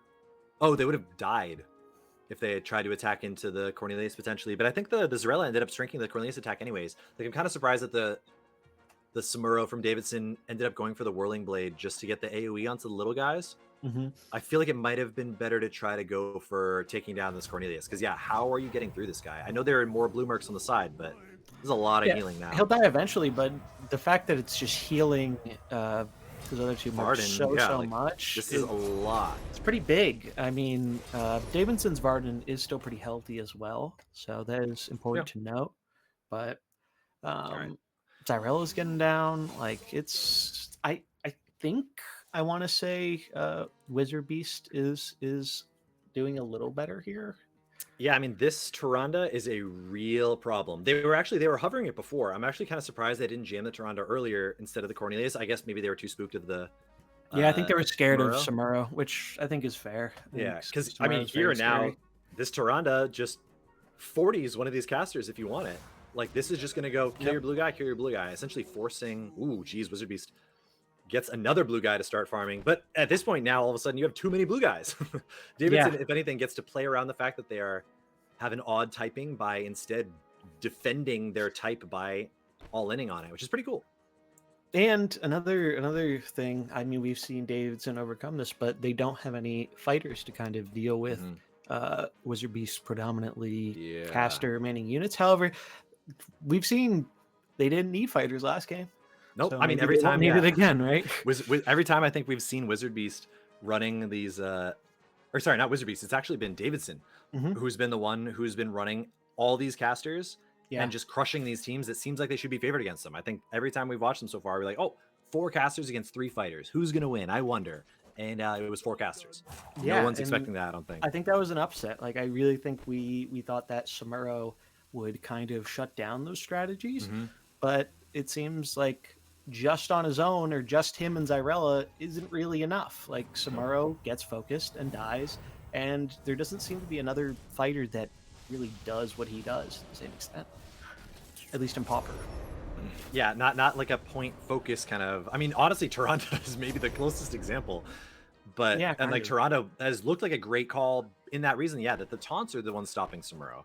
There are all these things getting in the way, but Toronto just goes around it and has a combo potential. So I like it, but I mean, she just got chain lightning bounced though, which is really tough. I Yeah. don't think we were expecting the Toronto. I don't think we were necessarily expecting the Brucon here from Wizard Beast, Hmm. and that positioning might have been preferring to put the Varden in the middle.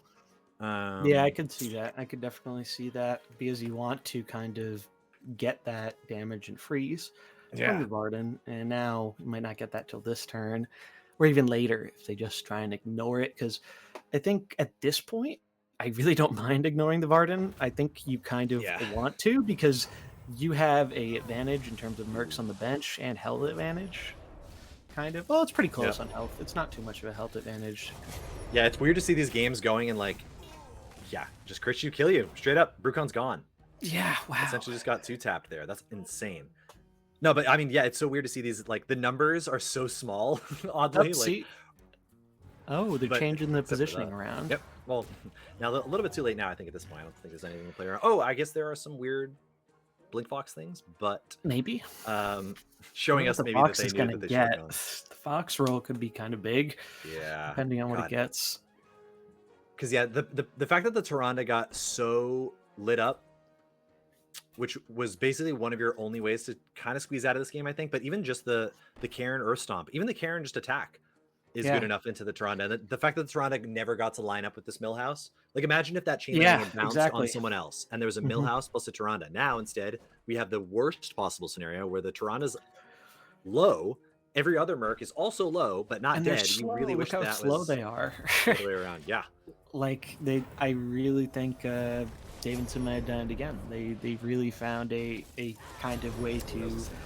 disassemble the combo of Mhm. that Wizard Beast was kind of going for, and it seems to be working for them, right? Even with Karen frozen here, um, you're fine, right? Like I think think Davidson should be able to get here. You get the kill on the Zyrel, and it's just Millhouse. And how does Millhouse 3v1? Like, especially against a Varden. No, he sure does not. He sure does not. I mean, really, this is Wizard Beast moving away from the Arcane combo, right? Like, this is kind of seeing the same kind of thing that happened to Dynoob that had the fire combo that got split up. If you split it up, I mean, it's out of desperation, right? Or supposedly, because you're saying, like, I have to change off of my assumed game plan in order to get an edge, but then and I almost didn't have a coherent opener that didn't just lose equity in the late game. I feel like almost having the Samuro on the bench might have been good. I think the only reason they really needed it out initially was because they needed to threaten the other Samuro. I think that was the big thing. So yeah, I mean, you're right. Wow. That was Wizard Beast. That was Wizard Beast saying, I'm going to be Davidson, right? That was Wizard Beast committing to the mirror match and then hard losing the mirror match because they just didn't have the plan. I mean, essentially, Dynoob is saying, or sorry, not Dynoob. Davidson says, like, I have a plan for being me. You don't. You haven't been here yet, right? Like, you're trying to copy me because I'm putting the squeeze on you. And Davidson gets the bracket reset, right? Like, that was the 2-0. Now we're going into pure. Final now it goes back into like losers finals, I think, technically, or winners. I forget what it gets called. I don't know what it's called, but this is it. But it's hype. That's what it is. This best of 3 is going to be the winner for the whole show. And I think you made a great point. Like, I think Wizard Beast was trying to leverage the kind of what Davidson was doing, but Davidson has had the advantage of playing through the whole losers bracket. So I gotta imagine he knows this comp pretty well by now. And I think that really gives you an advantage when you're running into a mirror match that you probably have never seen before. Yeah, and this is definitely the time, like, this is a spot where tempo, it actually favors Davidson, even though they came from the kind of the losing position coming into this finals here, because, I mean, Wizard Beast has literally just been, like, sitting on his thumbs for the last hour or something like that. Like, they cruised to winners finals. Yeah. And then had to wait. And Davidson has just been throwing down, scrapping, beating people, getting in the mood, getting in the zone, and they're doing great. And so far, they have the tempo. Yes. Okay. Good call. So this is a spot now where we are back. Since this is a reset, we go back to the original 6 mercs that they had to lead with. So we're flopping positions here. We're watching Davidson now. So we were watching Wizard Beast last time. So Davidson is on their tried and true Zarella Samuro Varden with the solid backline. I mean, didn't even give themselves the option of audibling, right? Like, I don't think they changed it all. And Wizard Beast goes for another weird one. All right, so Samuro, I think this comes down to what I said before. I think Davidson's probably leading Samuro because that's the lead he's found very strong. And I think you are almost kind of forced to lead your own Samuro as Wizard Beast, because I just don't think the Arcane combo is threatening enough to kind of deal with their Samuro before he kind of scales too much and starts dealing with his mercenaries. Yeah, I honestly kind of wish that we could see one of these games. All right, so whoa, cute. Okay, so Wizard Beast actually not going for the taunt heal here, which I guess makes sense. Wait, does that mean they're attacking? Ooh, we do get the full snipe though, and we one-shot the Zarella because of that. Whoa, okay, they went in. We ended up trading Cornelius for Zarella. That feels probably really good for us from Wizard Beast side. Yeah, I think that's good for Wizard Beast, because now you're making it kind of awkward to combo your Samuro, right? Yeah, but now this is kind of now the Samuro really isn't getting triggered here, but I mean, he's healthy, and now we're getting into some weird little Cairn back and forths where these Earth Stomps are tempting, these Endurance Auras are tempting, but Davidson is going to be finagling for, when can I cold snap you? That is what we are looking for, which definitely makes me think that Davidson wants to just jam the Earth Stomp here to set up for next turn. But yeah, I don't know, maybe Wizard Beast is supposed to read that and focus down this this Varden, because if you don't go for it, right, if you force the taunt out of Davidson here, or Davidson basically has to have the taunt forced, because right now Wizard Beast is representing just a lethal kill Varden. So let's see how it goes. Yeah, also one thing to note, Karen is not maxed on Wizard Beast side, and it is maxed on Davidson's. Don't know if it'll be relevant, but one thing to note, because all the other ones have been same all maxed out so far. Okay, that's big then. And so we see some trades here, some Endurance Auras. We're won by, so actually no, we saw for the first time a difference in Karen's strategy where Davidson actually didn't go for the taunt, which we were saying that Yeah. like they're almost forced to, it seems, because you can one shot the Varden. But that's when the mind games yet again showed up, where Yep. Davidson actually got to now not only get an Earth Stomp off, waste the Endurance Aura from Wizard Beast, and still have a Cold Snap angle here. I think this is just a super disaster for Wizard Beast. So Davidson's Karen actually lived because it was Max there. So Yes. already coming up, right? Like Yeah, now if that was a Wizard Beast Karen, it's dead. you could argue that might not be super beneficial because it could get sniped now by the Zyrella Mhm. and denied an action for a turn. So it might actually have not been beneficial to live there because Well, here the Zarella is slowed, right? Oh yeah, that's right. I forgot about the slow. Which is So helpful. then yeah, then it's very good that the Karen survived. Yeah, the Karen being at 3 Yeah, here is actually okay. gigantic, because I forgot think about this is the actually slow. Yep, also that makes a big difference.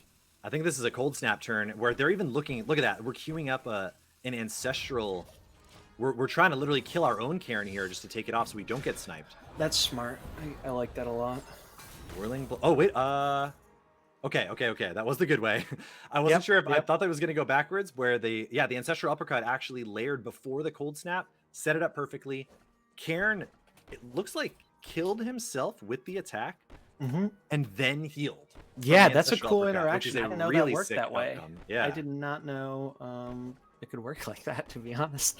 That's really cool. That's heads up play from Davidson. No, that's great. And now we see Wizard Beast. Unfortunately, Wizard Beast is now not slowed, right? There was a Cold Snap, but I mean, it just took everything. Well, these Cold Snaps have been crazy, and there are some flips, right? We are back again to some Endurance Aura things because Wizard Beast had their Karen snipes. They can do whatever they want. But, I mean, Davidson's Karen can't get sniped. Varden, full health. Samuro, full health. 2 mercs on the side from both, but a huge health advantage for Davidson. Yeah, it's pretty it's pretty hard to I think come back from this position just based off health. Again, Varden, full HP. Yeah. Again, Varden slows, just totally screwing things up for Wizard Beast. As we see yet another, I mean, even though Wizard Beast got to tank one of the flurry slows from the Varden, it wasn't enough. And we see a Karen at 30, Zarella up 7. I mean, now at this point, every turn that you can't kill the Varden means that the Varden's going to just end up stealing, again, like I said, one of your 2 remaining apples when you are down to nothing left. And yet again, Wizard Beast has this Arcane combo split up. I want to see Wizard Beast bring it back with the Arcane opener. I just want to see, so far you've just been getting kind of rolled with this split Arcane in the back line. Like, I really want to see this Tyrande being leveraged to snipe out these Vardens, to snipe out these Zarellas. Yeah, it's interesting. And if you think about it, they did actually have an opportunity to lead like that with this game. They did not have to lead Samuro because that combo is a part of their main bench. Right. Yeah, they had the opportunity. Main 6. So they could have done that this game, but it seems they still feel better about kind of going for the Samuro face-off, which just so far hasn't really seemed to work out. Yeah, Varden has just been, when you're kind of going into these semi-mirrors, Varden has just made Zarella so awkward. Like, that's really been one of the biggest parts. Is like, when Zarella's 5 speed, I mean, at least your Brightwing is still, again, like we said, like doing something. Yeah. But get a little bit of good damage here. I mean, we got some mini trades, but Blink Fox now here. Both teams down to their final little bit. But yeah, I mean, Wizard Beast has just been reduced to scraps at this point. And yeah, I mean, Blink Fox is coming off of Davidson every time so far off the deep bench, and it's just looked again like they're playing with Legendaries. It looks like they're playing with Task 7s. I mean, this Blink Fox could just be the hyper competitive one. It's high rolled like crazy, right? I think Blink Fox from Davidson has hit that Judgment of Humility in some insanely clutch moments. But Blink Fox being leveraged by very few other players has looked great. Yeah, and definitely those high rolls alone weren't like enough to win games, right? Like, I think having to make those correct plays to get to the point where a high roll can be super impactful, like, it's important. And Davidson's just been playing, I think, really well. Yeah. The bracket reset is Davidson is 1 game away. I mean, Davidson has rattled off. I mean, what is he on right now? It's crazy. This is he's literally won. Don't call it a Davidson literally got knocked out in round 2 by Diamond. Round 2. Wow. They won round 1. They 2-0'd, and then they got 0-2'd. And then so far they are on a 1, 2, 3, 4, 5, 6, 7, 8, 9, 10, 11 game win streak. That's not insane. Like they have not dropped a game in 11 straight. That is disgusting. That's insane. You have to imagine that they have settled onto a hot one. And I mean, really, what I want to see is I want to see the Arcane opener, right? I want to see if that can work because it's so far it seems like that's Wizard Beast's only option. We've they need to try something new. Weakness. Smero's just not working. Nope. I mean, they do have the option of doing some sideboard stuff now, so I do expect, especially on Wizard Beast's side, to really take some time thinking about that because you got to be sweating in this position. Like you had the advantage going into, you know, placing in the winner's bracket, and now you're down. One more game and Davison closes it out. Yeah, this is game point for match point, tournament point for Davidson, and Wizard Beast has to 2-0 reverse sweep to clutch it out from here. But I mean, this is absolutely a point where the momentum could swing. Either this is where Davidson has to clutch it together and kind of just drive it over that finish line there, or this is that last moment of faltering where Wizard Beast can kind of get that all in. They've been training with Davidson slowly, right? This could be the ultimate long con from Wizard Beast. That this is a force Davidson into a spot where they know Arcane is not coming, or put the fear into them. But there's only one way to find out, and that is deciding from the players. What do they see? Do we see Arcane from Wizard Beast? We do! All right. Only opportunity. Yeah, I think we see the same opener from Davidson. You got to try something different because the other ones aren't working, right? Yeah, I mean, no, sorry. What you said, that was a good one. Oh no, I just think you gotta try something different here as Wizard Beast because Davidson is just running it back and it's working well. Like if it ain't broke, don't fix it. Yeah. Like make your opponent have to figure out how to counter you. And I actually love Wizard Beast. It looks like if you look at their bench, we see 2 more casters hanging out over there. That probably means that could be a Blink Fox. Yeah, kind of again trying to mimic some Davidson synergies here. But now like Blink Fox can do some crazy weird stuff in the late game that again Davidson has not really prepared for. They have not really seen any opposing Blink Foxes. But this Cornelius looks pretty good, and we're gonna get the combo. But again, the problem is we're not getting any crits. But we do get a huge laser from Wizard Beast on the from the Toronto. What if it's Fox and Barden off the bench, and if they just decided to ditch Cyrella? But then Samaro gets a little bit worse, so maybe not. No, wow, Cornelius took a beating. Yeah, Cornelius got lit up, but the other two are nice and safe for now. Yeah, wow, interesting. I wonder if they actually wanted to attack with that Cornelius. I guess it got hit by the Zarella, so it didn't do anything, but I wonder if you actually just preferred a dead Cornelius here from Wizard Beast. This is one of those spots where, like, if you had led with Arcane earlier, we might have realized this outcome, which is in Davidson's favor, right? By pushing their opponent to the limit and not giving them time to practice. Now, Wizard Beast, though they've kind of come onto a spot where they might be able to squeak out of this, this is a new spot that they might have had time to practice, because I think a dead Cornelius here would have been a lot better. But you just don't have another taunt, so maybe the Samuro would have run away with it, but the Samuro still gets to. Yeah, I think Cornelius is a little bit alright here because it just like it living is alright because it messes up being able to just go for like the easy snipe on the Millhouse. I mean, we still get a lot of damage on the Millhouse. Yeah, this is as good. Davidson. Like we cash it in, we get the VAR, or no, so we kill the Zarella, put a good amount of damage down, but I don't know. Our Tyrande is looking. I mean, Millhouse is essentially dead. Yeah. But Blink Fox is probably going to get the snipe depending on what it rolls. Yeah, the Blink Fox could hit something. So they have Arcane shot, so they actually can't snipe it with. Ooh, okay. We saw Fox. The Arcane shot. Is that what you saw? Yeah, and I think it's not enough to snipe here. No, that would be 2 speed, wouldn't it? It would be 2 speed. Oh, I don't think speed. Oh no, think because damage. It's not. Or if the number I saw was correct there. I only saw it for a second. Yeah, because I think technically it would still, like, the stolen aim shot would be level 3 ability on Fox. That's what it was. Okay. This is what we talked about earlier. Right. Yeah. The not leveled up. And it's on it's Millhouse. It's a Millhouse ability, I think. Oh, okay. Okay. Wait. So this is Davidson's Blink Fox that had stolen a Millhouse ability. Okay. All right. Well, regardless, let's see here. So we got the Arcane Explosion actually gets off. Yeah, it does. But then the Oh, Whirling wow. Blade, good damage. Arcane Shot kills the Varden, right? The Varden finally dies. Yeah, we're finally seeing a Varden death here, and But is it enough? I mean, this freeze is just gigantic. The yeah, the Samuro freeze is is still so alive. big. Freeze is so big here, and it's tricky, right?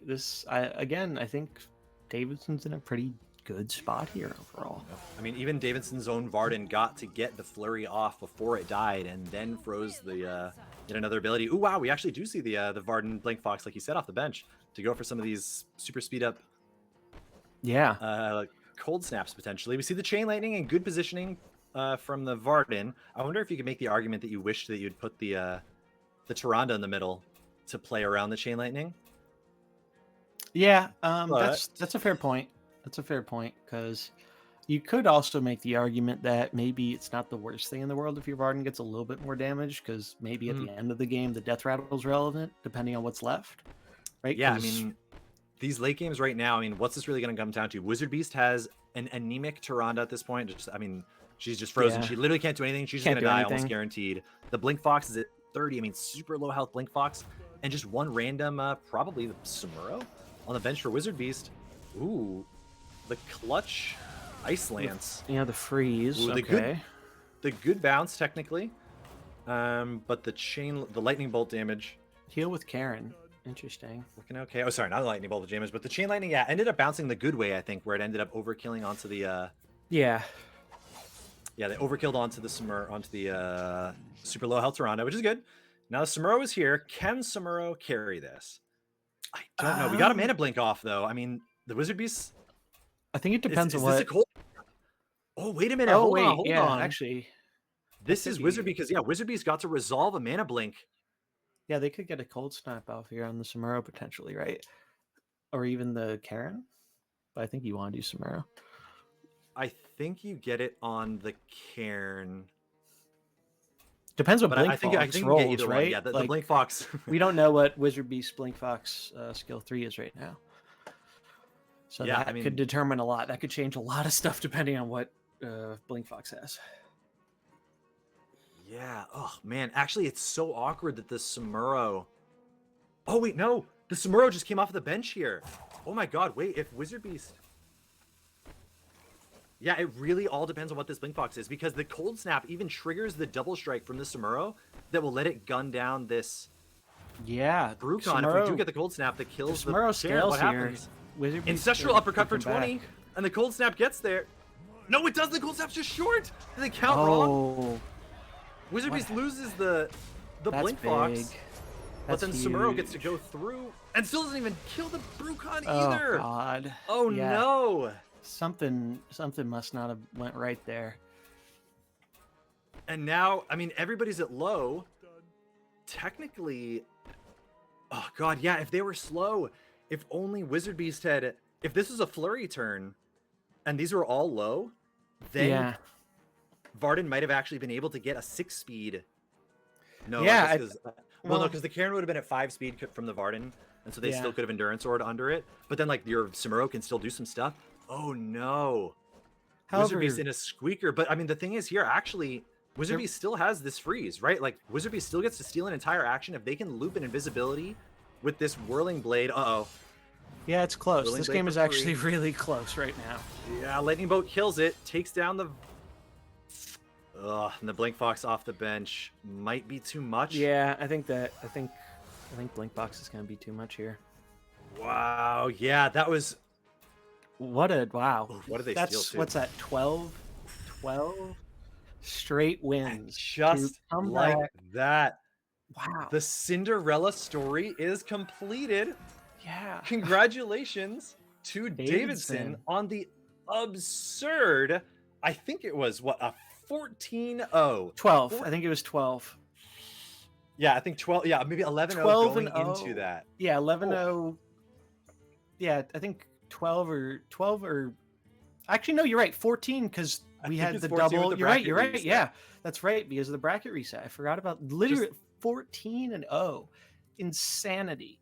That is Crazy. like what a story for the first Pauper Open, right? Like that was just those were some great games, great comps, great players. That was just so much fun to watch. That was really like really fun. I had a No, lot of fun that was a seeing. blast. I mean, there's so many cool narratives. I mean, honestly, one of my favorite parts about these kind of tournaments is like we don't know what's going on when we come into this. We see No the deck list idea. when you guys see them, essentially. Our players see the deck list when we see them, and they've never really been in these positions before. What the heck happens? Varden, honestly, hilariously, kind of showing Insane. their weight back from they were dominant in the first tournament as well, Hmm. and showing even in Pauper, still really good.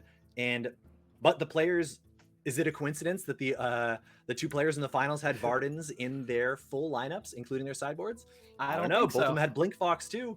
I don't Hmm. know. I Some think, coincidences yeah, here, but they really really did a insane good games. job. Props to Davidson. And yeah, I mean, insane run for Wizard Beast as well, too. Just like cruising straight in winners Oh yeah, finals. And right into the finals. I think they ended up losing in the finals of the world's first tournament as well to Leaf. Oh yeah. So I mean, like I said, a champion of the finals. We see them everywhere. We're gonna keep Oh recognizing yeah. their name in some of these community tournaments. But props to Wizard Most Beast. definitely. Super sick, taking Arcane all the way to the finals. But you certainly cannot upset Davidson, who literally even killed his villain.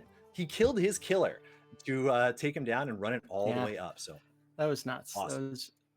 That was just like super fun. This couldn't have gone like better if we planned it this way, right? Like, Nope. when do you see a 14-0 return from the losers bracket to close it out? That's just props to Davidson for just being able to keep your kind of mental and strategy after playing that many games, Hmm. because that is a lot of mercenaries. We started at 7 p.m. EST. It is just quarter to 12 right now, so we've been going for almost 5 hours, and Davidson's been playing for the majority of that Yeah, time. he's been on cameras nonstop. Yeah, so it's been a really fun kind of again to watch him kind of come back, fight the rival and die noob who knocked him out before, and just go all the way to our other kind of undefeated finalist. And it was just fantastic games. Really cool getting to see the kind of different comps that get brought to an event like this. Mhm. And I think at least looking at the chat, everyone's been seeming to enjoy it. So I think this is something we could definitely Yes. see ourselves doing more of in the future, because Sick. especially as new mercs come out, right? Like, Yeah.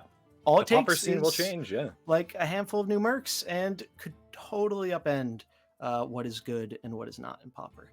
Mhm. And I think this really kind of showed too that this is a format that almost feels in that way more accessible because I think after watching this tournament, it feels like you could, if you wanted to find it, find edges in this type of field, in this type of format, right? Like in the normal where everything is legal, it's that much harder to find edges because everything's so strong. But Hmm. here, I mean, we saw the players that brought some of the spicier deck lists, some of the spicier, stronger comps, maybe tried to stay as powerful as they could. They got rewarded. Like there were just maybe even better rewards for good deck building decisions, good mind games, and just good Definitely. pioneering of never being somewhere and having that be in your camp is really cool. So I love it when formats like this kind of open up ways for players to see like, wait a minute, I actually have a sick Pauper comp. Like Hmm. everyone is sleeping on it, no one knows, and I'm just gonna run through a tournament like this. That's actually really doable. So much harder to do in other formats or just the regular format. So yet another of a long list of upsides for doing stuff like this. So a Yeah. blast.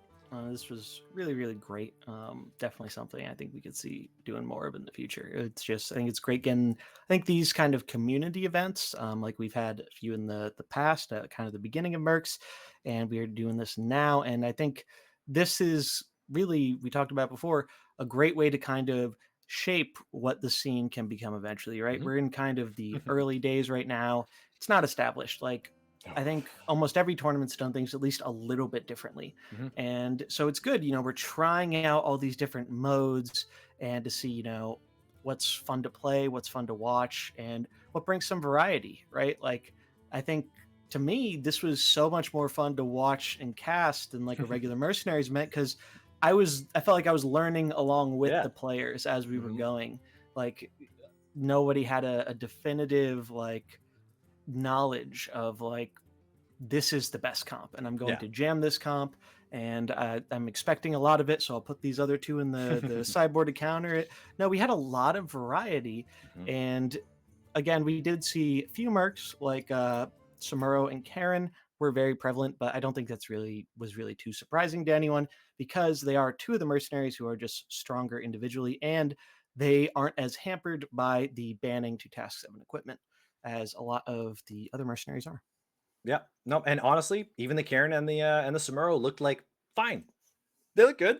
Like they were strong, but Oh do you yeah. need to play them? Not necessarily. Not by any means. I mean, there were cool combos in there. We didn't even get to see the one player brought the Mr. Smite Cornelius Rikara combo. I wanted to Yeah. see more of that. The I Rikara was looked really hoping good we'd get earlier.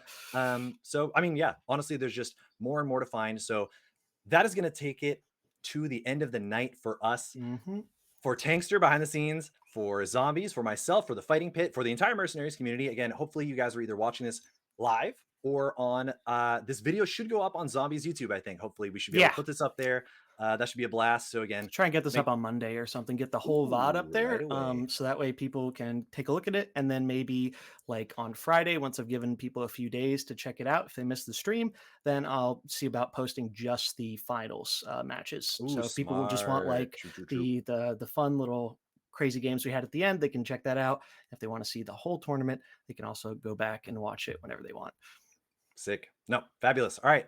Well, then you know where to find us. You'll be able to find Zombies on this YouTube channel that you're probably watching us on right now. Otherwise, you can find us at the Fighting Pit Twitter. If you want to reach any of us, that's really the best way to do it. Otherwise, Mhm. if you Google Zombies Go Nom, Tankster, or Mullahoo, I'm sure you'll find the places to find us. But yeah, I don't think there's anything that's else left to say. just real quick, huge shout out to Tankster for coming up with this idea. Yes. This was 100% his idea, and he has been busting his butt behind the scenes, making sure everything is kind of going smoothly. He helped all the players in the brackets. He's been helping us transition between our casting scenes and games. He's just been doing a whole lot. So just want to make sure he's shouted out here too because he's doing just as much, if not work, as we are here casting. For sure, for sure. And so I know that Tankster is waving goodbye to everybody in the chat too. And along with the rest of us, that's going to take it to the end. So GG's, if you want to play in a future Pauper tournament, let us know. Maybe we'll have an EU friendly one. More mercs will be coming out. Stay tuned. More Fighting Pit, more tournaments, more mercenaries. Absolutely, with a ceiling that we can barely even see at this point coming down into the future. So from all of us here, have a good night. Peace, everyone.